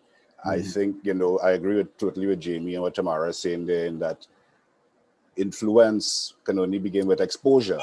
So we need to address the fact that our young people are not sufficiently exposed to the underpinnings of their culture, and we assume a lot, we take a lot for granted. And I don't know where we expect that they will get this information and this knowledge from. I happen to grow up in it, and even growing up in it, I didn't really have no sort of regard or respect for it. I had to come back to that knowledge of self and that appreciation of it through the tent theater experience, through travel, through traveling the world as a Piero and having to explain what a Piero is, and suddenly realize, but wait now, we have a thing that's so specific to us that only we could understand it. And if we get inside of it, it could be the source of our power. When you look at the contemporary Carnival, as I maintain, the Mardi Gras is in effect, the corporate Carnival is in effect, and the purveyors of the Carnival, the people who measure your Carnival as whether it's a success or not, all they use is that yardstick. And I have taken exception with this use of the hyper-commercialization of Carnival as the only valuation of the Carnival. So where does this valuation come from? I honestly don't know. I just get so accustomed to doing my thing and encouraging those around me to do their thing that I continue to take that course. I welcome every intervention, every endeavor to contextualize the Carnival so that we could learn, because none of us understand it fully, you know. We like the 6 men of Hindustan to learning much inclined, who went to see the elephant, though all of them were blind. So everybody have a notion of a Carnival and want to foist it on everybody and say, this is the Carnival. Carnival bigger than all of it. And we have to investigate it with all our heart and soul because it defines us. Great, thank you. The question I would ask as we move forward, given what you just said, from platform, as you talk about, you know, different measuring stick, as it were, what suggestions do we have that would engage the meaningfulness of Carnival, the commercialness of Carnival and so on, and make it into a better product? Well, first of all, we have to stop calling it a product. They could make products out of it, but it's a festival, it's a ritual. And we have to pay respects to the ritual that generates all this opportunity for all of us, Patrick, everybody, to do the investigation, for some to make our money. I always say even the midnight robber back in this day was looking to make our money. You know, you had to pay the robber, you had to pay the devil, you had to pay the man who comes to sweep your yard. So that's always been at the heart of the thing, right? What we're talking about is a hyper-commercialization and a hijacking of the people's vibration and people's expression in certain quarters that needs to be addressed and redressed. Good. I just have a question here that I want to put to the panel for you to consider. One person is asking parents to weigh in on the socio-economic implications of the Mardi Gras becoming the dominant brand of the TT Carnival, which is exactly what you were talking about recently. Because that seems to be the dominating factor in all of this. Because everybody wants to talk about the brand. The brand is the important thing. But before I do, I don't want to complain that Brendel is reading from my notes. And they'll stop reading the man notes. I learned from my elders. I respectfully learned from everybody who came before me. I like that. Please continue. Yes, but I just want to go back a little bit. Yes. In Paradise Lost, or from Paradise Lost, Minchell showed us that we could use traditional carnival. Paradise was a double band. And Shiny Patrick and Ceremony must be laughing every time they see anything from that. And Minchell has in fact done all of what we are talking about, fuse the traditions with whatever new things that he's doing. So we don't have to guess about it. It can be done. Yeah, and the tinsel people, I don't want to use Mickey and Beats, and the tinsel people are not doing that. They have a different agenda, and as a result, they've gone in a different direction, which we don't want to really talk too much about at this time. But the traditional carnival can be part of the contemporary if we know how to use it, and Michelle has done that. So that's it. Yes. Oh, sorry. Yes. More than. Go ahead, Patrick. Go ahead. Okay. Yeah, but it's not only Minchell. Way before Minchell in 1970, Edmund had one band that he with Inferno, which was based on Dante's Inferno. We've seen we in Barclay use it in a number of different forms. What happens with this, as when they'll say the Mardi Gras brand, that is the brand that is put into the public spaces like the media, those kinds of things. If you walk the streets on Carnival days, you will see that there is a lot of traditional mass, right? And if you go to the results based on the Carnival, all the major places will go to the bands that are biased towards the traditional instead of the contemporary. However, that is not what we see on the front pages of the publications and on the television. We suffer at that almost every carnival, but as Wendell said, when we travel and we explore the thing knowingly or unknowingly, we find out exactly who we are and what they want from us. And certainly what they want from us is not the Mardi Gras beads and bikini and whatever else they call it. What is nice about this No Carnival, Wendell, I love that, by the way, is that we will have to find ourselves going forward. One example, Stephen Derrick got in some problems years ago in the States because a guy accused him of being traditional. Steve Derrick was found that the guy was rude and out of place because he thought he was making contemporary mass. And the guy's argument, which is also what Ronnie is saying, how long does traditional or how long does contemporary continue for it to become traditional? And Steve Derrick was doing the same sort of mass over and over and over so long that this guy was telling that it is traditional. And maybe even now, the beads and bikini has become traditional. It's been out there for a while, right? So maybe now that's traditional also. How do we monetize the traditional? That's an entirely different story. Okay, all right. Anybody else want to put in their words on that? I wanted to add to something Mr. Joseph was saying. Well, in general, what both of them were just saying, Patrick and Mr. Joseph. But not only do you find the mass, that merging happening in the mass, in an adult mass, you see it in children's carnival as well. Yeah. Oh, yeah. For a long time now, children's carnival has always had portrayals based on traditional mass. It may not have been the outright traditional carnival characters, but they've always had designs centered around it. And Rosalind Gabriel is somebody who's a prime example of that. There are others, but that's who comes to mind right now at the forefront. Within recent times, we saw things like Moko Jambi's winning King and Queen of Carnival. When did we ever see that happen before? I think in 2019 and 2016 that happened. 2016 was Queen of Carnival and 2019 was a King of Carnival, or before that, Jawan Thomas, when he played Pandemic.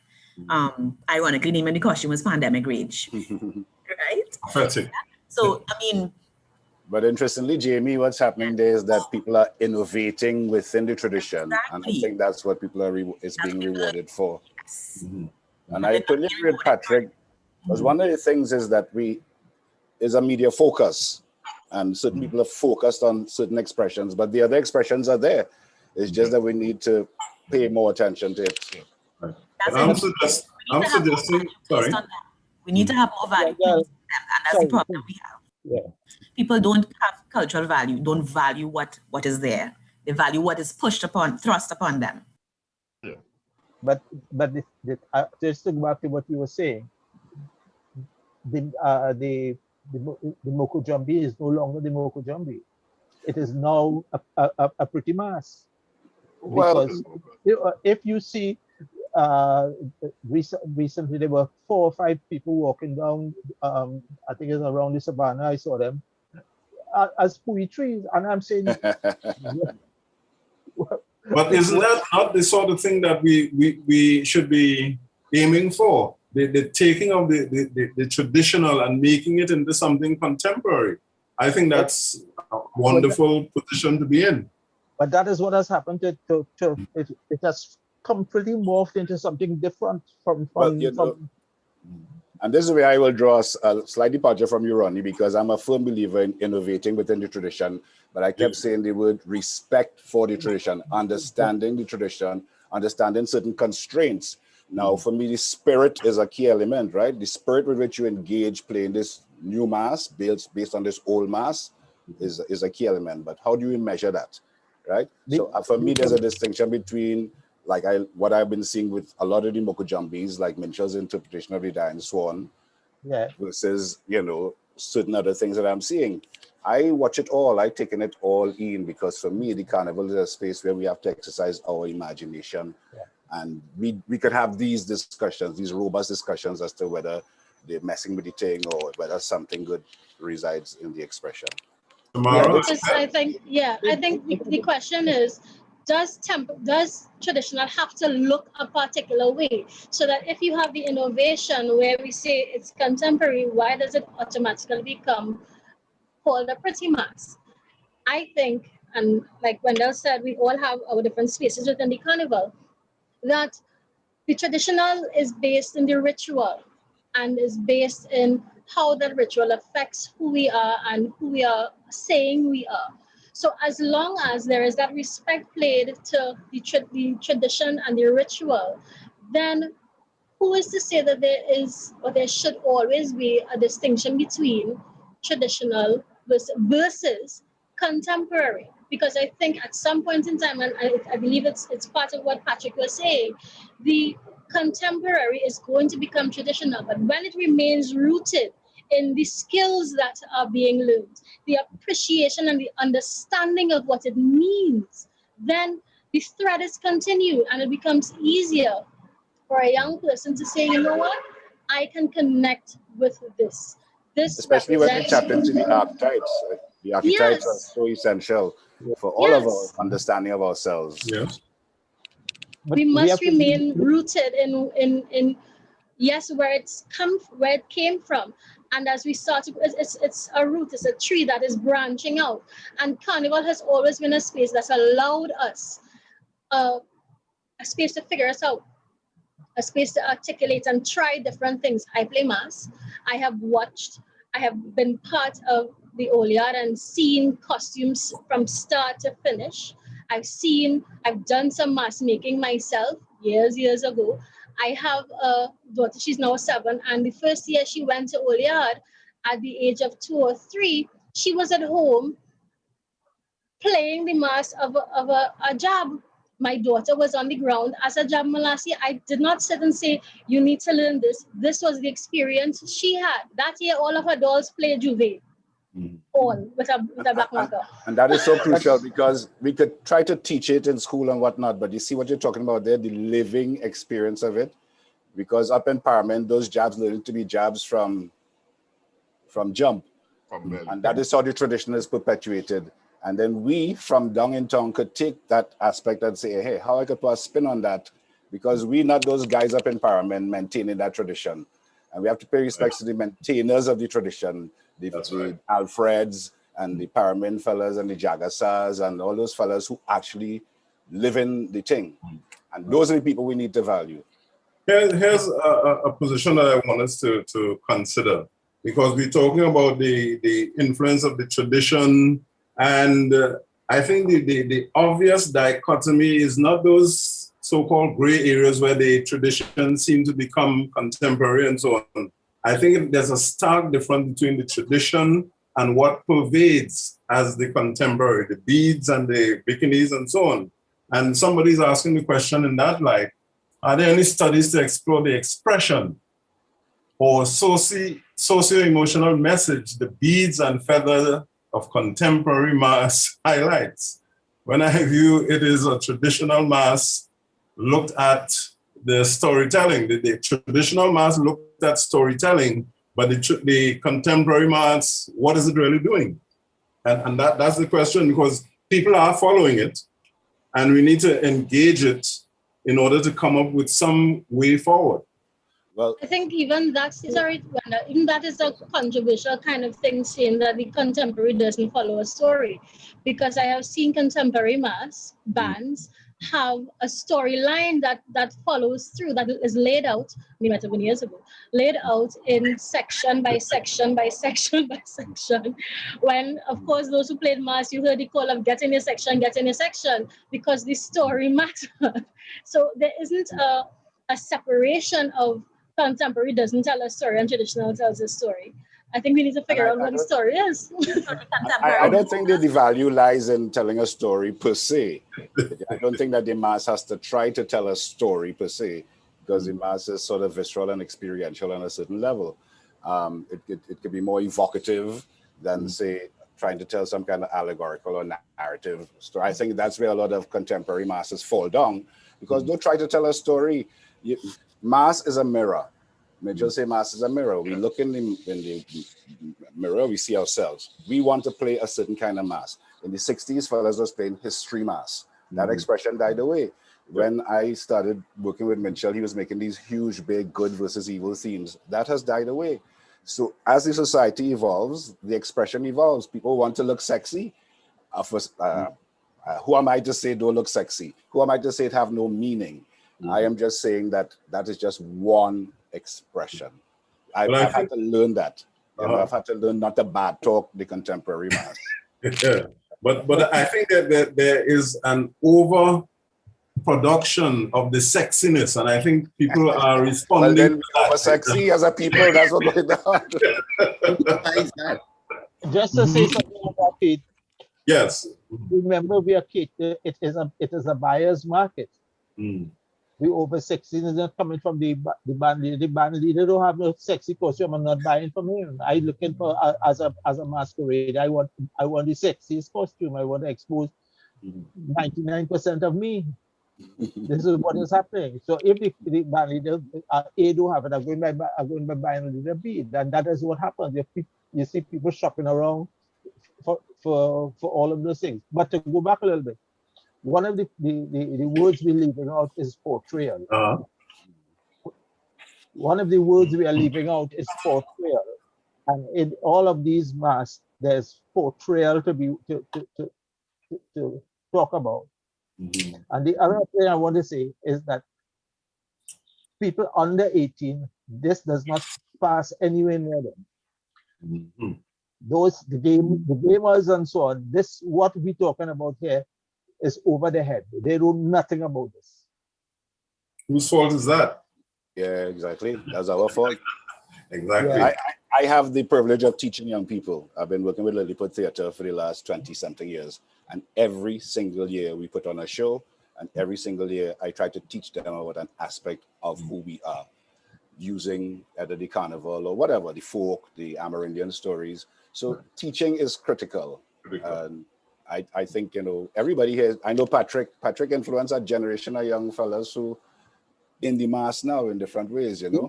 But when there is only a few of us doing that, there's only a few of us doing that. And so it's just a small, Wayne, where do you fit in all of this? Because your work is totally outside the normal parameters of Carnival. Well, I mean, Pretty Mass per se doesn't enter specifically into anything we do, but I am like what Ronald just said, right? A lot of people, we are talking here about traditional mass and how it might refer to contemporary mass and all of that. And for a lot of people, that is not even a consideration. We are like a niche in a sense. A lot of people, they just want to have a good time on Carnival Monday and Tuesday. Yeah, they know about the traditional mass and it's nice and all of that, but that's not what interests them. They want to come and put on a little bit of clothes and go on the street and jump up and whine and maybe be part of a bigger scene, like a storytelling sort of mass. But for a lot of people, I don't think that's what they come out for. Yeah. So, and that's fine. That's fine, because it's like the national catharsis, and that don't mean you don't have the carnival spirit in you because you're not a robber or some other kind of character like that, right? But like, whereas we can use, so there's, in a sense, right, tradition is an invented thing, right? So like you say,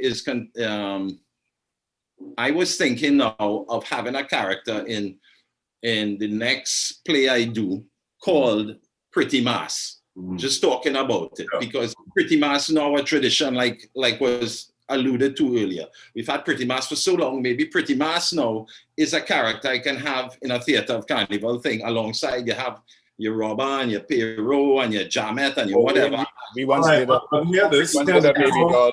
Once with a baby doll who wanted to hear this. Pretty Mass. Yeah. There are some people who have certain concerns about the traditional mass. So, for example, one person is asking, what does the panel think of adulthood's old mass where baby doll carries a full-grown man and Dame Lorraine flashes a giant phallus?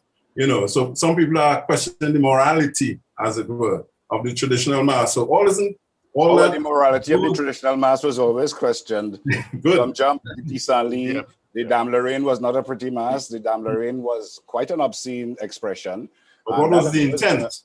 The intent was to scandalize, to shock.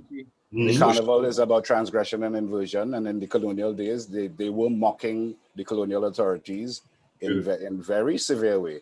So we mustn't try to over-sanitize the carnival, because that's a big part of the root of what the carnival is. Love that response.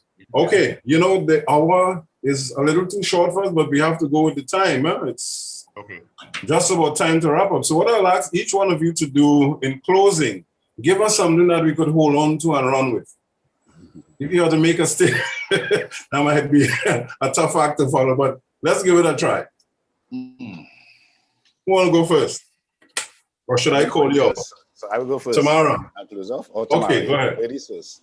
Tamara. I like to hear Tamara. But what I would say is Carnival is a space or a yard where characters have the opportunity to interact. Everyone is not going to be a Jamet or a midnight robber. However, the yard has this space or a place for everyone. And it allows, the importance of the yard is that new people are going to come to the yard every single day. New people with new experiences will come. And the beauty of this yard is that the space is there. find yourself, express yourself, and just have a chance to be. And for me, that is why Carnival is our spirit. We allow this to happen every day. Thank you. Bless. And I just want to follow up after tomorrow. Okay. Our carnival is cyclical in nature. As she said, is a space to find yourself. It's also a space to regenerate. There are some things that may, as we would innovate, some might evolve, some may disappear altogether, but there's also something coming to not necessarily replace it, but to take its place, to find its place within the space. Necessity. Sorry. I wanted to say that this year, the No Carnival, as Wendell put it, we missed some opportunity, but we also gained other opportunities. So it is for us now to utilize, and hopefully, I hope some people had some introspection and were able to see the possibilities that we have ahead of us, and for us to pick up on it and move forward with it. Thank you. Wayne? Don't be afraid of so-called contemporary mass subsuming aspects of traditional mass. The archetypes are there, and the archetypes have meaning in and of themselves. And the archetypes, I think, you're teaching, if you bring in as much as you can do it, you talk about engaging young people. Well, you have to let them invent their own mass, in a sense, and to take the traditions and to make their own thing. And that might be a new kind of mass that we'll see next year or in 5 years or whenever it comes out. And innovate and enjoy. A hopeful message. Good. Patrick? Two thoughts. The first one is that I don't know what happens after the 3 days. I would like to see that there's some kind of interconnectivity between all of us where we can get together and share ideas and work, and let me see where the thing goes. Because too often we come together for 3 days and after the 3 days, nothing happens. So as moderator, it would be nice if we could share phone numbers, that kind of thing. The second thought is this, and this one is not original to me. Maybe the modern day beads and bikini mask is the Jamaican Carnival all over again. A good day. Ronald. The theater of the street is calling us. Let us choose our character and play it well. Thank you. To the point. Wendell. Well, Carnival is a living ritual. It is an inheritance from our ancestors. It's been gifted to us. It was here before us. And we just have it for this moment in time. We have to add to it to ensure that it sustains and it lives and it thrives for the benefit of everybody coming after us. I mean, it's a place of contestation. And the more discussion around it, the more I think it is alive. The more we engage it, the more it is alive. And we have to embrace it and fill it up with our imagination. Because, yeah, it could be wherever it wants to be going forward. Once the spirit is alive. Good, thank you. Did I cover everybody there? No. Right, I think so. Wayne? No. Wayne spoke. Wayne spoke. Louis didn't speak. Louis didn't speak though. No, you want to make all that. Right. I just want to say in closing that I think the contributions here today reflect a myriad of possibilities, but it has to come to the fore. I think we have seen separate entities here. Some of you all interact with each other and so on. But clearly what it demonstrates is the need for this kind of talk, this kind of activity to take teeth and make some kind of difference. Because as Patrick pointed out, we talk a lot, Trinidadians talk a lot and so on, but I would really appreciate that we can, among ourselves for that matter, because sometimes we wait on the powers that be to do the stuff when we ourselves could get together and continue the discussion. Thank you very much, ladies and gentlemen. You're welcome. Jessel, over to you. Hello? Jessel, are you there? Yeah. No, I was just going to say one last thing, right? If go ahead, Wayne. No, go ahead, Wayne. I hope that our people will still spot you. Yes, no, Wayne. Let's get Wayne spotted. Just go on YouTube and look up Brown Cotton Outreach, and you'll see a host of the different videos and the different types of stuff that have some of the things that we've done at the maximum security prison in Aruca. And thank you very much. Good. Yes, Jessel, over to you. Thank you very much, and thank you very much to that panel.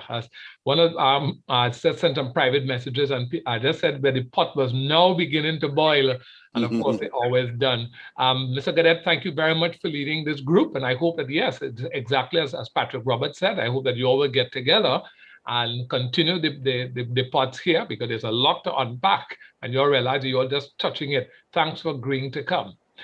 Our next roundtable is our mass literature roundtable, our second of the day, and it's meeting at 2:15 in 15 minutes time. Meanwhile, enjoy our brief interlude on the people stating what Carnival means to be, a series of 1-minute videos, and then there are 2 videos which we've been showing all day and we'll be continuing tomorrow about traditional mass, and these videos are courtesy of the Trinidad and Tobago Carnival Bands Association. And of course, the traditional mass is trending right here on this roundtable. See you in 15 minutes. Bye.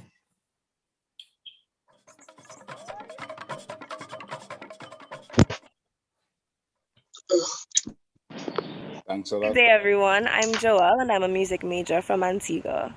I have to tell you, missing Antigua's Carnival 2020 and now Trinidad's Carnival 2021 has not been easy, to say the least.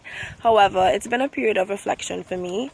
What I miss the most is definitely being in the Panchayat every single night with 100 other people, just playing together and feeling that vibe and that energy build from prelims through semis, and then finals night when you're in the savannah on the drag, surrounded by hundreds of people, feeling that excitement as you leave it all on the stage, that exuberance and that joy. It's definitely been missed. However, I've challenged myself to really embody the spirit of Carnival, that spirit of love, togetherness, and unity despite this pandemic every single day, and I challenge you to do the same. So sending all the love and the positivity and the vibes of Carnival from Antigua to Trinidad. See you in 2022.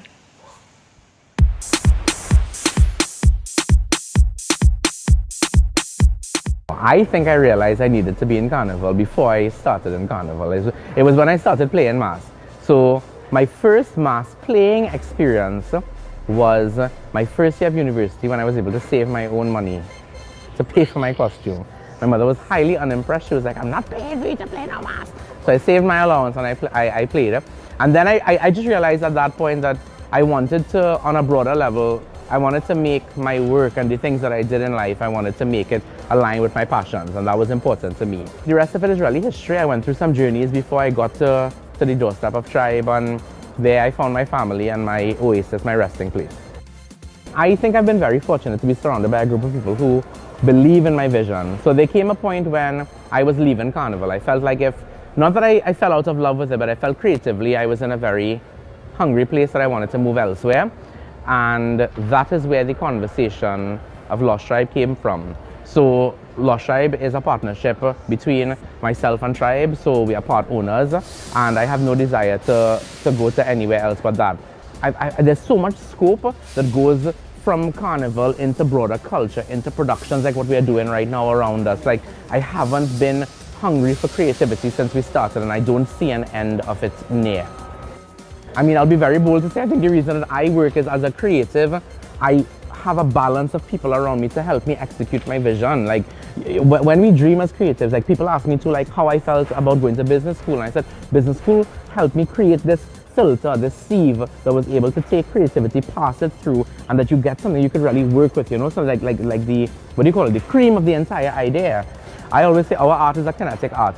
We design half of the process. We create the body, but the masqueraders dance his soul into it, because I can't tell a masquerader how to dance. They dance and they move based on the costuming that's on them. They dance and they move based on the music that they hear around them and they feel.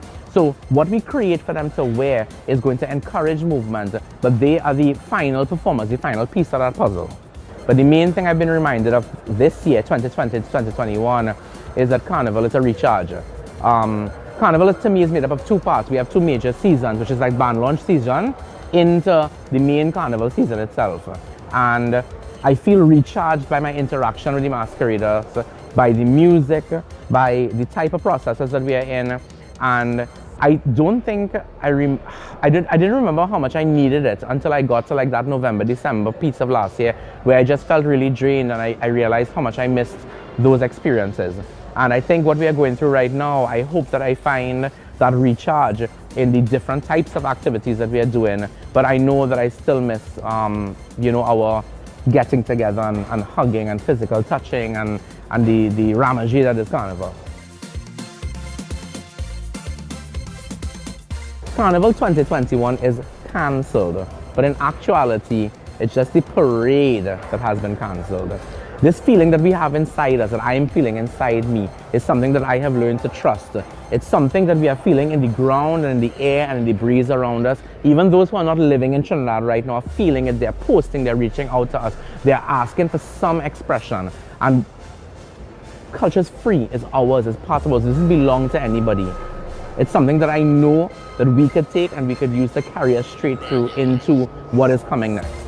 And seeing each other together in Carnival 2022.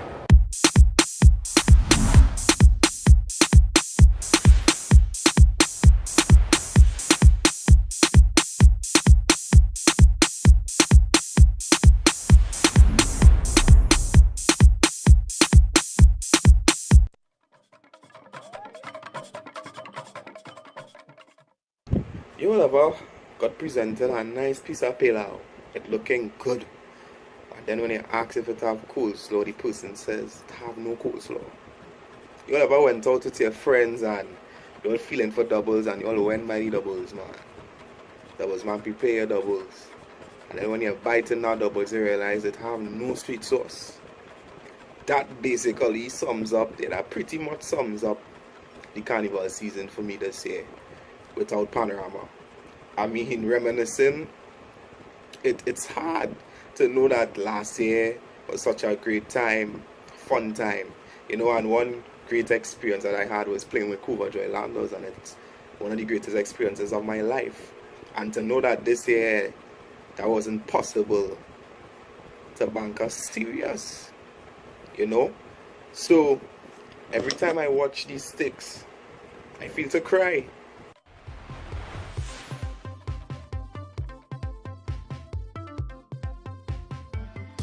I sit down, I eat, breathe, sleep, crochet. God has blessed me so much. When I pick this seed in my hand and it comes to my head, I just, you know, crochet. I work from my head, so I don't have to really read books, watch a pattern, you know, because once you're in this for so long, I am very young. I am 59 years of age. So, you know, from 11 to now, I'm supposed to be well versed. I started the crochet band. I came out for the first time in 2019. And actually, for my first year entering the Carnival arena, I came first downtown, I came 11th up in the Savannah, and I came 4th around the bridge. And then 2020 was my second year where I mashed up the place right through.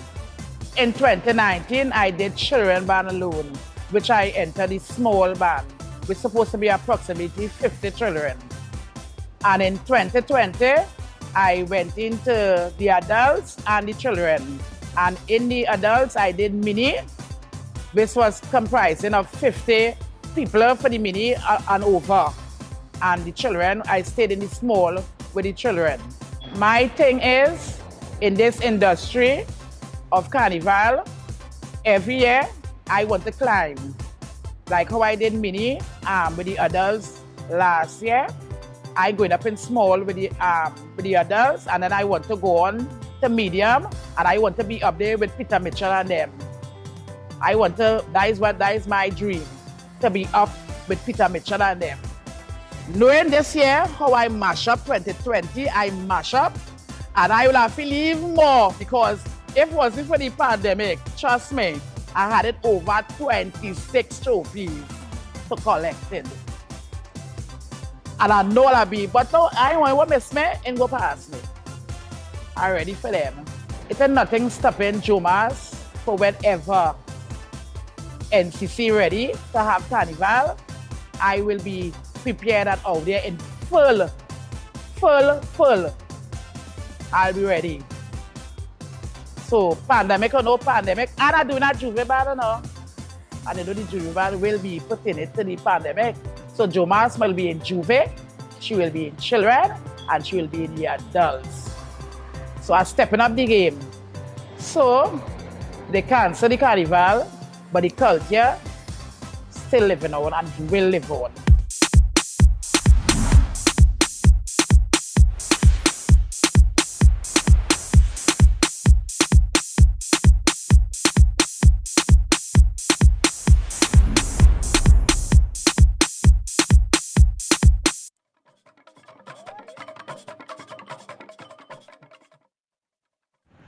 Good day, everyone. I'm Joelle, and I'm a music major from Antigua.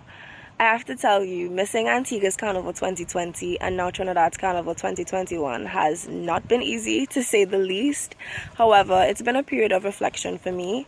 What I miss the most is definitely being in the Panchayat every single night with 100 other people, just playing together and feeling that vibe and that energy build from prelims through semis, and then finals night when you're in the savannah on the drag, surrounded by hundreds of people, feeling that excitement as you leave it all on the stage, that exuberance and that joy.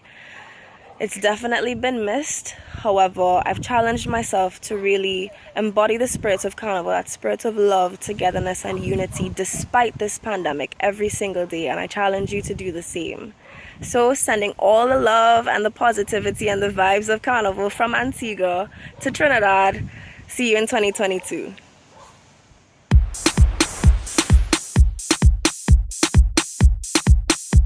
I think I realized I needed to be in Carnival before I started in Carnival. It was when I started playing mass. So my first mass playing experience was my first year of university, when I was able to save my own money to pay for my costume. My mother was highly unimpressed. She was like, I'm not paying for you to play no mass. So I saved my allowance and I played it. And then I just realized at that point that I wanted to, on a broader level, I wanted to make my work and the things that I did in life, I wanted to make it align with my passions, and that was important to me. The rest of it is really history. I went through some journeys before I got to the doorstep of Tribe, and there I found my family and my oasis, my resting place. I think I've been very fortunate to be surrounded by a group of people who believe in my vision. So there came a point when I was leaving Carnival. I felt like not that I fell out of love with it, but I felt creatively I was in a very hungry place that I wanted to move elsewhere. And that is where the conversation of Lost Tribe came from. So Lost Tribe is a partnership between myself and Tribe, so we are part owners, and I have no desire to go to anywhere else but that. There's so much scope that goes from Carnival into broader culture, into productions like what we are doing right now around us. Like, I haven't been hungry for creativity since we started, and I don't see an end of it near.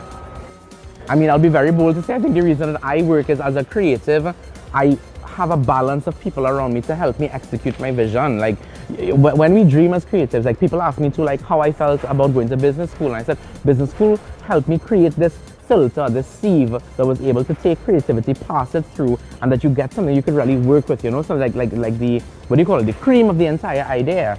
I always say our art is a kinetic art. We design half of the process. We create the body, but the masqueraders dance the soul into it, because I can't tell a masquerader how to dance. They dance and they move based on the costuming that's on them. They dance and they move based on the music that they hear around them and they feel. So what we create for them to wear is going to encourage movement, but they are the final performers, the final piece of that puzzle. But the main thing I've been reminded of this year, 2020 to 2021, is that Carnival is a recharge. Carnival to me is made up of two parts. We have two major seasons, which is like band launch season into the main Carnival season itself. And I feel recharged by my interaction with the masqueraders, by the music, by the type of processes that we are in. And I don't think I didn't remember how much I needed it until I got to like that November, December piece of last year, where I just felt really drained, and I realized how much I missed those experiences. And I think what we are going through right now, I hope that I find that recharge in the different types of activities that we are doing. But I know that I still miss, our getting together. Good afternoon. Welcome back to our final roundtable, roundtable 2 of this afternoon, which is all about mass literature. This roundtable will be chaired by Dr. Muli Amaye, who is a lecturer at the Faculty of Humanities and Education. And we invite you, as you are taking part in this roundtable this afternoon, members of the public, please follow us, send comments, send questions on Facebook, on Instagram, and on Twitter at the Mass in We. Dr. Amaye, welcome, and over to you. Good afternoon, and thank you very much. We are looking forward to this afternoon's roundtable. We're going to be talking about contemporary literature, which is quite exciting. So I'm going to invite my people to come on board. The way that we're going to run this roundtable is that we will begin with each of the writers are going to read for around about 3 minutes from a story of their choice. And then we're going to have a whole discussion together, and we're going to invite you for any questions that you may have. So the first reader is going to be June Arming.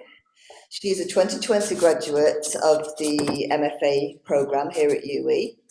Her story Carnival Baby was shortlisted for the Small Acts competition in 2014, and she's had short stories published in anthologies including The Caribbean Writer and Moving Right Along. So I'll pass you on to June. Hello, good afternoon all.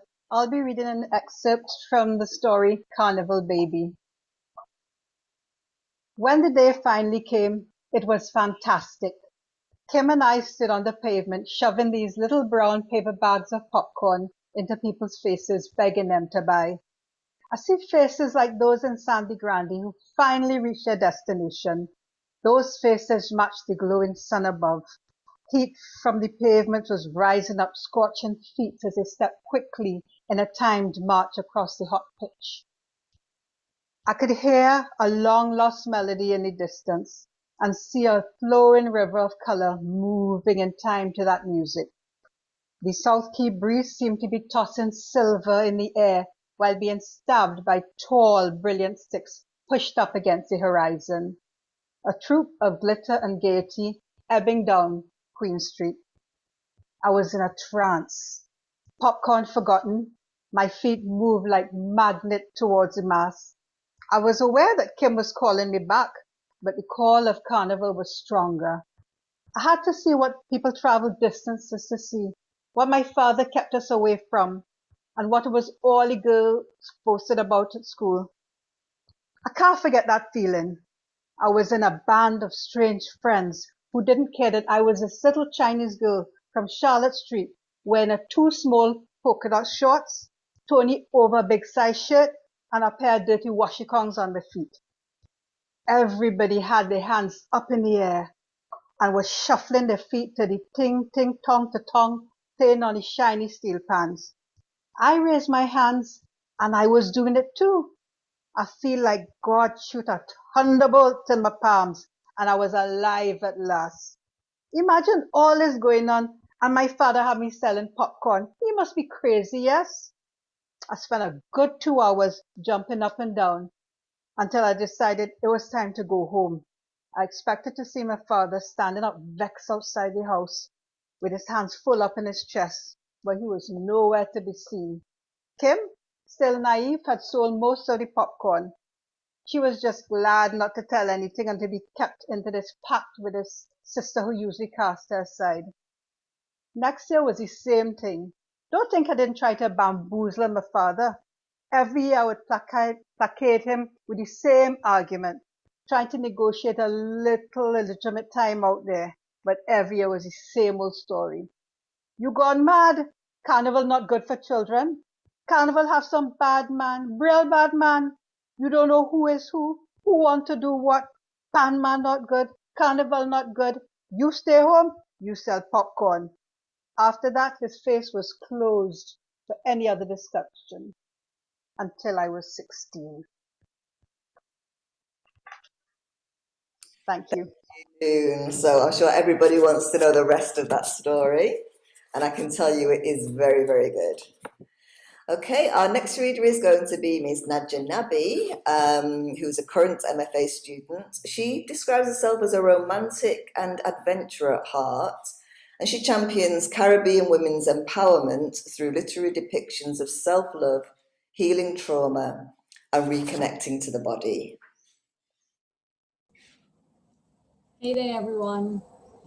So I'm going to read an extract from my story, Traveling.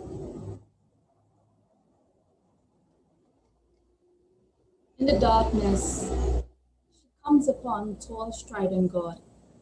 He traverses the plain, colorful, walking on a pair of sticks, cloth rippling and flowing, gold and glitter riding out of his back and hanging down in spangles.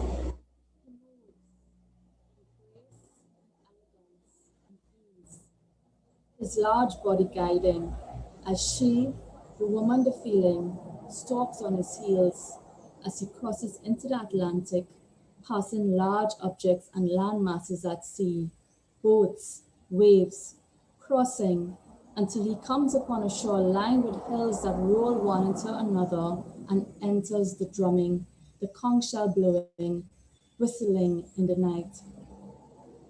In this world, a man is a dragon, a woman is a bat. Fire breathes of men's tongues cackling. She, the woman the feeling, scatters into perturb. She shouldn't have come, shouldn't have followed tall striding God. She turns to find an exit, but the crowd surrounds, screeching, chipping down the street like a defiled army lost of sanity and inhibition. In the grit and heat, under a film lit by flashes of smoke and powder, they are one energy, with some otherworldly force commanding them to come from their houses and take to the streets. They are thick about her. She, the woman the feeling, searches desperately for a way out. She wants to rush away from the madness of a people who exist far beyond anything she could have ever imagined, until she turns and spots her, the woman, the masquerader. And she is stunned at the thin, feeble frame of the woman who looks exactly like her, though not at all, at the curls bouncing, and the woman whom she felt she has seen every day in her own reflection. How is it possible? How is this possible that she should travel so far to find herself, as though her own body had picked up and decided it was coming too, as though it was fed up of being left behind, as though it decided it had to live as well, not lay there dead to the rest of the world. She ventures over, drifting about, inspecting, and dares do something she had never done before. She touches her, the woman. Her spirit is on flesh, sweating, encircling before she enters two spirits, one body.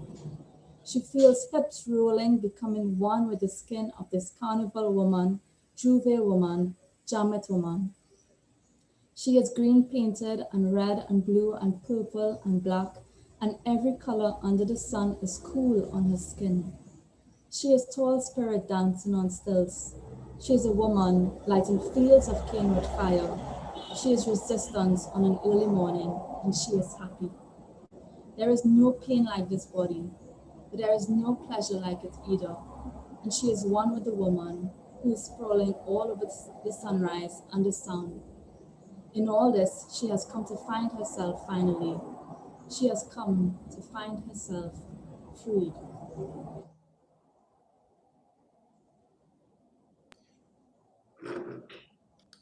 Thank you, Nadja. Again, another really, it gets us there. We want to know what's going to happen. We want to know where she's come from and where she's going, which I think is the spirit of Carnival.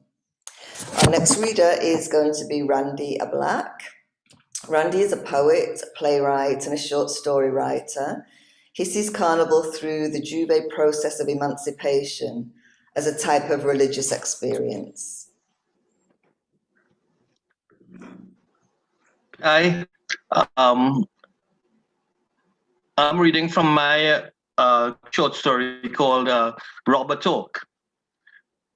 Once you fit the profile, Juno pick himself off the ground and begin to shadow you, chipping down that road.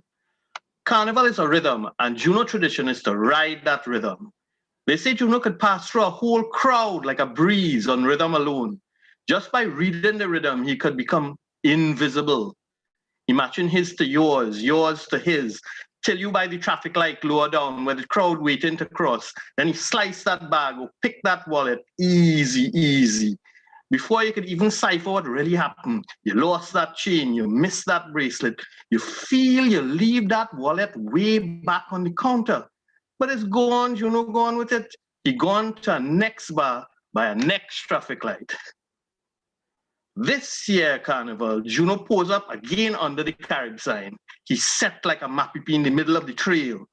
It's slim pickings whole day. He feel it go rain just now. And if it rain heavy, you know, it's time to pack it in. But then he spot a ugly, ugly woman across by the bar. Well kept, false bottom, bleach blonde, and with a genuine Louis Vuitton around she waist. Now, Juno have nothing against pretty woman. It's just that they're kind of man magnet and there's attract attention, but brother, he don't see no problem here whatsoever. Anyway, before he could say Coskel, she disappeared. He looked so. He looked there and then he glimpsed it in the crowd lower down and he take off. All of a sudden, out of nowhere, Juno bunks into a midnight robber. Well, if you see this fella, he hard like iron and like he come out the shade of a salmon tree and carry that darkness with him, all on his cloak, all over his costume. You heard about the midnight robber? You ain't know about a mass called Midnight Robber Mass? So all you ain't read up on nothing before you jump on a 737? Well, partner, if you're walking down the road and in broad daylight, a man with a mass challenger, he dress up in black, moon and stars stack up on him like if he carrying the night, big sombrero line off with skull on his head and with a 6-shooter in each hand, well, what you do? Call the police? No, my friend, that you have just bounced up a midnight robber. This is the kind of mass people from all over the world has come here to see.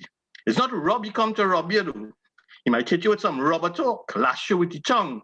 He will tell you how he born, how it was in hell, what a bad John he is, and what make him so bad, you know? The midnight robber is one of them old-time carnival characters, so street theater in your tail. A command performance about to start. Well, it's one of them fellas Juno managed to rile up in the middle of the melee. So now it's midnight robber versus daylight robbery. Thank you. Thank you, Randy.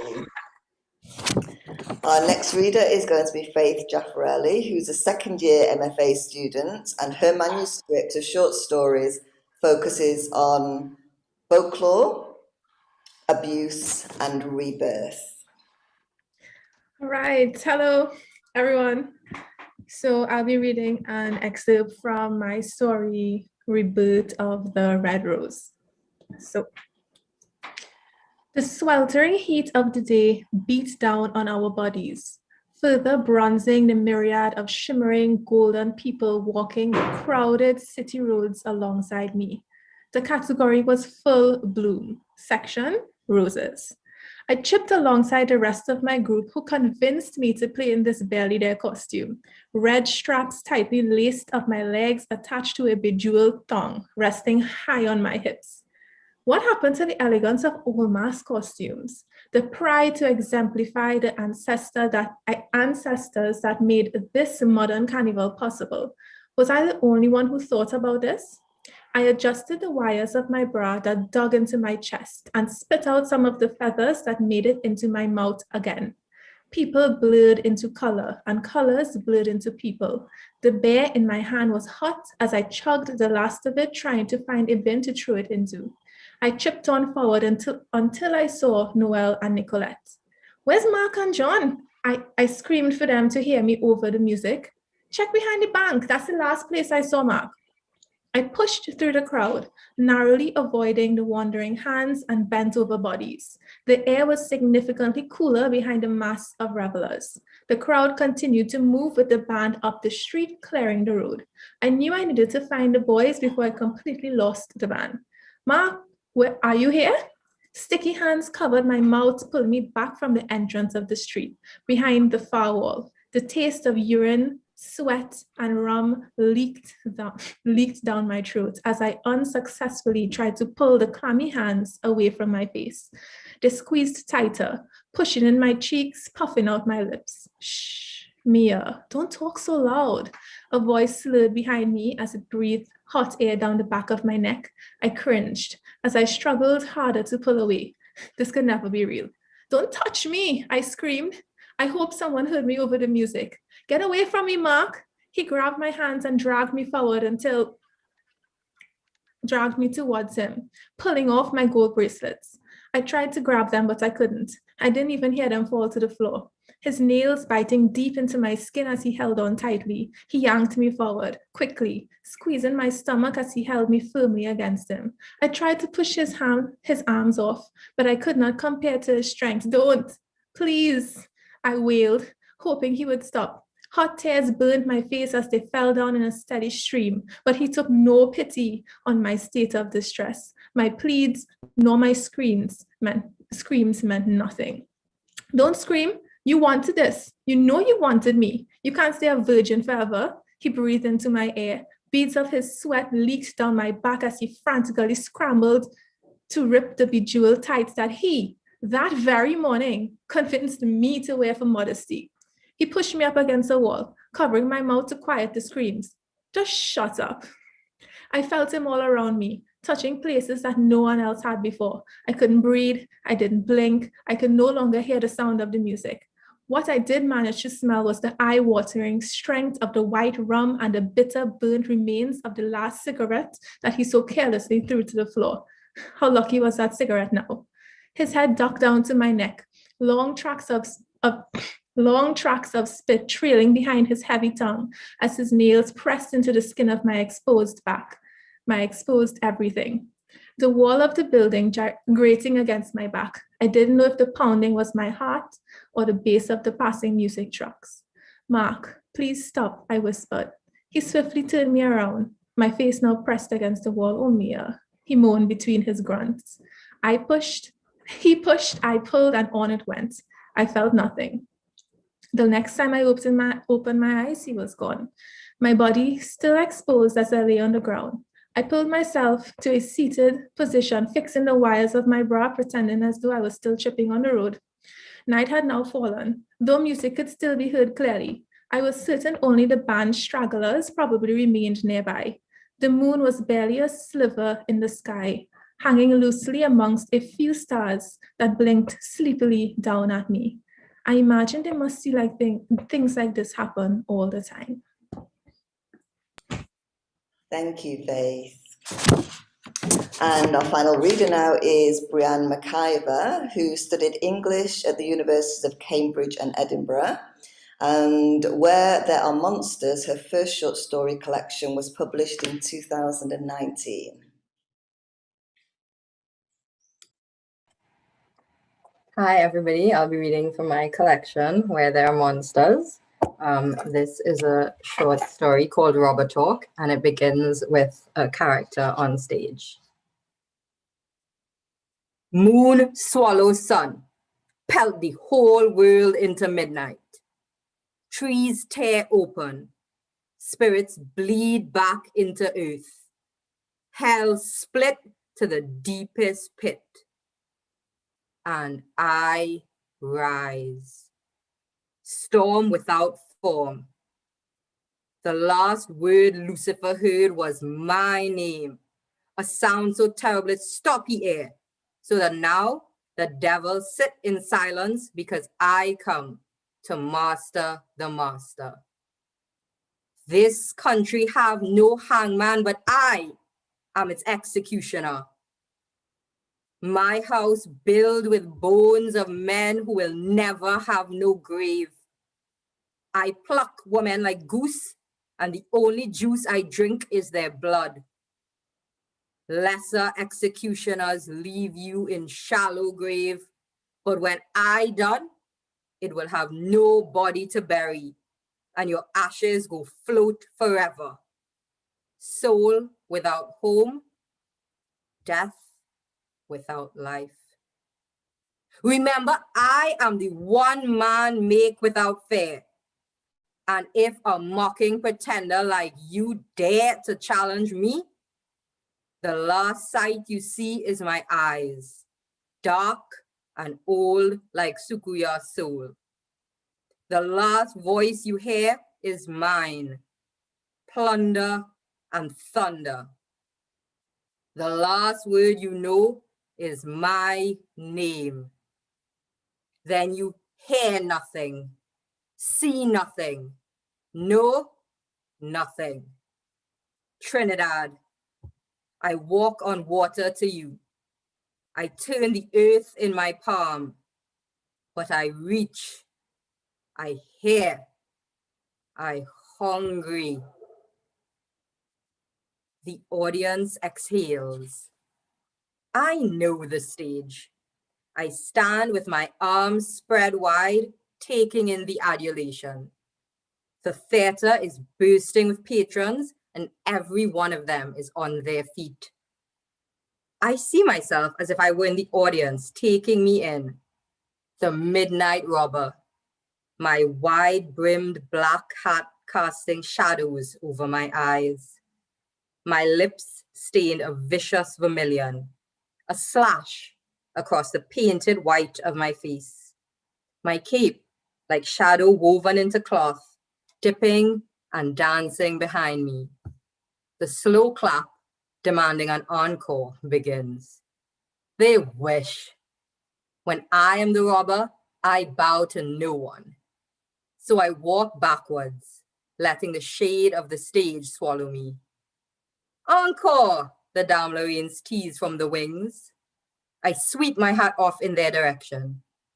But already my chest is deflating and the swagger steps of the midnight robber are shortening. Backstage, the spell is gone and I'm plunged into the frenzy of the theater. All right, I'll stop there. Can't even see it with the thing. Thank you, Brianne. I just want to say we just had a couple of messages that say that we should have given a trigger warning before some of the readings. So I do apologise for that.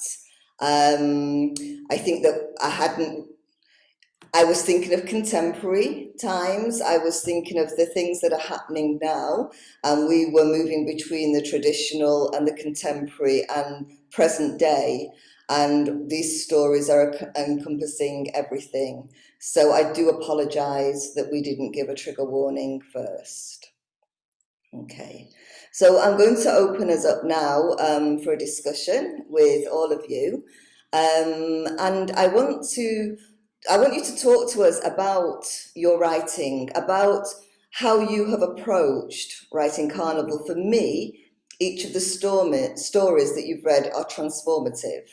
It's almost like Carnival is chrysalis. So even though Carnival is big, like Carnival is one thing, but Carnival is not one thing because we've had these individual stories that are going on throughout it. So thinking about the traditional and then how you've brought it into the contemporary, can you perhaps talk about how you have done that and how it feels to have done that? So anybody can start.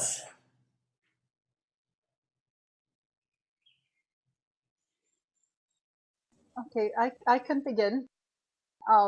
It's very interesting. I was listening to the panel before, and Wayne Leasing said something very interesting about the Carnival characters. They give us all a voice, whether it be the Midnight Robber, whether it be the Dame Lorraine. It is tradition, it is ritual, but it comes through contemporary.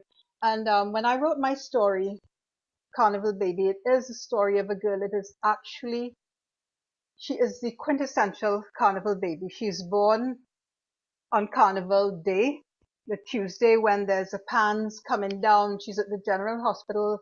Her mom is giving birth to her. And the background, there's the music, there's the pan, there's everything about Carnival. And when she's relating at the beginning, she uses the voice of the Midnight Robber. She says, I, Mary Chinmakwa, was born. And what I find interesting to me as a writer, I did not set out when I wrote that story to be the voice of the Midnight Robber. It's only afterwards somebody else read it and they said, but this is robber talk. So I realized at Carnival, we are infused with Carnival. There's no getting away from it. And I've never considered myself to be like, I have played Mass, but Carnival is a breathing spirit that is out there, that lives within you as a writer. It is that voice within you. And I don't think, well, for me, I can't get away from it. I don't know if.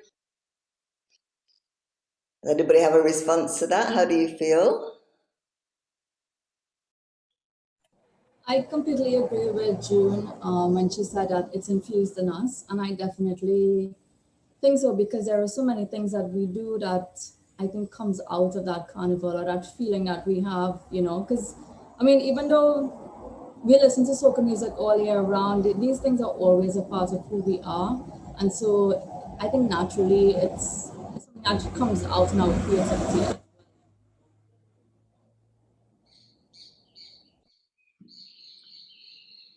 Okay, thank you. I don't know if we lost you then or if you'd finished. Okay, I just wanted to say, Faith, the story that you read, your story is not about a traditional carnival character.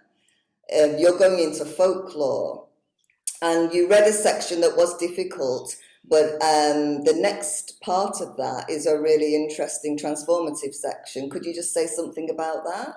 Sure. So the part that I chose to read, if we talk about Carnival being a catalyst, and in the contemporary situation, we know Mass and Carnival as such a jubilant, joyous time, but there's a side that should be discussed sometimes. And the part and the folklore character that comes through from my writing is Dila Jobless, and this persona that comes through from a traumatic experience that guides her throughout the rest of the story. And it's the birth of Dila Jobless woman, and this woman from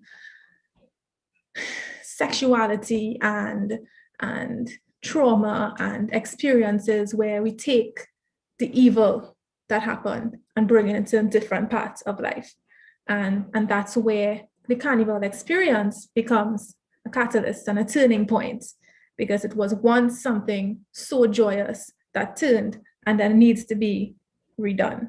So that's where the story came from. And it was a transformative element of Dila Jobless woman and Amelia moving into a jobless woman. Thank you. And it was interesting as well, because both of the Midnight Robber stories that we heard there from Randy and Brianne, they have a dark side too. And I wonder if both of you could perhaps talk about that. Absolutely. I think that as a writer, I've always been drawn to sort of the darker side of writing.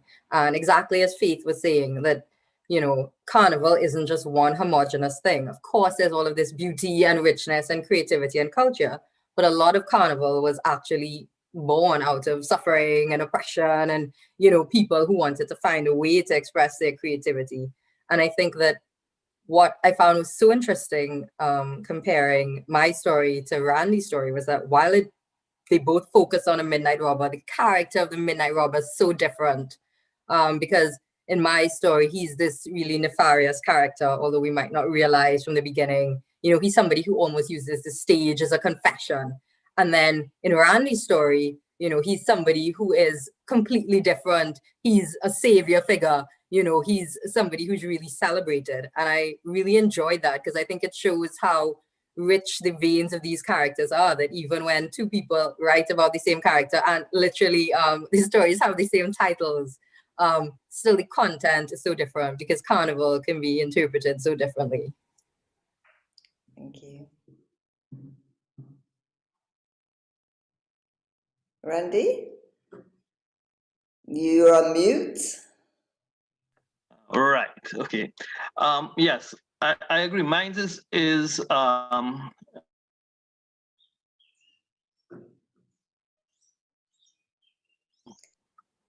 and it concerns the transformation of the robber character, which has over the years evolved from a ghost coming out of La Perouse Cemetery in rags, white rags, right, into, with the coming of cinema, a gunslinger kind of character. And in my story, he ends up being an undercover policeman, right, that that has been waiting for this real robber, right?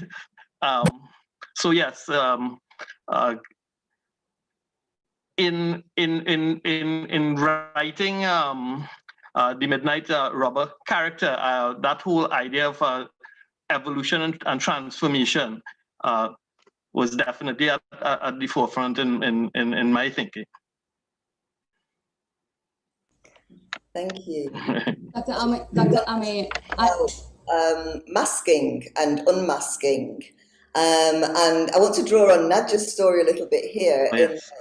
We think of Carnival as becoming maybe our true selves, maybe covering ourselves, maybe becoming what we want to become.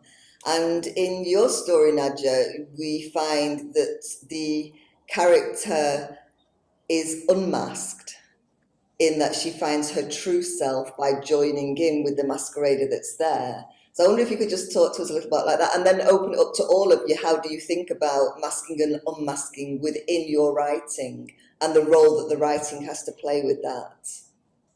Yeah, and of course that's also tied up to the whole idea of that transition and that change, that transformation that she also undergoes. So essentially my story actually came about as a result of a conversation that I had with a friend of mine who is from South Asia. And she was completely shocked when we were telling her about Carnival, when we were telling her about Juve. But my favorite part of the Carnival is the Juve.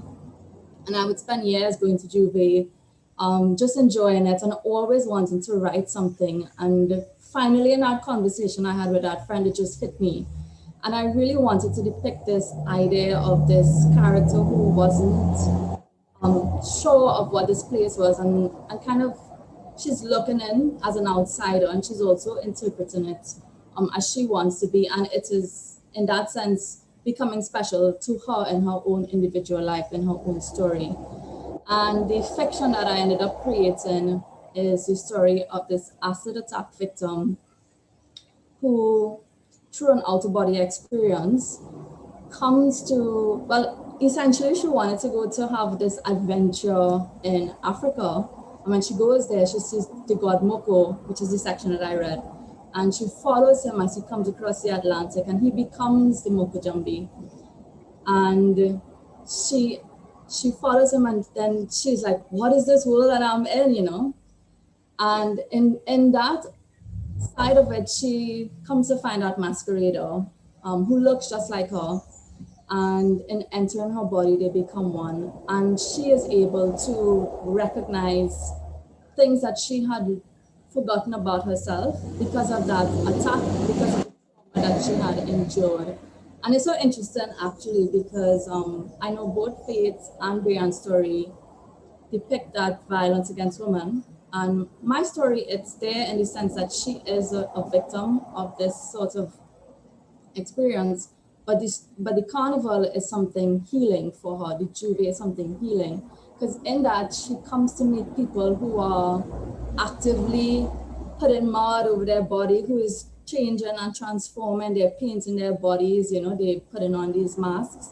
But in the masquerade, she is unmasking herself, because she is coming back to that true essence of her spirit and realizing that she is beautiful regardless of what has happened to her, regardless of how she was viewing herself before this instance, because she had wanted to leave her body through the out-of-body experiences, through the traveling. And now she's like, okay, look at these people. They and that's the reason why I refer to like people are devils, a woman is a bat. So it's not necessarily something that is conventionally beautiful, but she sees that beauty, she sees that energy, and she doesn't just see it, but she experiences it when she joins that force with that woman masquerader, and she starts to accept herself for who she is. She starts to accept that body that she felt that she couldn't connect to anymore. She starts to love that self and love the experience of her humanness, not just her spirit form, but that physical form. And at the very ending, she actually decides to go back, return to her body, and reconnect to it in a process of healing. Thank you. Any response? Nadja? Oh, sorry. Go on, Brianne. Oh, no, Nadja, I was going to say that one of the things that I loved about your story was that this idea that carnival is something that allows us to be our true selves, so that instead of the conventional idea that, you know, you put on a mask and then you're somebody else, it's more that you have this sense of freedom. Because I think that there's so many social inhibitions on people to move to a broader sense that prevents us from doing or being the things that we want to be. And a lot of times carnival is this permission to kind of let all of those social norms and all of those restrictions go. And that was something that really motivated me in my story as well, because that little monologue that the Midnight Robber gives when he starts, it's actually in his way a sort of confession as to who he is, and it's a lot more true than you would like or you'd want Robert Talk to be. And I think that over the course of the story, hopefully, if it works well, it sort of exposes the fact that, you know, a lot of the things he was saying there is literally what he does. And then it ends with him actually delivering the same monologue again. But hopefully there's this knowledge that, you know, everything he's saying now is true. And I think that in this way, the literature sometimes mirrors real life. I mean, I have a corporate job and I've gone to sort of carnival events where people who you've seen, you know, every single day in sort of shirts and ties, send an email, you know, dare so-and-so, completely let all of that artifice slip away and are really able to be a different side of themselves. So I love in your story and in a lot of the other stories, the idea that carnival is actually about unmasking as well as the literal putting on a costume. Thank you. I know, June, that in your story,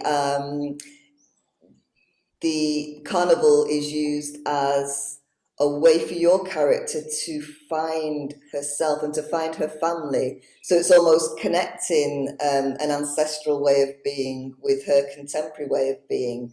Could you talk about that a little? Certainly. Well, in my story, when you do read it, you will realize that her father's traditionally Chinese, but she is Trinidadian.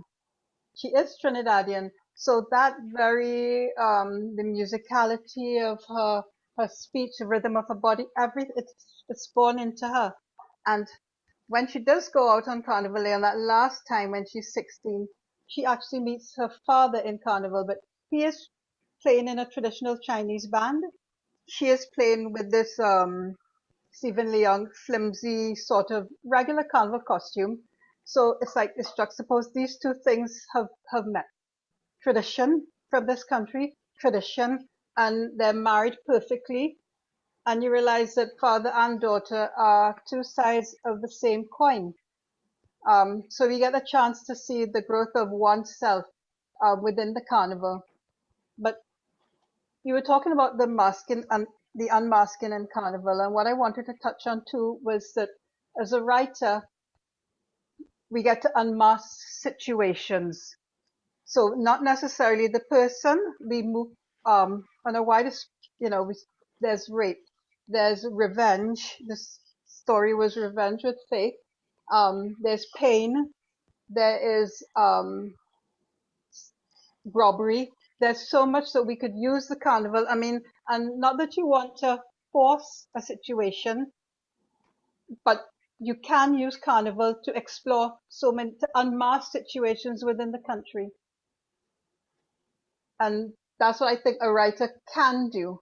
A writer can, because there's a lot of talk about schools not, not being involved in traditional mass. But as writers, we get to write about it and to sort of guide the community, guide the children, guide people to come towards that. And I think that's a writer's responsibility to be able to do something like that. And it is almost like a privilege to be able to open a window to people, to others out there, to unmask, as they say, within the carnival.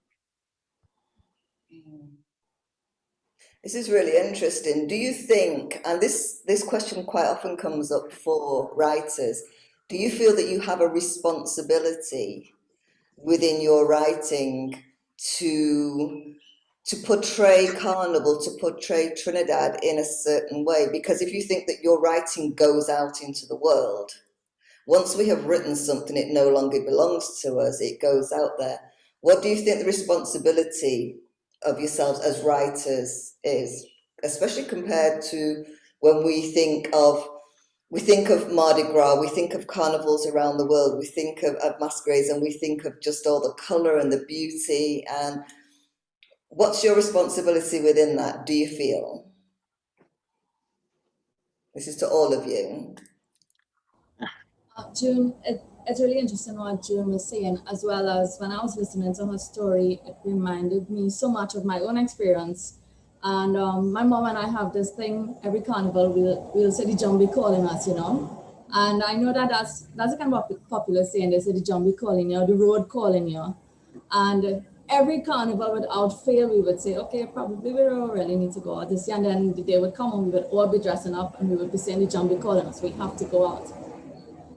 But when I finally sat down to write a story about Carnival and I had done the first draft of this version of Traveling, I felt like if I really had to go back and tie it into a deeper meaning, that something that would have had purpose for a reader, which is why I wanted to depict that story of healing.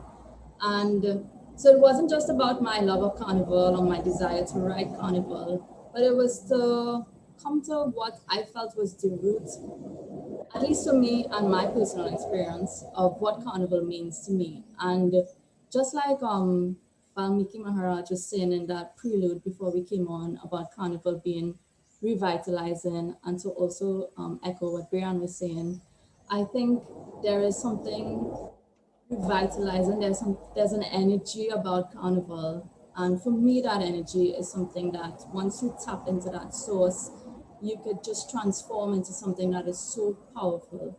And I felt like for this particular character, that was something important. But for women, I feel like that is what we need. We need to not just celebrate the joy and the bliss of the moment, but how do we come back from things? How are we resilient? How do we resist oppression? And I felt like this character, she drew on those experiences of women from the West Indies when she entered that body of that woman. And she was able to sort of kind of understand her history and in that coming together. And so for me, I felt like presenting our resilience, our strength as a people was very necessary as well. And I mean, this is one way that I really wanted to show that to the world.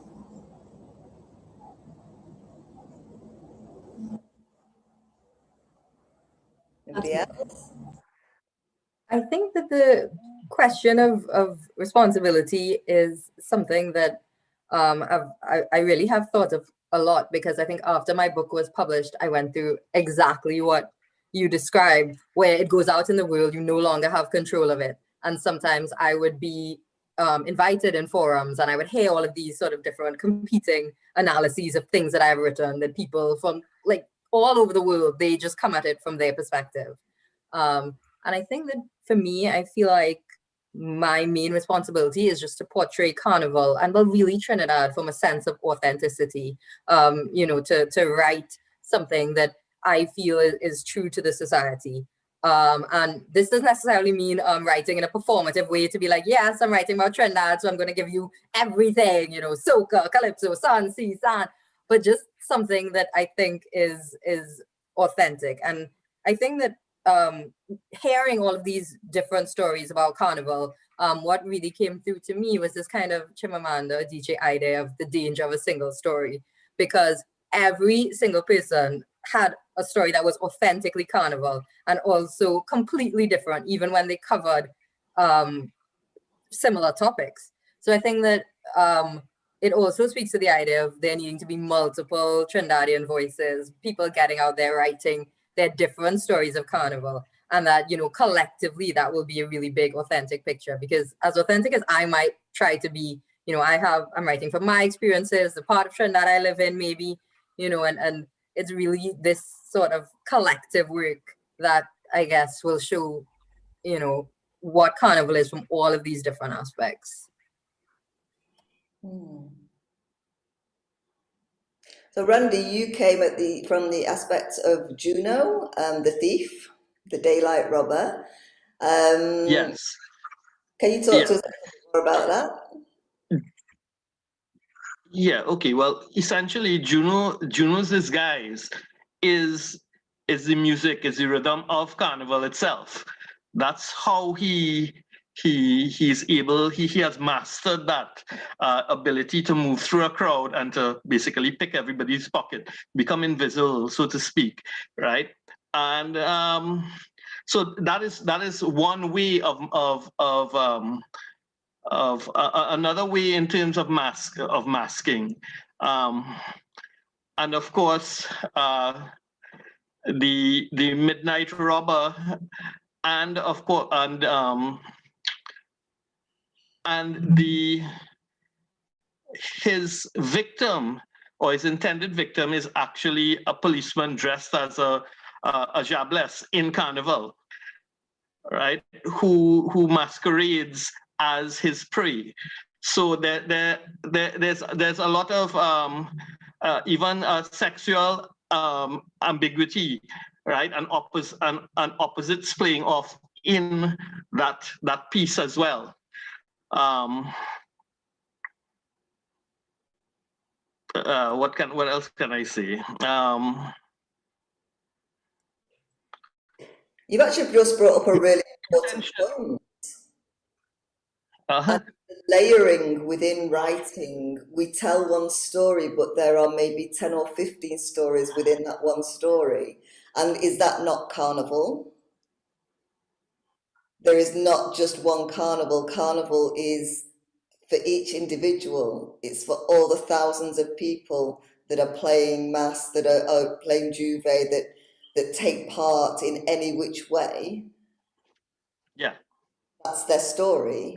There is never one story. And I love that, Brianne, you said earlier, and I mentioned this, I think when I was talking to people previously, Carnival is not homogenous. It's not just one thing. It's many, many things. Yeah, it's the idea of Carnival being a space to play in. So that whole idea of it's a space, like a stage, where and once you provide this space, you'll find different things growing in the space, you know. And now that it's off the street, it forces us to look in this direction, in a virtual direction, because in the near future it will be back on the streets, but we will also have this virtual component to it. You know, so you know, necessity being the mother of invention, so to speak. Okay. We are open to questions and comments if anybody in the audience has anything to say. But I'm also open to you writers. Do you have anything else that you would like to add? Talk about your stories, talking about writing, talking about how we perceive Carnival within the writing, whether it's from the past, whether it's from the present, or whether it's from the future.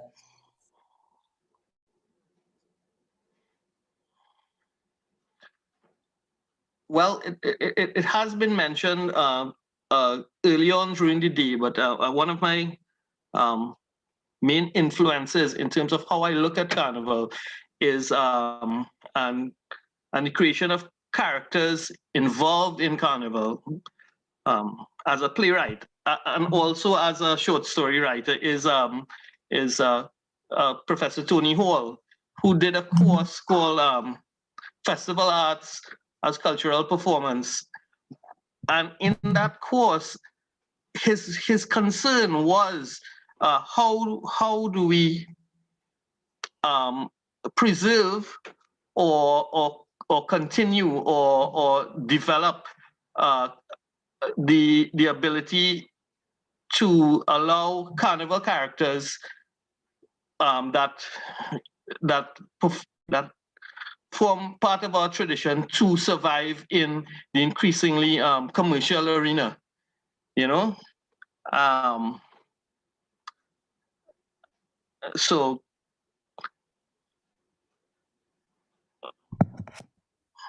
that I think that was discussed earlier on by a lot of people who are involved in the performance aspect of Carnival. But it's the same thing in terms of a writer as well, because you're essentially kind of when you write a character, you're basically, for that small moment, you can be said to be possessed by that character.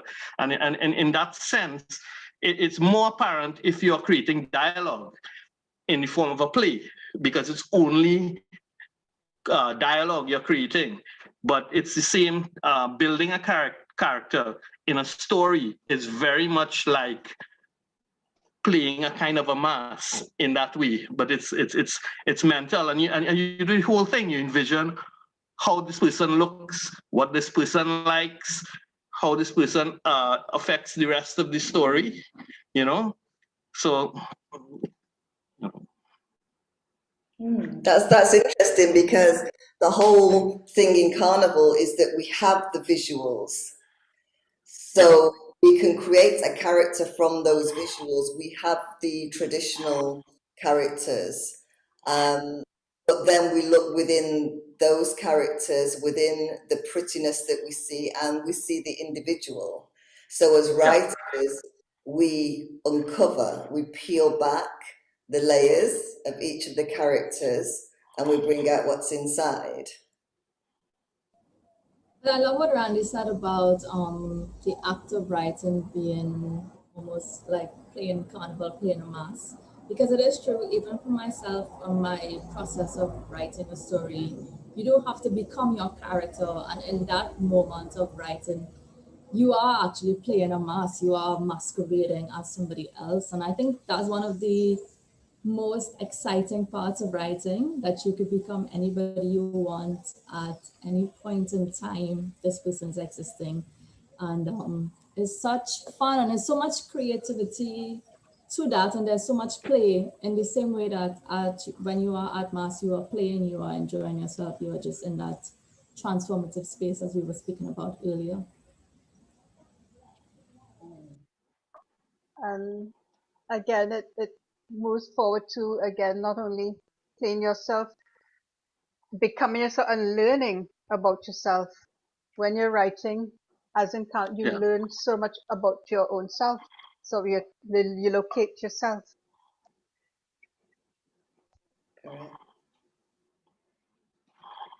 Good. So just to finish off, do you feel as writers that, thinking about writers from previous generations who have written Carnival, how do you find yourselves within the kind of, I'll call it a Carnival canon, when it comes to telling stories? How do you kind of situate yourself, and do you feel that it's okay to take Carnival and to change and to transform and to tell new stories out of old traditions? So I'd like to hear from all of you on that. Well, I think you have no choice but to tell new stories. I found that when I was writing my stories, I wanted diversity, I read Willie Chen. Willie Chen writes about Bim, who is this small East Indian guy who plays this big carnival king of the band, which nobody thought he could. And I found that really interesting. So when I did Mary, I love the fact that, like, I hadn't read about many Chinese people in Carnival. There is a wide, rich tradition there.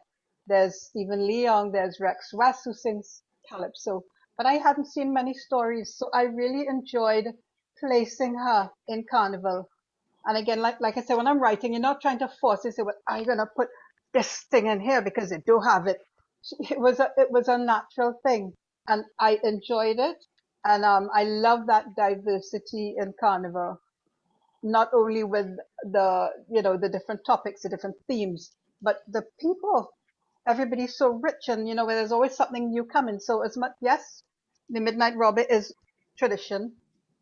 It's a ritual, but there is a way to bring them into the here and now. And I think many of us have done that. Thank you. Yeah, when I think of Carnival canon, I think of so many things going so far beyond what would be considered just literature. I think of music, for example, all these great calypsonians who told fantastic, hilarious stories, who put all of these twists into their writing. And this, fantastic tradition where many of those songs were revolutionary when they came out back in the day.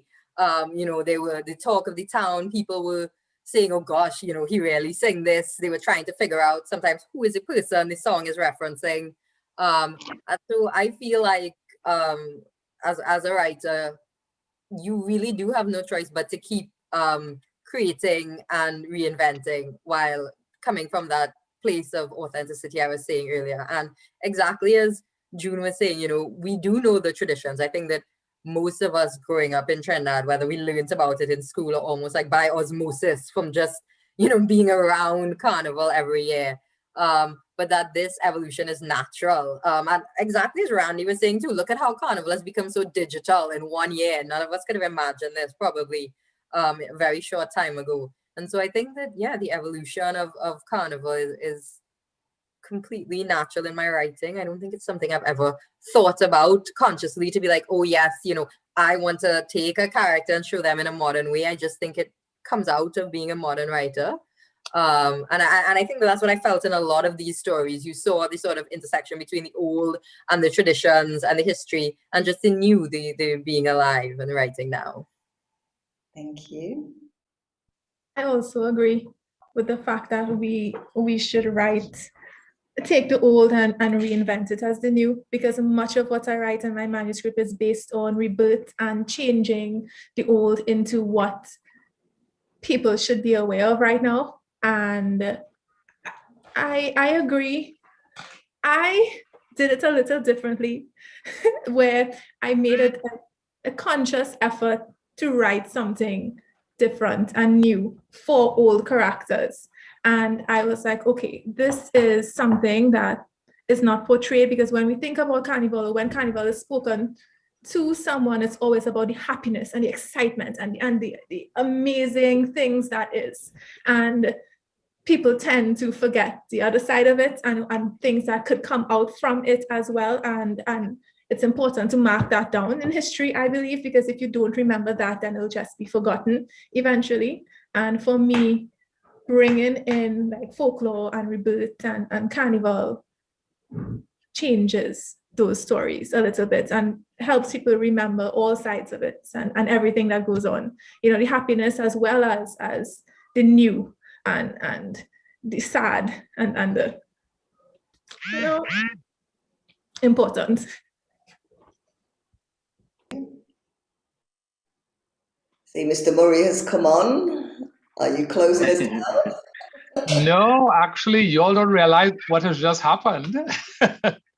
First of all, it's been fabulous to hear all of you all and everywhere else. And this has been a fabulous presentation that has gone on. However, in the last few minutes, unbeknownst to you all, the entire internet at the University of the West Indies went down. So it went down. Yeah. So we're only talking to ourselves. No. You're out on YouTube. No, actually, I'm seeing you. Yeah, no, I'm getting you all via YouTube because it's still feeding to YouTube. So, and I am, in fact, you would not have known. I am on my phone. I'm no longer on my desktop, but I'm even on my phone. So clearly, I'm getting you all via Zoom and on the YouTube. No, you haven't been talking to yourself at all. In fact, lots of people are seeing you. So just letting you know that, yes, we are concluding. It's been fabulous. And what's happening here today is that you've concluded our second roundtable of 2. There are 2 more tomorrow. And today we have concentrated on mass, and of course, mass and literature, most important. And I do share Dr. Amai's note about apologizing to people who had a reaction. However, it means that people are paying attention, and that we'll just be a little bit more cautious as we delve into more, shall we say, other accounts throughout the next 2 days. It's been a fascinating day. You all have concluded beautifully. For those of you all who are still on and listening, we'd like to know we start promptly at 9 o'clock tomorrow. Tomorrow, our theme is music and history. And we'll be starting out in the morning promptly at 9 o'clock with 2 panels in the morning. And again, 2 panels in the afternoon. We have music and history in the morning.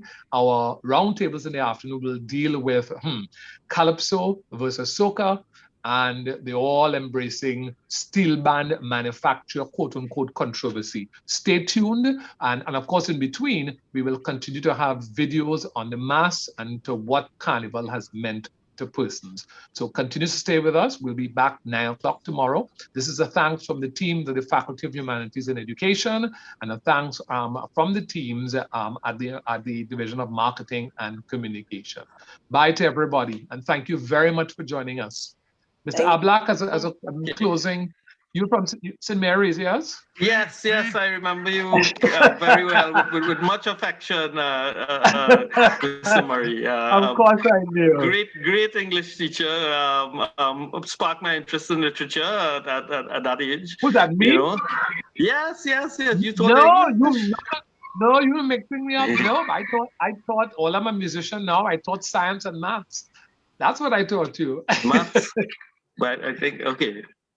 All right. Yeah. I taught science and math. My English is okay, not as good as yours. Okay. All right, everybody. Thank you so much. All right. Do take care. Okay. Bye. All right. Bye-bye. Okay.